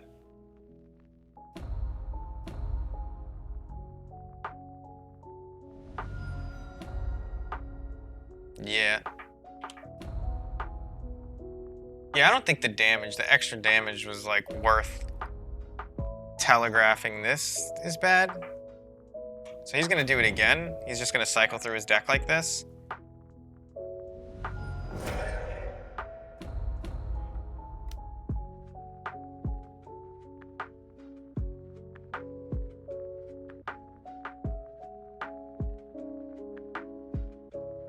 And he can theoretically proliferate here. And he's gonna. And he kind of wasted his turn, and I'm gonna untap with a Krenko.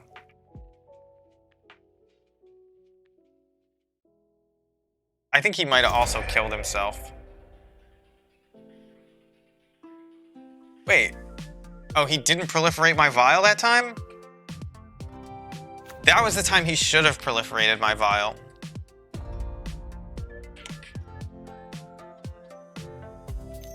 Kind of regretting not putting him at like less.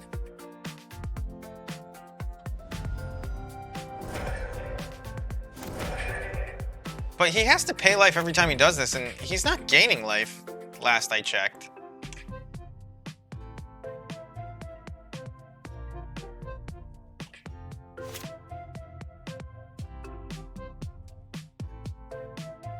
I don't want to use Aether Vial's ability here. I would like to entice him to do something silly with that.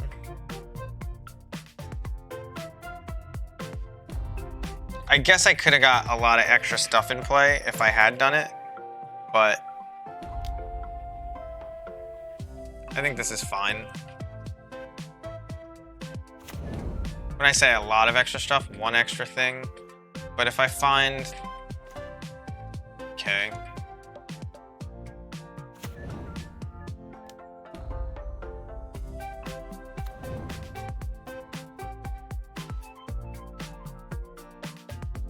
Do I want to just put Kiki Jiki in here?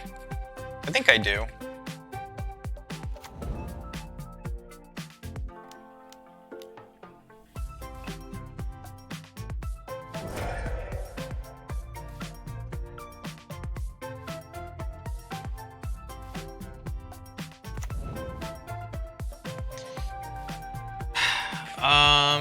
So we want to copy Matron while he can't get another creature to sack in response. I guess we're just getting a ringleader anyway, but maybe we're not getting a ringleader anyway. Maybe we're getting Sling Gang Lieutenant. Because we have a bunch of goblins in play and he's at a decently low life total.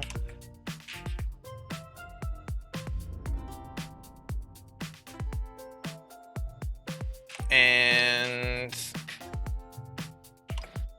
yeah, I'm okay with this.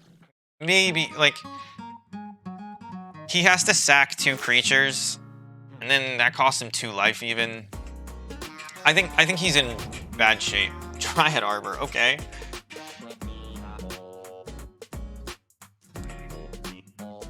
Like he has to sack a creature, proliferate.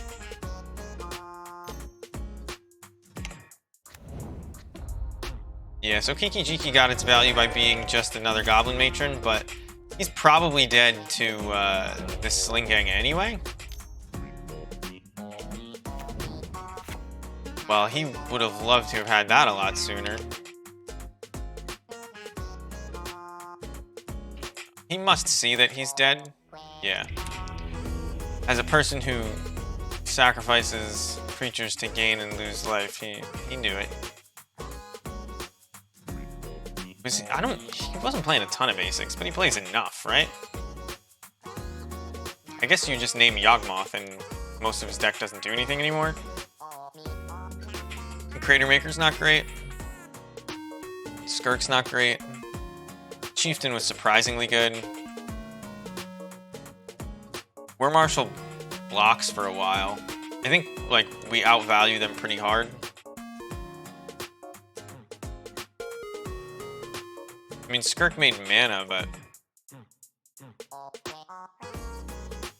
the combo is a little less likely. Even though, but Boggart Harbinger is still a very solid value card. Like when they're not aggressively killing you. I'm keeping this because it has turn 1 Pithing Needle into turn 2 Pyre of Heroes or Snoop. The Kiki Jiki obviously is a do-nothing, but I think Pithing Needle is legitimately really good here. Like, you name Yawgmoth.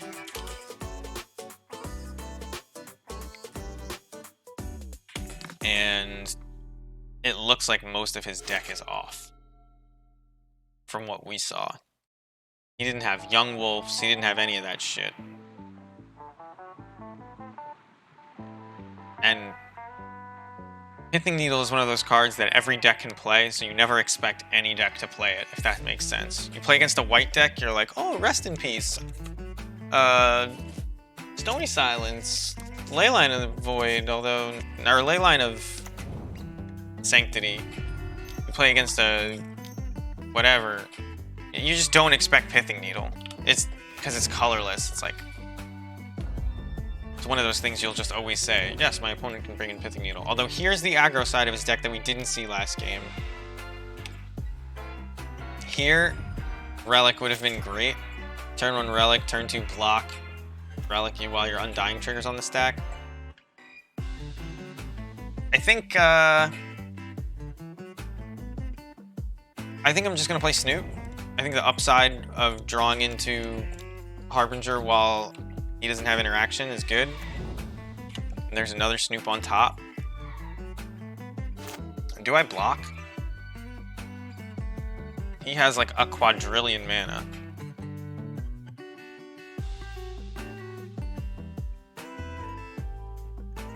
I don't think so. Maybe I do block. You know what? I do block. I'm only dying if I let this thing hit me a million times. Oh, it's just 2 damage. Is he courting here? It looks suspiciously like a cord. It's an Eldritch Evolution. I'm definitely blocking this. Does he get something to kill the Pithing Needle? If he does, Pithing Needle is way less good in this matchup. So I don't know. He looks like he doesn't know what he's getting. It's like, it can't be bad. And he's right. Your deck does this, do it. Next turn, I would love to be able to play Blood Crypt tapped and play Pyre.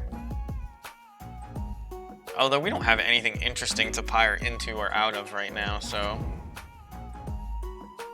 Plague Engineer. I brought in the Crater Makers, right?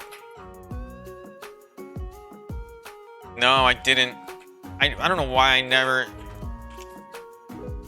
I don't know. I wasn't thinking about it. I have Terminates, obviously. But... Plague Engineer, slightly not good for us. We have outs. I mean...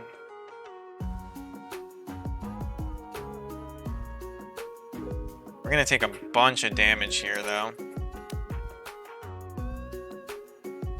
I think we...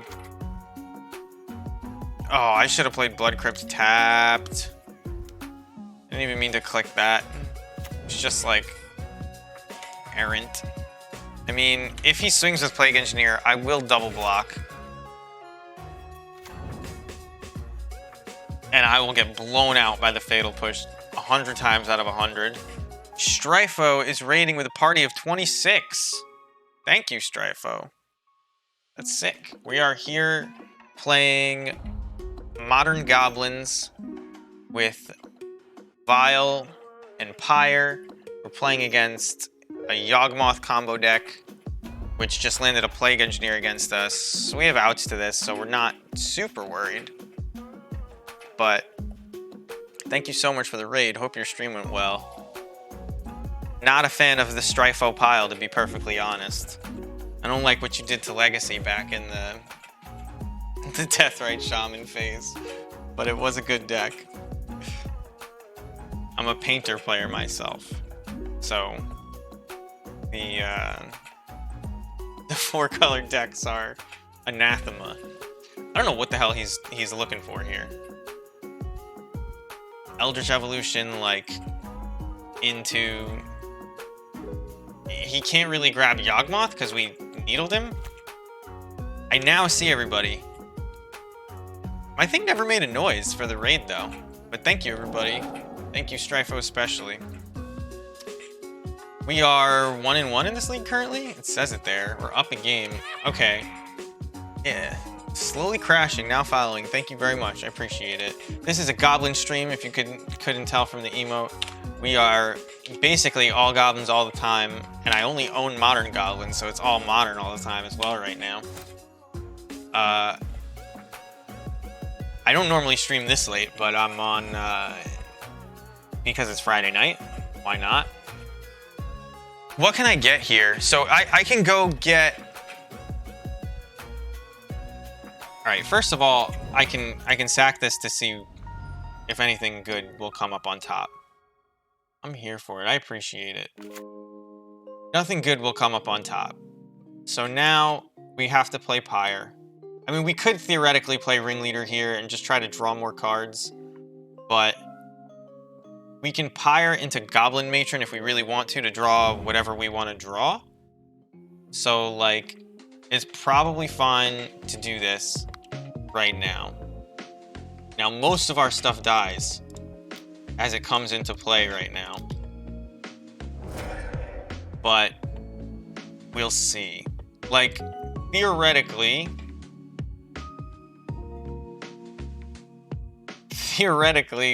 without this in play, we could have killed him because we could have filed into our combo, but We don't have any mana left, so Matron is not that enticing. I'm like, I almost want to get Pashlik Mons. I just want to make sure. I didn't side in the Crater Makers, which is unfortunate. I sided in the Terminate instead. I should have sided in the Crater Makers.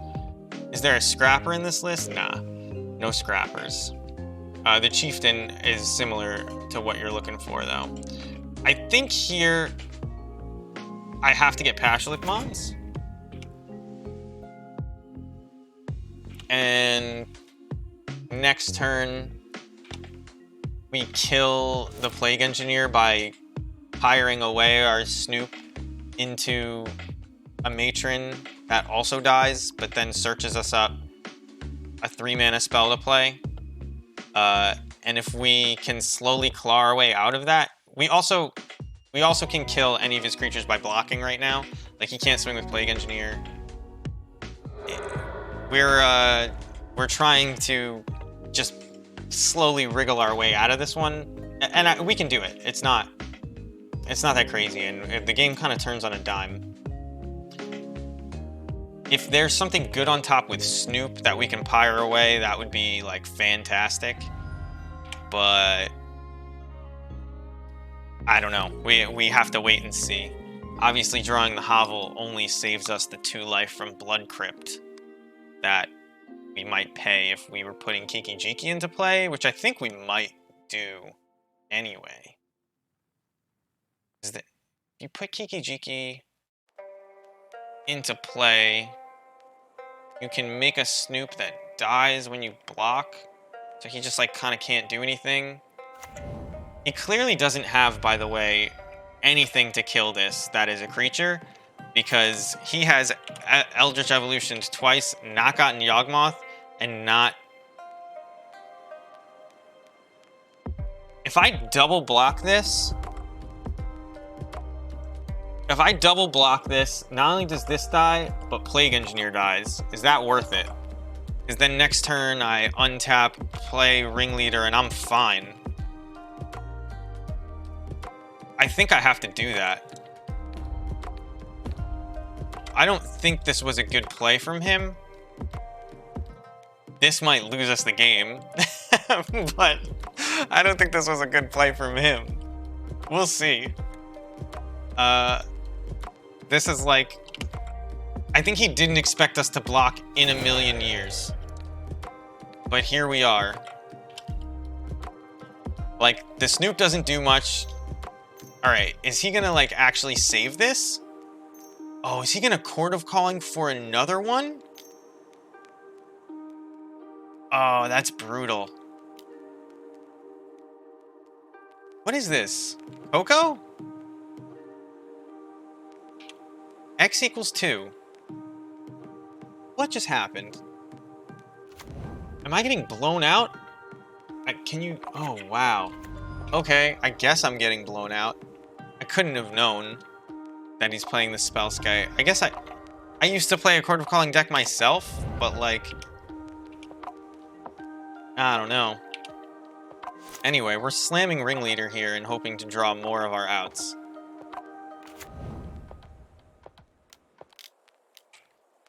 Now that his 3-2 is dead, we're like not in the worst position either. Like, we have a little bit of time.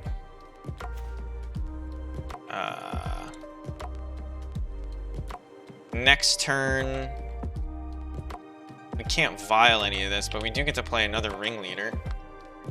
And we can turn it into a Kiki Jiki. We can also just Kiki Jiki our Ringleader and like double block with that. So we're gonna take 4 here, actually, which is not good for us. What I said about us, this looks good for us, but it might lose us the game, it was right. Interesting to note, Kiki Jiki's ability can't be redirected with Spellskite, because it says make a creature that's a copy of target non-legendary creature you control. And I don't control Spellskite. We might be dead really, really quickly here. So he doesn't attack with Revoker because he's afraid of the quick combo. Does being able to get something that is not Blood Crypt into play change what I want to do? Having 6 mana allows me to look at a lot more cards and theoretically find a munitions expert that kills this guy. I think that might be the play, as opposed to playing Kiki Jiki and not being able to play the munitions expert. So let's start with this. As long as we don't leave only a red mana untapped, we can play munitions expert no matter what. So Harbinger, all of these die as we put them into play. Would have loved to have that Pashlik Mon still. I probably should have played that more conservatively, but I did not expect the Court of Calling for Spellskite. So here we are gonna do this. We have to do this on our turn, Pyre of Heroes. I was panicking. I was like, oh, did I run out of fetchables and I'm stupid? No. You can't Pyre on other people's turns because Birthing Pod is good enough on your own turn. So we grab a Kiki Jiki. We can't play it right now. So we're looking for a munitions expert, and we need 2 munitions experts. But we can block with the token at least. He should really attack with everything, and I think I'm like pretty dead. Yeah. So we'll see how this works out. If we don't get munitions expert, we're like dead in a lot of ways. So there's munitions expert. If I kill Plague Engineer, I take 5. And if this undies, I die. Without gaining life. If it undies without gaining life. But next turn, I'm going to have a way to get a Sling Gang and copy it. So I'm going to gain a bunch of life. So I think the way to win is to go to 1 here. We're in a very precarious position.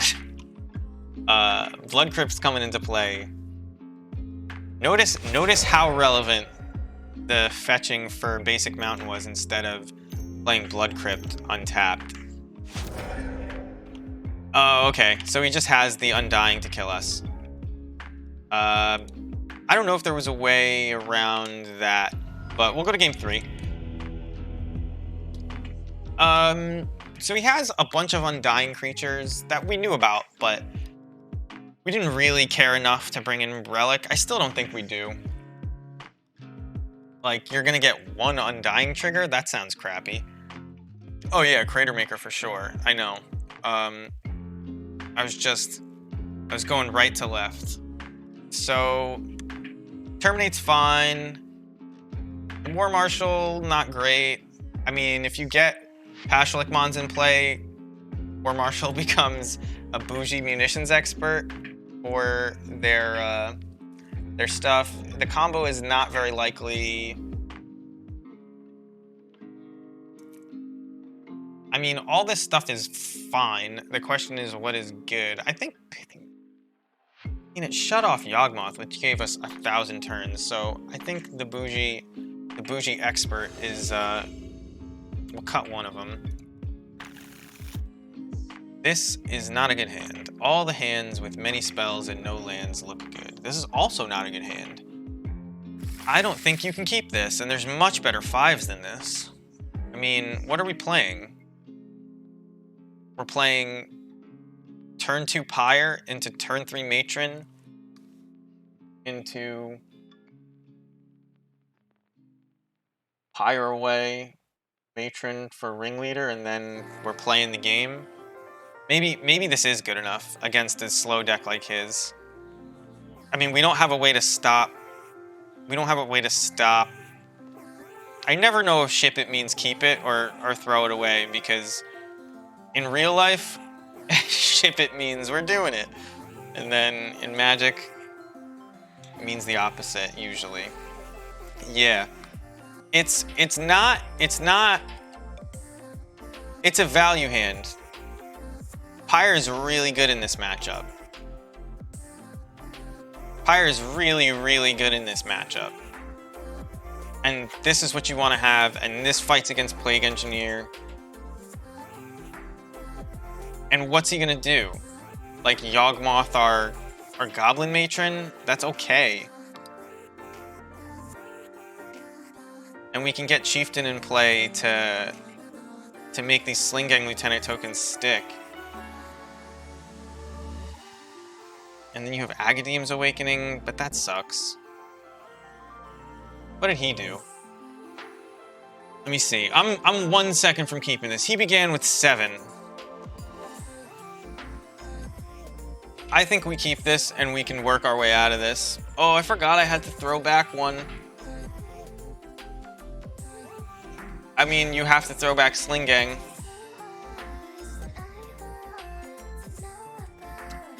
We're gonna grab a Blood Crypt fetch. Just tapped an F6 here.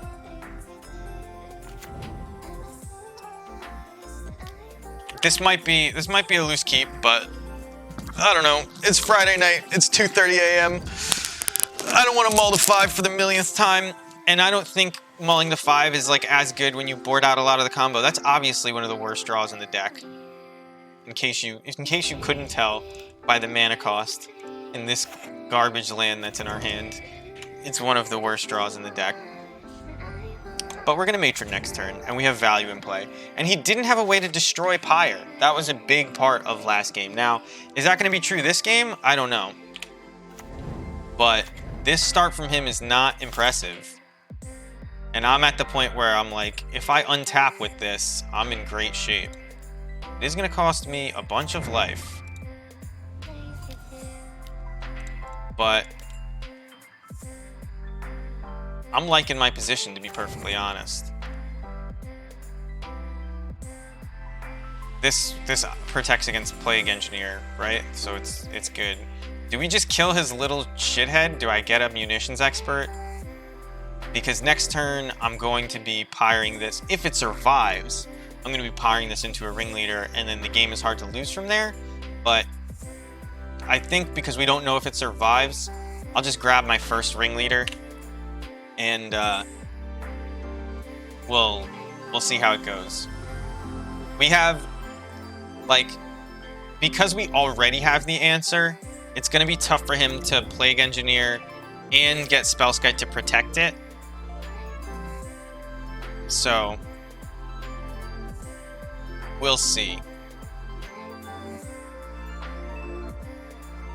Spellskite it doesn't have a color, even though that's just a random tangential thing. Destroy target colorless non-land permanent. The colored artifacts have like messed me up on occasion before, or even like sometimes the Devoid Eldrazi, you look at them and you're like, yeah, that's green, and then you click him and it's like, oh yeah, I could target that guy. Land would be good. All right, Snoop, not the worst. Snoop, not the worst. Now, I could put pressure on because I don't need to do anything, but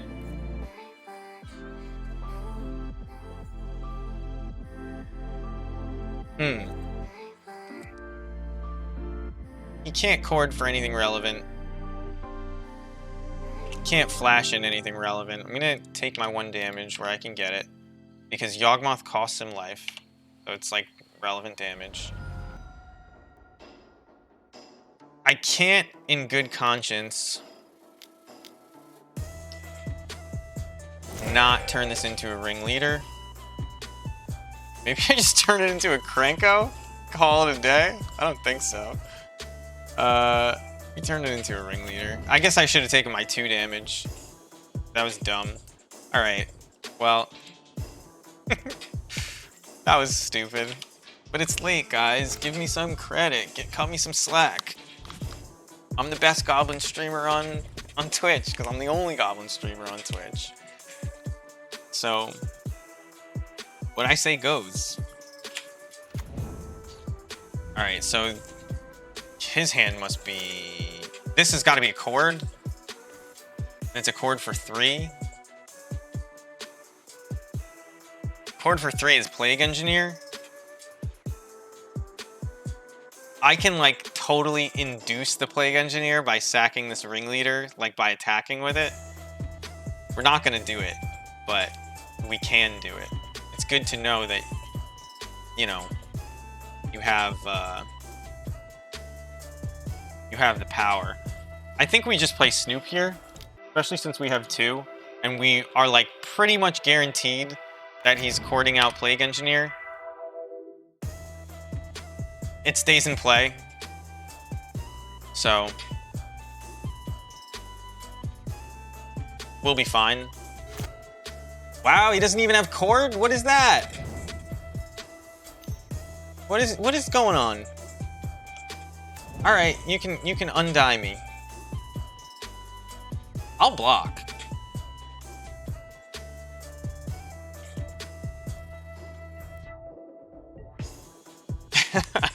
He knows I'll block. He's a fan of the stream. He's in here right now. No, he's not. So I can kill him if he has nothing, but all right. Not Court of Calling for Plague Engineer. What does that mean? Like, I can kill him right now by comboing. But I just feel like it's not... Oh, he can't stop me with Spellskite. He can stop me with Plague Engineer, though. But then I can just go for it again with my other stuff. This is a tough call. I think the thing to do here...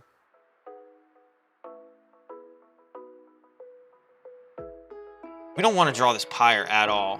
So I'd like to Pyre something away. But the only thing worth Pyring away... Alright, we'll go for it. Why not? Fuck it. It's almost 3 a.m. If you don't go for it at 3 a.m., why are you playing at 3 a.m.? Aren't you just playing jackpot magic? Just hoping to take advantage of somebody who's unaware of what's going on around them? I wouldn't even mind drawing a Kiki Jiki that much here. Yeah, so here comes Chord for Plague Engineer, right? He abrupt decays my guy. Okay. That's, like, kind of fine. That must be what's in his hand. But we get to stack our deck. Good stuff. Do I just get another Snoop because I have Kiki in hand? And we're gonna run him out? No, we get Sling Gang Lieutenant because we're not losing this game with this handful of everything. So Sling Gang Lieutenant on top. I'll just play it. Like, I'm not...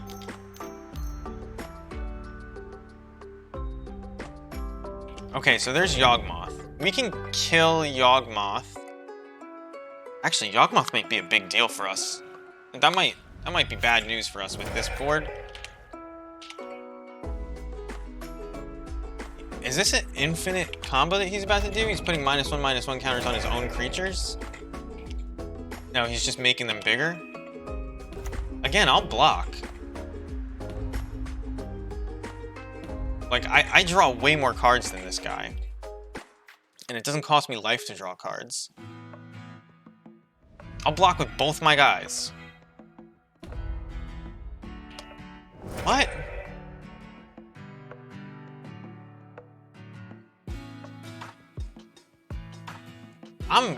I'm kind of confused.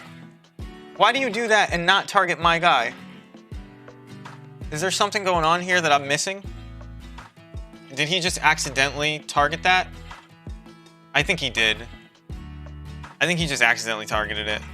Like, he wanted to sack it, and the first thing that comes up is target, not pay costs. and he's just over there cursing. Yeah, that was, I agree. You could call it a misclick, but it's like, yeah, I guess it is a misclick. It's the equivalent of like not reading the card. It's like, oh yeah, that's what it, Esper Charm targeting myself, right? That's the old one.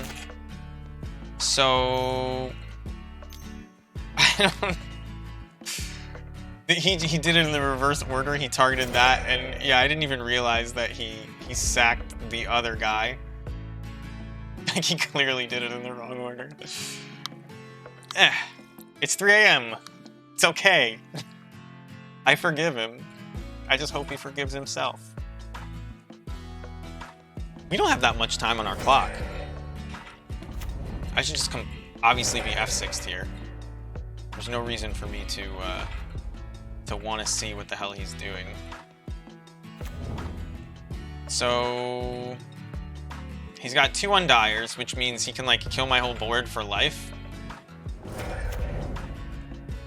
Oh, and he like just draws cards. But we drain him for a bunch. Like, just drawing cards is like not the safest thing to do.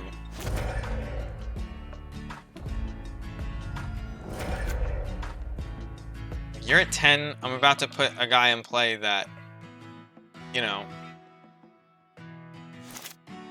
like why don't I just ringleader here and draw more cards? Why don't I, if I turn this into something, no, I'm just gonna we're just gonna force him to deal with our board. But we're gonna feign weakness. We're gonna make white mana, so he thinks we're trash players who play white cards. Why does everyone think white is the worst color these days? It's not. It's got some of the best cards I've ever seen printed in Modern, and everybody's like, white needs better stuff. Skyclave Apparition isn't good enough. It should say you win the game when they remove it. It's just so good. Every time I see a Skyclave Apparition, I'm like, oh, so you just get to... It's like just remove target thing? And like anything. It fucks my whole day up. Because it gets Pyre, it gets Vile, it gets creatures. Like, anybody who's trying to do anything that's giving them an edge.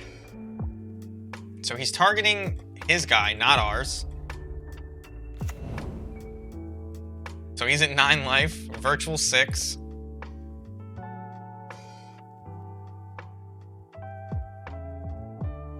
And we if we draw a land, we matron into like more of these guys. He's targeting his own guy again? What could this be? What is he looking for? He must be looking for Plague Engineer, right? He's also removing his ability to attack with them, which is like more than a little bit nuts. Like, you could have gotten in for 4 damage. I'm not blocking. Maybe I block sack. Maybe that's not true. I guess I definitely am blocking. Now that I think of it. But you could have at least tried. He's just drawing cards. Drawing cards is too valuable. So he has his own one-shot pod here to go get what? Plague Engineer? Oh yeah, I'm supposed to have sacked in response. It's okay, but it's not great.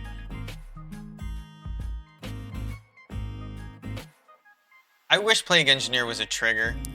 It's not. It's as it enters. If he doesn't grab Plague Engineer here, it's he should be at 4 life. He should be at 4 life, and I should be playing this ringleader and looking for my last Sling Gang and killing him. So if we lose, I literally punted, and I know it. Wow! Okay, so now he can just keep drawing cards? Is that the thing?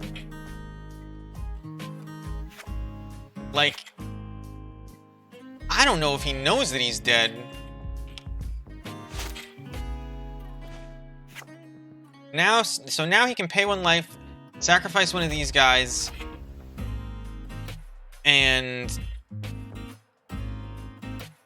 it's still exactly the same. I don't understand. I don't understand at all.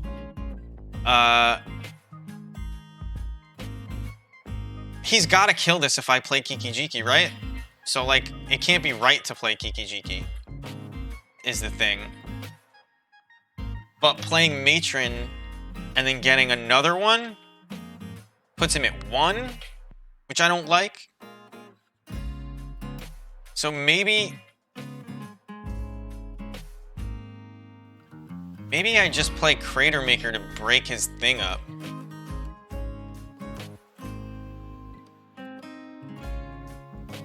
No, you know what I do? I think I play Chieftain plus Crater Maker. I think that's the best play. Because it's going to cost him a couple life. Although, wait a second. I don't know what this Zulaport is doing. I got to imagine that there's something up here.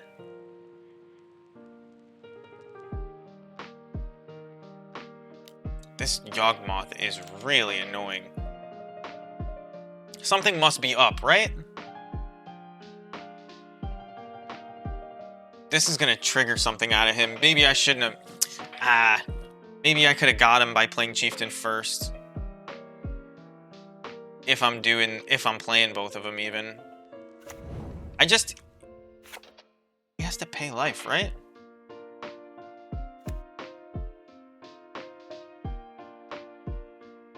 Whenever another creature... Yeah, he's gonna try and drain me out. Oh, it's just infinite. I'm dumb. Like, he drains me out while... Alright, well... I guess I have to do it in response. Put a -1/-1 counter.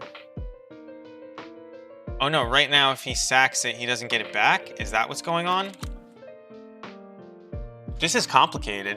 This shit is complicated. So, right now, he pays 1 life. He sacrifices this. It doesn't come back. He puts a -1/-1 counter on this. So he can't do his thing right now.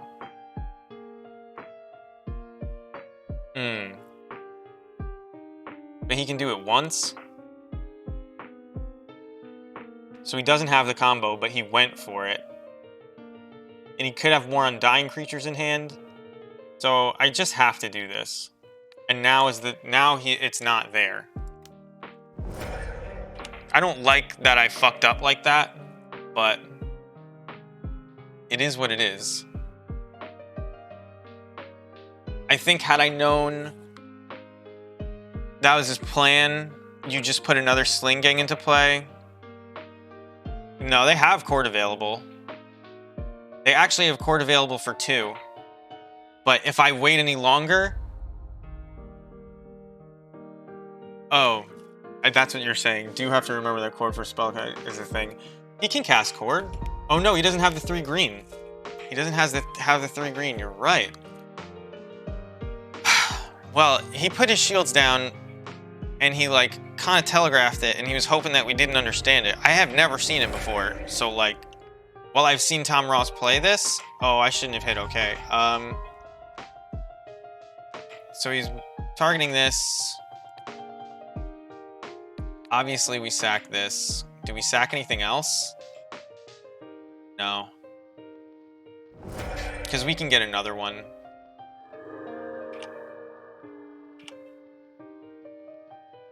So that's gone. We're just gonna do this for value.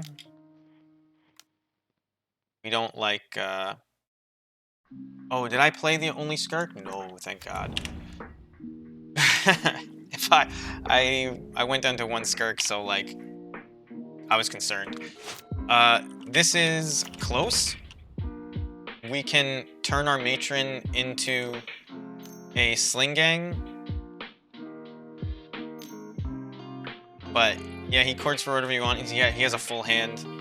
We might be dead here. these weird value decks that like I don't know exactly where to pinpoint them yet because I haven't had enough reps against them. I've been losing to them lately. There was like a weird Bant Yorion. It wasn't weird, but this Bant Yorion list, it got me earlier because normally Goblins just draws way more cards, kills more creatures, refills its hand, and like I can just be confident. Like you can out-Jund Jund, right? But you can't out-Jund Bant Soul Herder, it turns out. Or if you can, I don't know how to do it.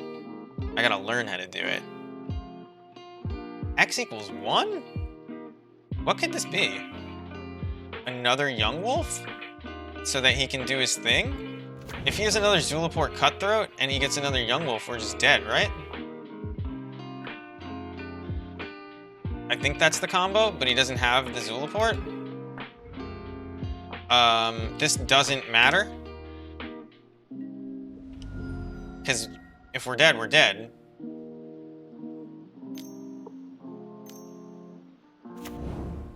Okay, well, that doesn't stop Kiki Jiki.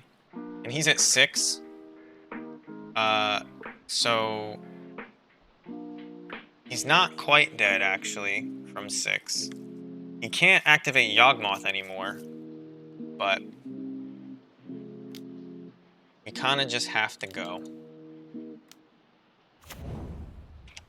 We don't have anything that puts multiple people into play. Actually, does Mog War Marshal do it here? If I get Mog War Marshal in hand, this is 1 extra Goblin. I sack Mog War Marshal for 3 mana. I think you come out, yeah, you come out with 1 extra Goblin and he's dead. Whoops.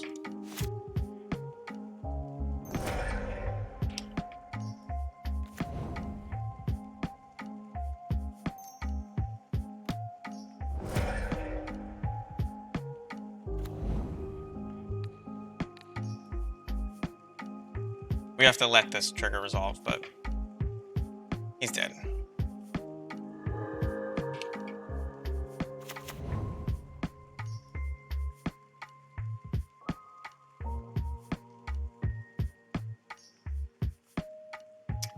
That was obviously a very close game. We have a minute and a half on the clock, but I'm glad I found that line very quickly.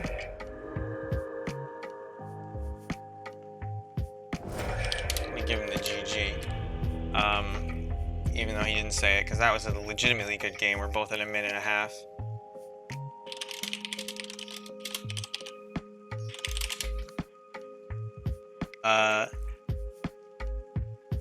People Riot Clockwind, no thank you. Key to fighting against Soul Herder is to break up the Witness Ephemerate loop. Yeah, and it's so there's so much value in that, and it's so hard to play around against. It's like rarely like, all right, imagine they have just 1 of each. You're good. But imagine that they play 4 of each. And now you stop 1 Witness, you stop 1 Ephemerate on a Witness. They get it back again, right? So like, what are you doing? You're playing Relic? I don't think playing Relic against that is good. Maybe it is. I am constantly wishing that there was a Goblin that ate graveyards. Like, but obviously there's not. Just because, like, a repeated, like a Scavenging Ooze. A Scavenging Goblin would be so sick. Maybe I'm supposed to be playing Cling to Dust because of that. This hand looks good, is bad. Goblin Sharpshooter. Why not? Why not? We already have a makeshift Goblin Sharpshooter in Pashlik. This is... So, Vial is one of the best cards in the deck. Skirk Prospector, okay. Munitions Expert plus Skirk makes Munitions Expert actually playable. and then we have a ringleader to find more stuff, we have to throw back the lieutenant. This is not an exciting hand, but they began with 7, which means that they're probably not Tron. So I think I can keep this. If this is a Tron land, I'm going to kick myself. Sharpshooter, well, so somebody earlier suggested Chain Whirler? Chain Whirler is really good against them. But do you really play? This is them right now? No, this is 5 colors. This is either, yeah, this is 5 colors. All right. Is this hand good against 5 color? Not particularly. I really want some water. I'm gonna F6 their turn and grab some water really quickly. I hit F6.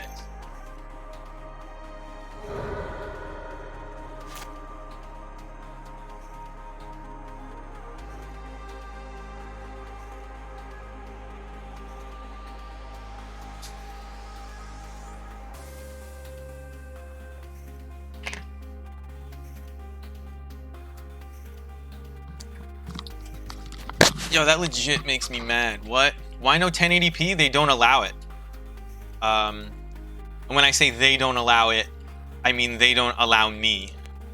Unfortunately, I have to play this land as a swamp, which I don't like. But I want to be able to play this Harbinger, and I want to be able to play this Munitions Expert more importantly. Yeah, they don't let me, at the time, I was not an affiliate when I set up all my stream settings. I got affiliate yesterday afternoon. So now I think I can stream in 1080p if I want. But to be perfectly honest, I don't think Magic Online gains anything from being in 1080p. It's just like, oh, this card is just so good.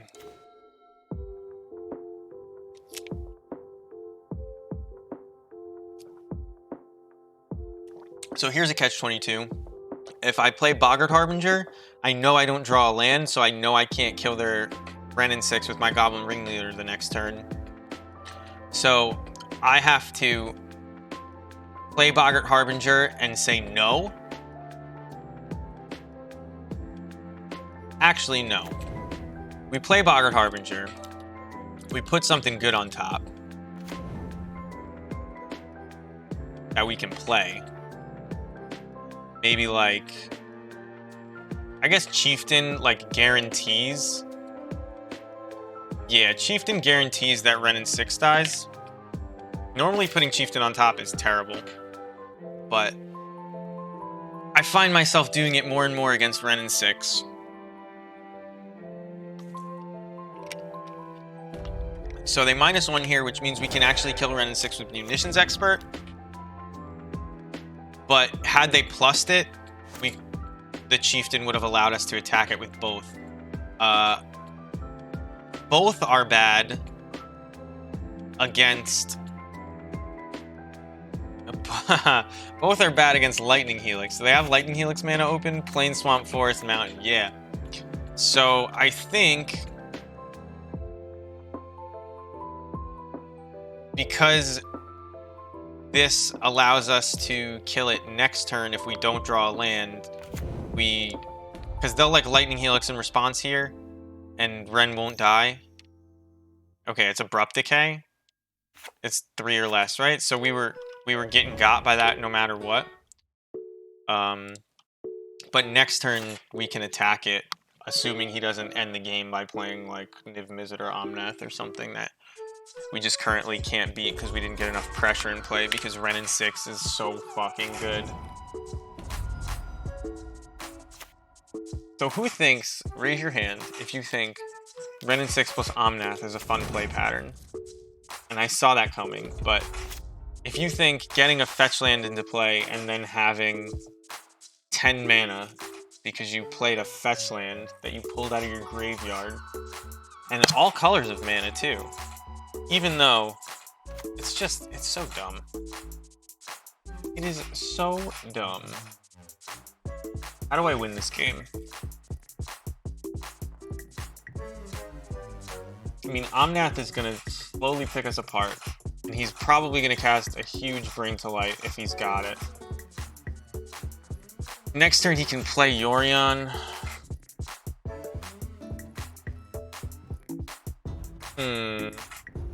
Well, I think it starts with sticking a Goblin, and I don't think there's any Goblin I can put on top of my deck that gets us there. So this is the worst Goblin Chieftain ever, regretting putting it on top of my library. We're pretty dead here. This is like the greediest fucking deck.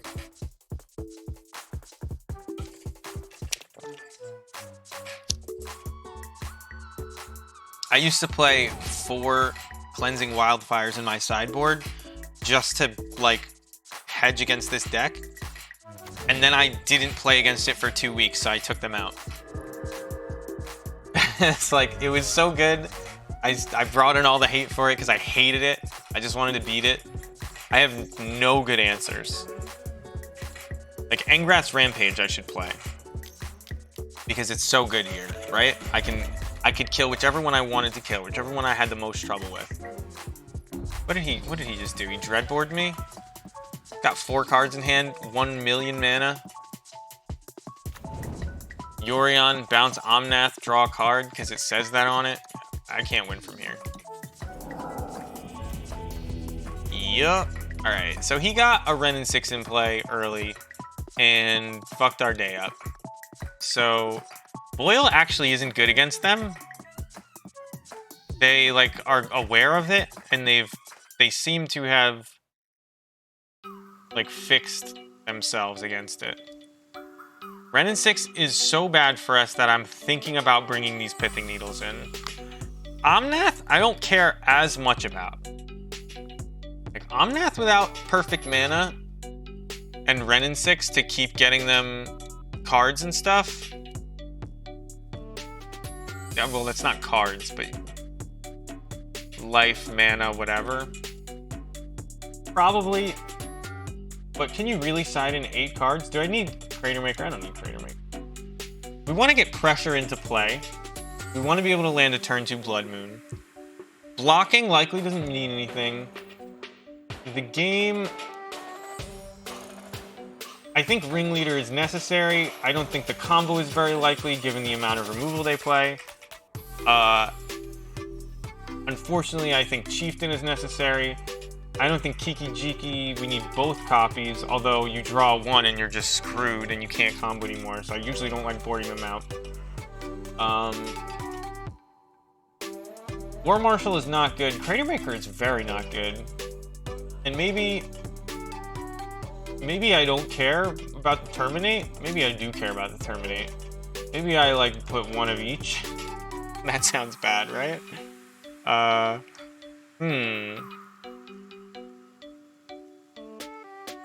could shave a Pyre because we don't really want to play the value game against them, and 1 is enough. And I could shave a Vial because hopefully we're going to be playing a very fast Blood Moon. Yes, I want to play first. Of course I want to play first. Why do you even ask? What do you guys think of the rule to, Okay. I think I play this hand.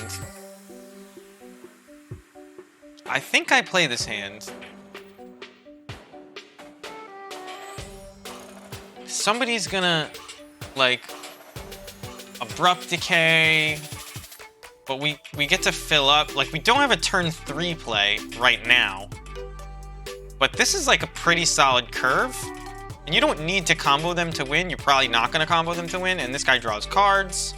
I think we keep this. We also have fetch lands to reset the top with Snoop. So, like, we're gonna play this. We're gonna name Ren.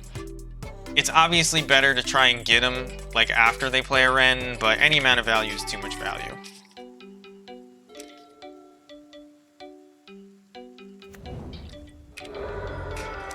Man, maybe you just name Wooded Foothills. Bird. Okay, bird's fine. It's actually not the worst draw. Our life total isn't super relevant. Niv Mizzet turns the corner really fast no matter what life total you're at, so... Another Snoop on top is another turn 3 play. So there's that. We got that going for us. We'll play a Bloodstained Mire and crack it. If he taps out, Bloodstained Mire gives us another look at the combo. So, like, we'll take that chance if we've got it. It looks like he's looking to kill our guy, though. That's black and green. It's Kaya's Guile.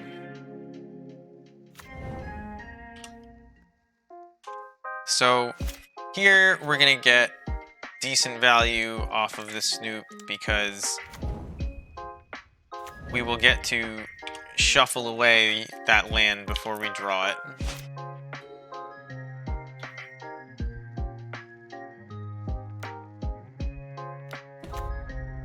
Renin 6. While he's needled, he must have a really bad hand over there if he's doing that, or he's about to, like, kill it. Abrupt Decay Needle. Maybe he forgot?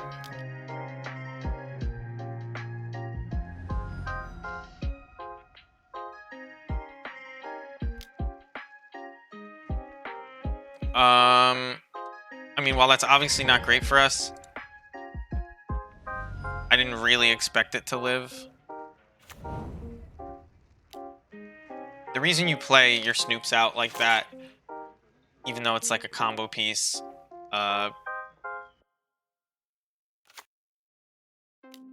it draws cards. Like, it's legitimately a card draw engine, so you, if you get it to stick, it's good. If you get to combo with it, obviously it's great, but doesn't need to, you don't need to save it or anything like that. You can just play it out. So now we have the twin half of Splinter Twin, and this Renin 6 will hopefully be dead next turn no matter what. And we can stack our deck with something good with the Harbinger. If he leaves us back to block, though. Oh, we don't need to. Oh my god, Renin 6 is needled. I'm just supposed to pressure his life total. What am I doing? That's silly. Bubblegum KK is a banger. This is a weird version of it. The original one is better, but Bubblegum KK, certified banger. Even in the chiptune Animal Crossing version that comes out of your Switch. Alright. He should be at 2 less life, by the way, and this Renin 6 should be at 3 counters. We'll see how relevant that is. So here's Niv Mizzet. Alright, bring to light. Oh, is this Valky? Can I beat a fucking Valky? I can't beat this Renin 6, by the way. Like, I couldn't have named Valky with Pithing Needle. Valky! Valky! We know it's you, Valky. I mean, Tibble, just stop pretending. It's not a good costume. No, it's Niv Mizzet. Okay. 80 cards in his deck. He chooses to get Niv Mizzet. What does he get? He reveals a shit ton, and he only puts Abrupt Decay and Bring to Light into his hand.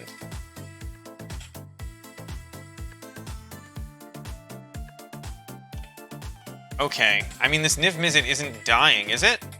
I guess it is dying.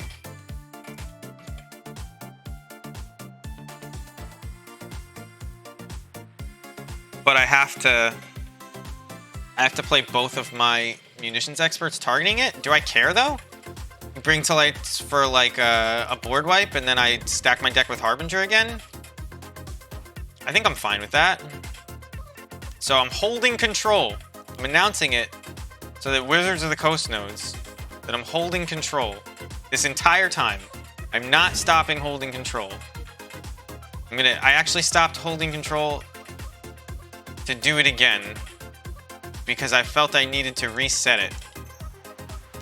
Because I feel like it's not like Magic Arena where it's you enter full control mode. It's you have to do it before every spell. I don't even know. Anyway, we kill the Niv Mizzet. Man should be at 10. Do I just commit to attacking the Ren in 6? I don't think I do. It was a mistake. I should be confident that the needle is enough. If he spends resources dealing with the Ren in 6, the needle on Ren in 6, then I'm probably sort of ahead. And there he goes. He abrupt decays his needle. Maybe I should have fucking killed that Ren in 6. No. I shouldn't have. We know he has Bring to Light in hand. So, like, that was a little bit of a weird play. Oh. Okay. Dude, fucking Ren in 6. Haha! Get fucked!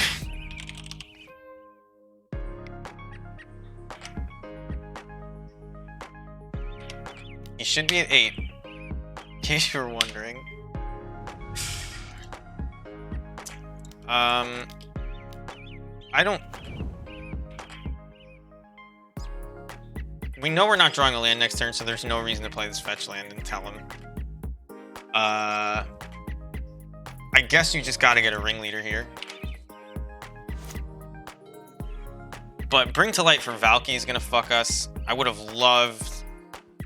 Maybe I'm supposed to attack Ren in 6 first. I'm definitely supposed to do that. But if he didn't bring... Alright, it is what it is, I suppose. Ren in 6 seems to have been a good name. I hate this Ren in 6. We knew he had the other Abrupt Decay, but this one was drawn. Like, he revealed an Abrupt Decay, he put it into his hand off of one of the things. But that was the second one. So I should have known the first one was coming, but... I mean, I knew all of this was coming. Let's be real. But he's at 9. So... You know, a good ringleader into something that doesn't die to Ren in 6. This is obviously the worst land to keep open. Shouldn't do that. That is not exciting. It doesn't die to Ren in 6, though. So it's like kind of what I asked for. I suppose I should have been a little bit more specific. We're going to play it out because... I don't think we have any more ringleaders in the deck, do we? We didn't exile anything. So we have one more ringleader in the deck. So we're not going to pay Echo.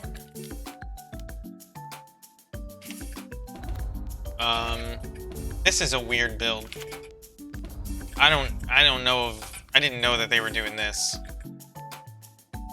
I guess you can get that off of...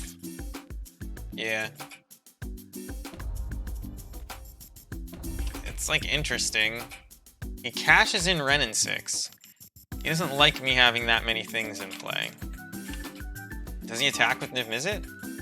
Kinda can't.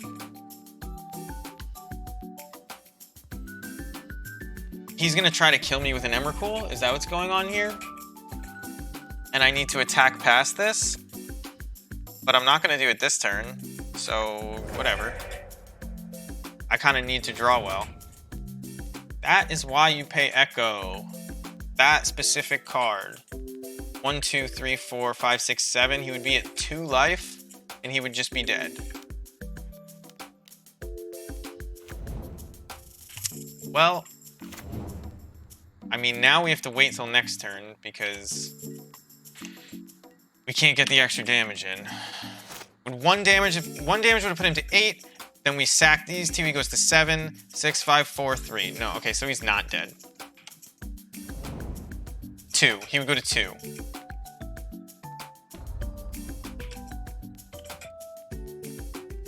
I mean, a lot of good draws in our deck. So as long as we're not getting board wiped here, even if we are getting board wiped, because this is 4, 5, 6 damage. If we get board wiped, then we can get another Sling Gang Lieutenant and still win.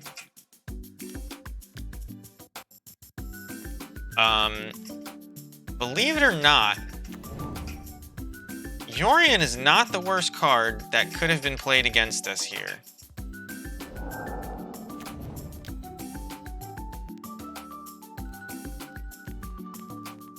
Like, he can get a bunch of stuff, but all of his cards cost 2 or more because they have to be part of color pairs. So we would like some hasty threats. There's only like one, I think. We have wins. Matron is a win very easily.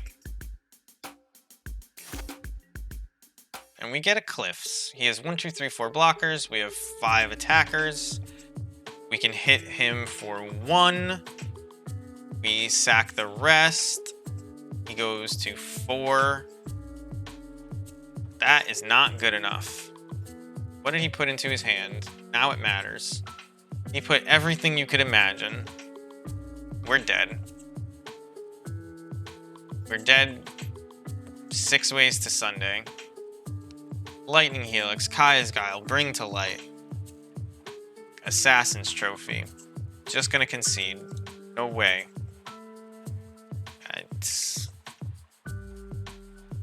There's no way he doesn't block, right? I mean, could he be afraid of losing his stuff when he just has whatever card in his deck he wants next turn? I don't think so. Nah, we just needed to draw right there. I'm not gonna insult him by attacking. What was I drawing? Please let me see what I was drawing. I just want to check. Odo, you told me I could draw a card. They don't want to let me draw a card. Oh well. He got me. Damn. Alright, we're gonna try and go for 3-2. This will be our last match. We are gonna play in the challenge tomorrow, I believe. It's at 11 a.m. my time. So it's in 7 or 8 hours. 8 hours. I don't think my girlfriend's gonna be happy that I'm playing in the challenge, but she supports the stream, as all of you should as well. I just got affiliate yesterday. I've been thinking about my new emote, my 1 emote slot. And I think gonna go with some kind of fancy F. Not just because it's a meme, but I don't know if you learn. I guess it's on my screen so you can see it even though I type it. They gave me a god-awful emote prefix. It's just like the first 6 characters of my screen name, so that's it. So the last 2 letters are EF. So I kind of think that's neat. That if you do the whoa, this is a hand. You just write the name out with a weird capitalization, you get an emote. So, and I'd like it to be relevant, right? I could just make it a face and do the same thing. I guess you take Harbinger here? You have to, right? Unless you have removal. We're fine against Jund though. I like playing against Jund. Jund is fun. Jund, I have I want to say an 80% win rate against. Like actual. I think I've played it 5 times and won 4 of them. And if you look it up, they'll tell you that my deck has a 0% matchup against Goblins, Black-Red Goblins, 0% against Jund because they're like talking about like 8 whack and shit. But we out-Jund Jund. Even the Rock, we out-Jund. This is... It's a 2-3. We can't get up there yet. Oh man, this guy is in for it.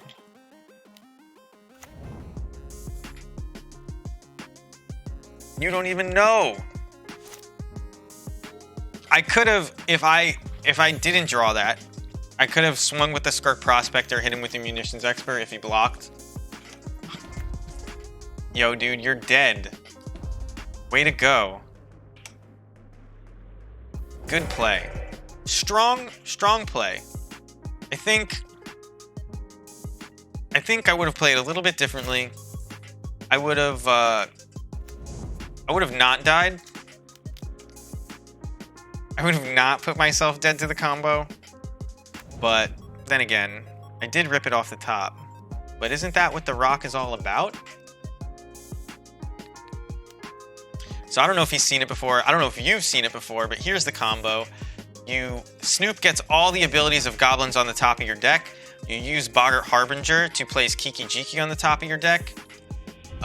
Because Kiki Jiki says non-legendary creature you control, he normally can't copy himself, like the ability can't copy the creature activating it, but Snoop has this ability now, and he's not a legend. So you make 1,000 Snoops, then you use the last Snoop that comes into play untapped, and you copy Boggart Harbinger again, and then you put Sling Gang Lieutenant on top of your deck, which now gives Snoop the ability of, ooh, that's not him, which gives Snoop the ability of Sling Gang Lieutenant, which means you can sacrifice all of the copies to each other, or themselves, whatever, and they lose 1,000,000 life, you gain 1,000,000 life, etc., etc.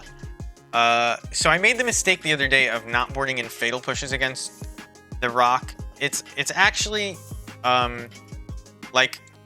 like I said, we outjunned them, but that doesn't mean that you can let their threats stick. So, like, I don't know if we need all 5. And Blood Moon is decent against them because they use the fact that they're playing 2 colors to leverage manlands instead of basics. So, like, we could be on a Blood Moon plan. Maybe if we lose this game on the play, we'll try to do Blood Moon because it's much better in that scenario. Relic also destroys like more than half of their things, so I'm thinking about it. I don't think I'm gonna do it, but Krenko likely not surviving. Like, blocking is good, but it's not great. Chieftain doesn't really matter. We need those. Blocking is good, not great, like I said. So, like, maybe you take out... Oh, they're going to bring in Plague Engineer. I mean, we board in Terminates and Fatal Pushes and shit, but Crater Maker is better than all of our other 2-drops for that reason. And we can do this. And I think that this puts us in a good position here. Yeah. I mean, maybe you keep in Chieftain because of the potential for... But no. Seems like overboarding. It could be.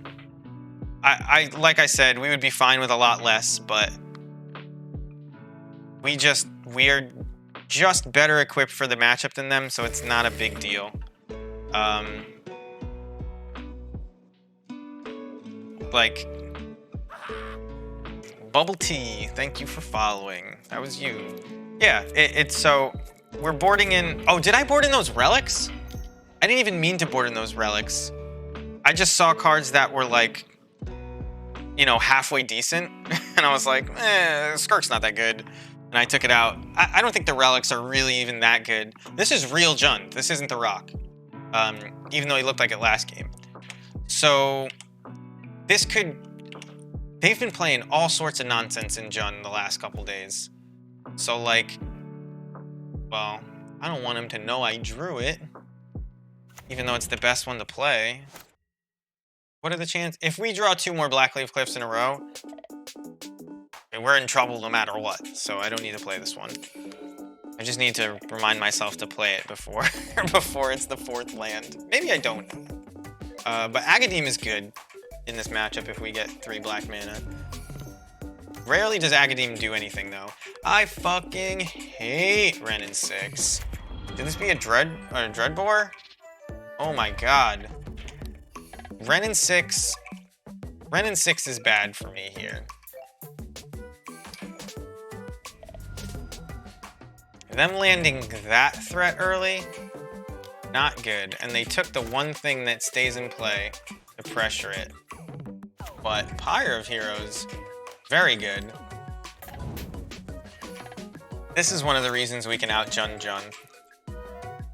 Like, they don't even have fetch lands.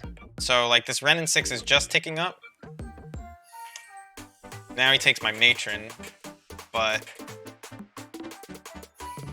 I mean, we can draw any number of goblins that are perfectly serviceable as fodder here. So we need the third black mana one way or another. I'm just gonna play this one and pass.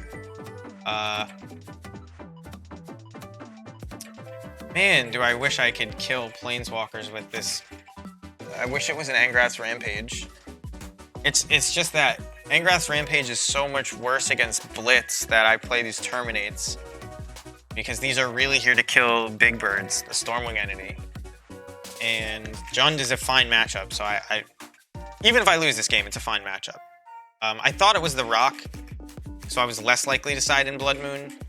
But I think next game, if it gets to that, and it might, we're just definitely siding in Blood Moon.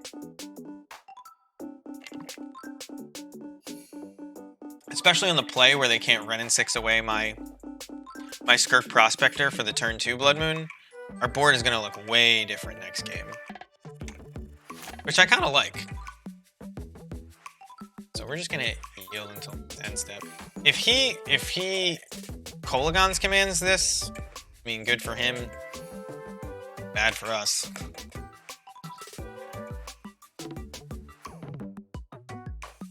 What is this alt at? 7? Does he even have bolts? Like, what is he retracing? I feel like he's gonna be like a dog who caught its tail. Like, they probably play like 2 bolts.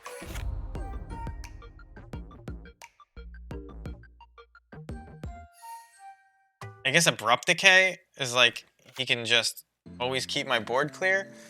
I mean, it's not great that I'm drawing every land in my deck. But, I mean, eventually we'll draw goblins and you'll see what this card does.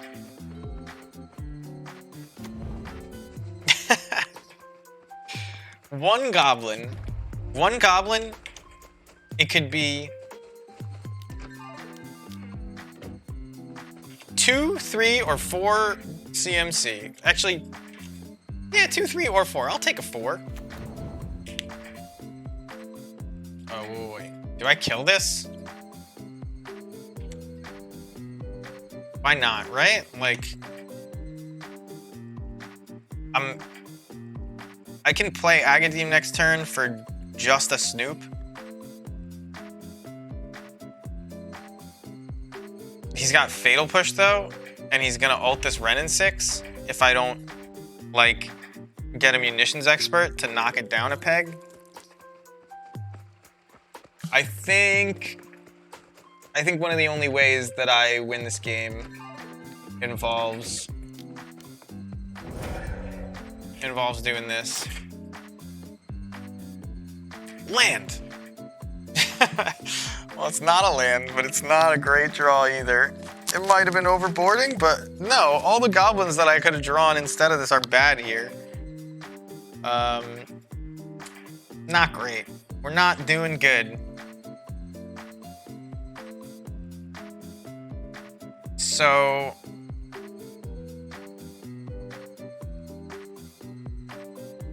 do I cast this stupid Agadeem? If I cast the Agadeem, he probably doesn't have a land in hand. Unless he's holding them. Why would he be holding? They're just not fetch lands. So if I cast this Agadeem, I get... They could have been goblins that died to... I didn't board out any goblins that didn't die to Ren and 6. And maybe a Mog War Marshal? Yeah, I guess Mog War Marshal doesn't technically die to Ren and 6, even though it does. It's like not good against him. I didn't even bring in the Pithing Needles. I hate Renin 6 so much. I can get my Conspicuous Snoop back here. It forces him to ult Renin 6 instead of ticking it up, which is almost worse for us. But if he doesn't, and he thinks he just has blockers, I get to Fatal. So we kinda have to have him make a mistake here. That's what's going on. Unfortunately, this is a 5-mana Conspicuous Snoop.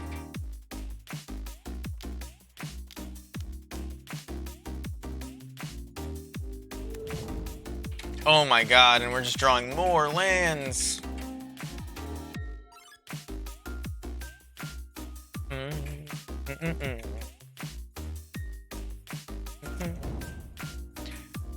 But, I mean, we have like 12 to 16 draws. Okay, so he might have made the mistake.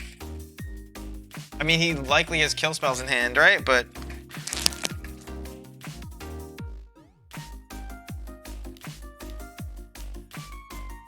ugh.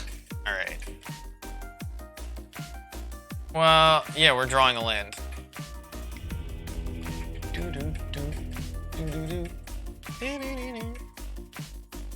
So, these come out.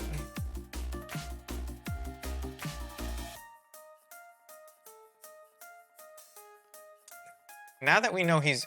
So the reason we bordered in so many Fatal Push was because the Rock plays a lot more 1 and 2 mana creatures than Jund.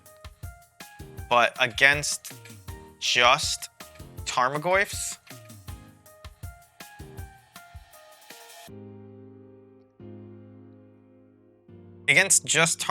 and shit, I think that... Well, we need... Where's the last Blood Moon? I think that this is fine. We might not even need the Terminates against... Because Seasoned Pyromancer is like... Like, we can block Goyf for days, and our removal doesn't line up effectively against it. So we boarded thinking we were the Rock, and it was fine. But then it turned out to be Jund, and Renin 6 fucked us. Which, there's not a lot you can do about that in retrospect, but... I'm looking for something to cut, but there's nothing to cut. Like, we could just play 2 Blood Moons, actually, and just bring back in the Krenko, or bring back in the Mog War Marshal.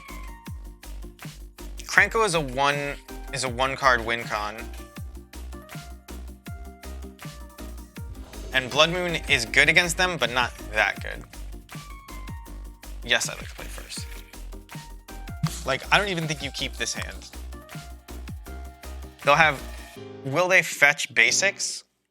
I mean, we can't even play our black spells with this hand. I don't think this is good enough. And Thoughtseize fucks it. But Mulliganing also fucks it. Fucks you against Thoughtseize. Interesting, interesting, interesting. I don't like keeping a 4-lander. This hand beats nothing. I mean, that's not necessarily true. He's gonna have 2 lands in play, and if he doesn't, like, you have a lot of time when they don't fetch basics. And not everybody fetches basics. And Pyre with Goblin Matron is infinite value. So this hand beats a value deck, and that's exactly what Jund is. So I wouldn't say it beats nothing. It beats a mistake from him. It beats a hand that doesn't have a Thoughtseize. So if he Thoughtseizes us, if he goes discard, discard, we still have one of our huge spells. Like, Goblin Matron becomes Ringleader, and Ringleader draws us cards. Pyre of Heroes makes any Goblin become Matron, which becomes Ringleader, which draws us a bunch of cards. So he has to take both of these, and then he has to, like, then there's still a Blood Moon here. So, like, this hand is better than it looks. Hand is better than it looks. Does it beat Renin 6? Not fast enough. I mean, you will have a Pyre in play. It's bad against Kolaghan's command, but he likely won't be able to cast Kolaghan's command unless he gets Swamp early to play Thoughtseize. So it's like especially bad against Thoughtseize hands. But again, mulliganing doesn't make you better against Thoughtseize hands. Like, I would keep this at 6. You know what I mean? 3 lands, 3 haymakers. This is a tough one, but I'm gonna keep it. It is 3:30 a.m. and I want to get done with this league, so I'm gonna keep it. I'm definitely not playing turn 1 basic. Come on. Sometimes they just have the basic in their opening hand. They don't even have to make the decision, which is rough. You probably don't even take Thoughtseize here. Or you probably don't even take Pyre here. Or Blood Moon, you take Pyre. And then I have to Matron for Ringleader, but that's still fine. He takes Blood Moon. So anybody who thinks that 1 basic is enough from Jund and Blood Moon isn't good against them, think again. I took Blood Moon when he had turn 1 Swamp. This hand must be a real doozy over there.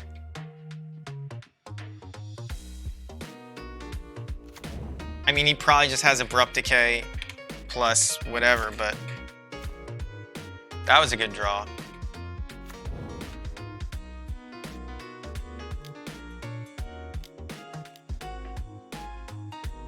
Now, if he has Thoughtseize, he will take this Ringleader, but resolving the first Ringleader puts Jund behind, and resolving the second Ringleader is usually game.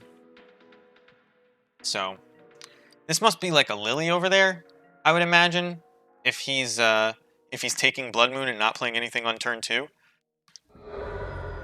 But Lily forcing us to sack our Matron is no big deal. I feel like he just didn't think it out if he took that Blood Moon and he has Lily here.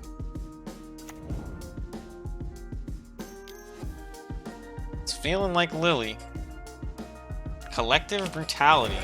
He just Collective Brutality'd our 1/1. Does that seem like a good play to you? Does that seem like a play that's going to win you the game? I don't think so. Not when my 2/2s draw me cards. Don't whiff, though. Alright. Not when my 2/2s draw me cards. That draw me more cards.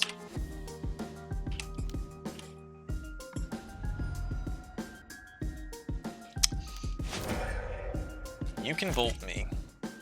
He didn't have to take that 2. He did take 2, right? I don't even know. I wasn't paying attention. Reels 4. Alright, so this could be bad for us. What does he get? Fatal Push. That's fine. Next turn, we're going to play Matron. We're going to search up a Munitions Expert, and then we're going to Pyre our Matron into a Ringleader, and we're going to hit him in the face. And then we still have...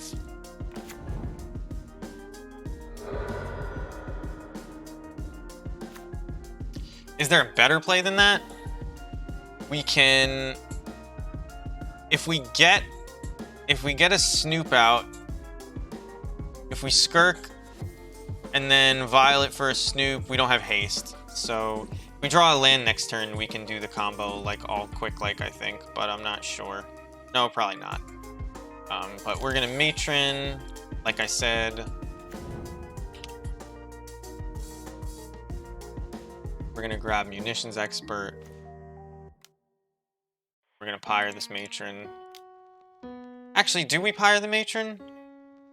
Maybe we just kill his guy now. Because I'm down to Pyre this into anything. I can do it again next turn. I don't need to draw cards yet, right? But if he kills this, I'll wish I had done it. Although I have Harbinger. Let's just do it while he can interact. We'll kill his 1 threat that he probably hoped was gonna get him value.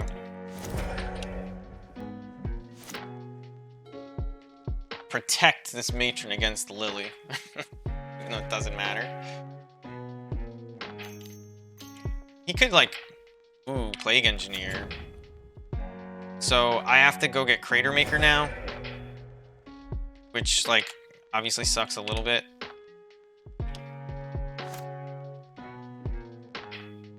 Maybe I should have gotten a Crater Maker to protect against this sort of thing earlier, but it's alright. I imagine they view this as a haymaker, and Hana just isn't. And we'll hold on to it. Just pass the turn. I guess he could Inquisition away our guy, but I'm not waiting for 6 mana to cast this. Is this another... Yeah, this is a Bloodbraid Elf. Alright, Bloodbraid Elf could hurt. If he gets Inquisition, it's rough. Tarmogoyf. You can block Tarmogoyf. It is a 5/6. Wow. We're going to take 5 here. We need to get out our Sling Gang Lieutenant so we can start blocking. This slowed us down by a fair bit. Obviously, that's like not a great draw.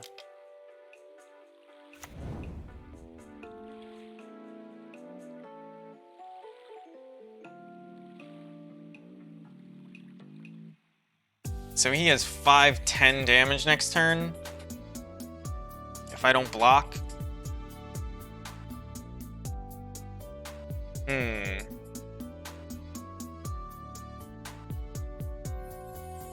So I think I need to block.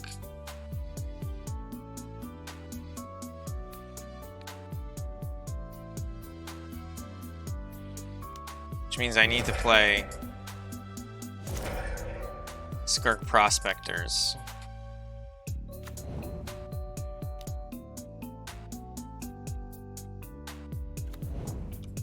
I guess it's only 8 damage if I don't block. I'm only gonna chump with one of them. I'm gonna leave the other one, because the other one gets us Snoop.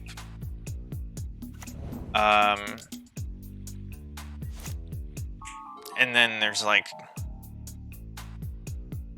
We also can get... And that's fine. We also can get Mog War Marshal for like 2 blocks on this Tarmogoyf, and we buy ourselves a lot of time. But there goes Chieftain. We're gonna get to stack the top of our deck too, though. So we're in okay shape. It's obviously a bit precarious, but I think we're gonna come out of this one. It's close though. Like,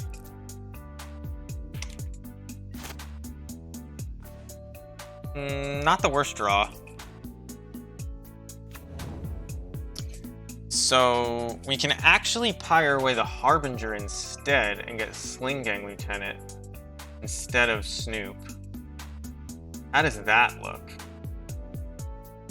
Or instead of Mog War Marshal. That looks pretty good, actually.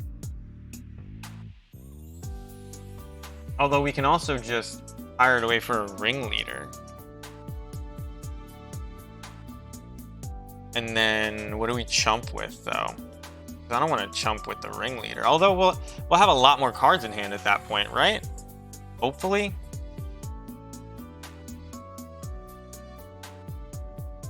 Maybe we just want to draw the Ringleader, though. And then pyre this away. Yeah, I think this is the play. I could have hit him for 1. I hope that doesn't end up being relevant.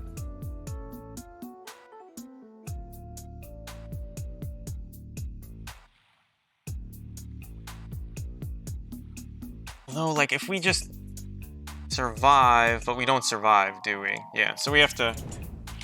We got Mog War Marshal. We put Harbinger into play. We're not paying Echo, by the way. Maybe we are paying Echo, although I think playing Kiki Jiki is better. Do I get Munitions Expert? We're gonna have 1...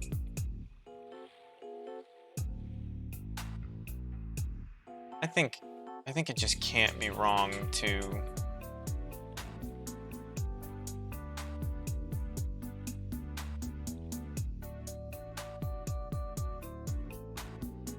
we can matron and then pyre matron, or we can get sling gang here.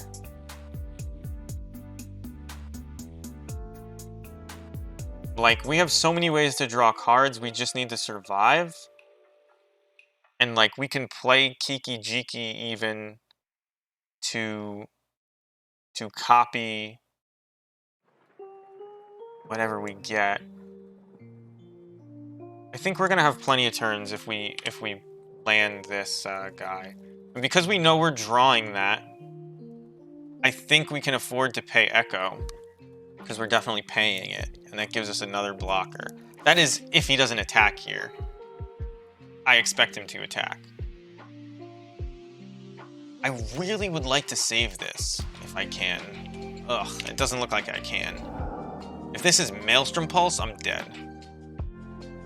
It's Lily, which is not a big deal at all. Although he gets our Kiki, which kind of sucks for us. What do we get from him, though? A land.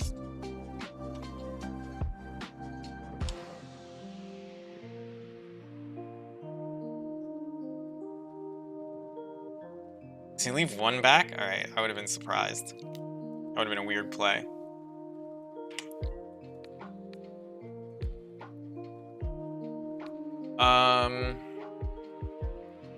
I can kill this and take 1,000,000, but then I'm dead to bolt.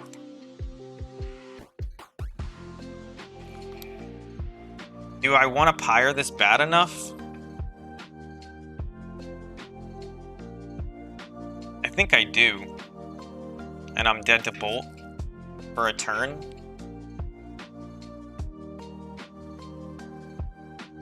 I think it's worth... Well, I guess I just do this, so I'm not dead to bolt.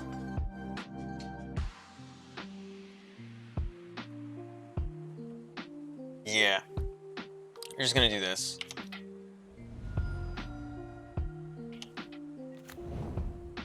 We're probably dead to bolt no matter what. Because he would just bolt this, but it doesn't have it. So,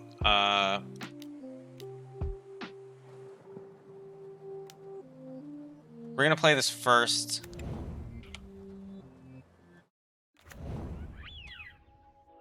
I guess we hit Lily, so he can't make us sack a creature.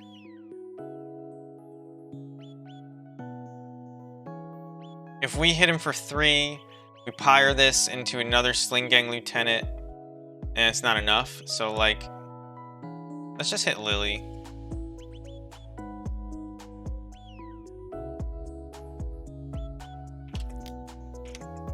It's only this Goblin that we're deciding we're not blocking with. Oh, that is a weird play. Like, if you had Bolt, why didn't you cast it before? I don't get it. Like, he just took advantage of my greed. But... man, that sucks.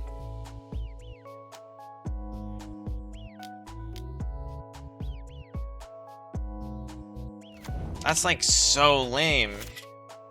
Who makes a play like that?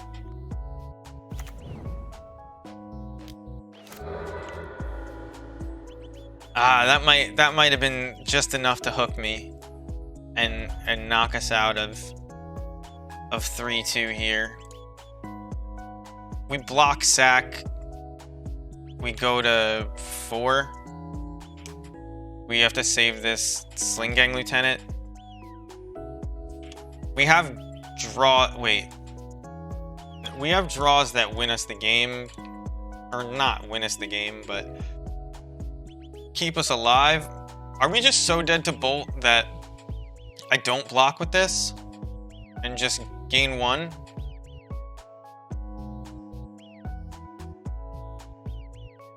I think probably, right? Yeah, I think we have to.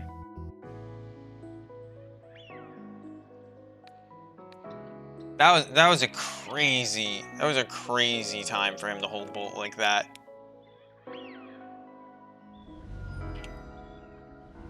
It's like, it's so bad for him if I just sack that I was like, there's no way.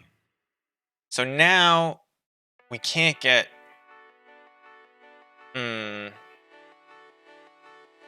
So, you think he's doing it again? I can't, like, now that he did that, and he's like a fucking madman, no, it was incorrect for him to do that. So, I'm dead to a bolt.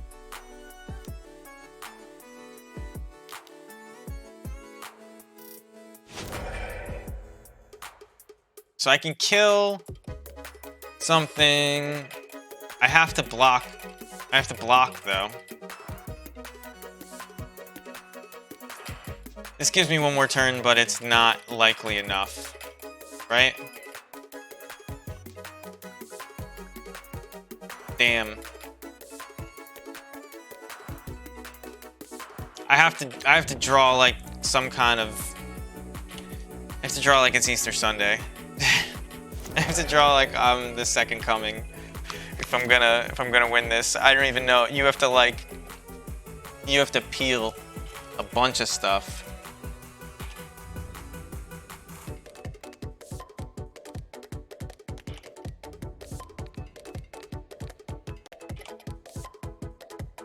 Like, we have draws that draw us a lot of cards, but damn, that bolt kill. Because if I just sack and get ringleader, I have like way more cards in hand. And he let me go to attacks. Like, he let me go through my upkeep. He could have done it then. And there's no reason he shouldn't have.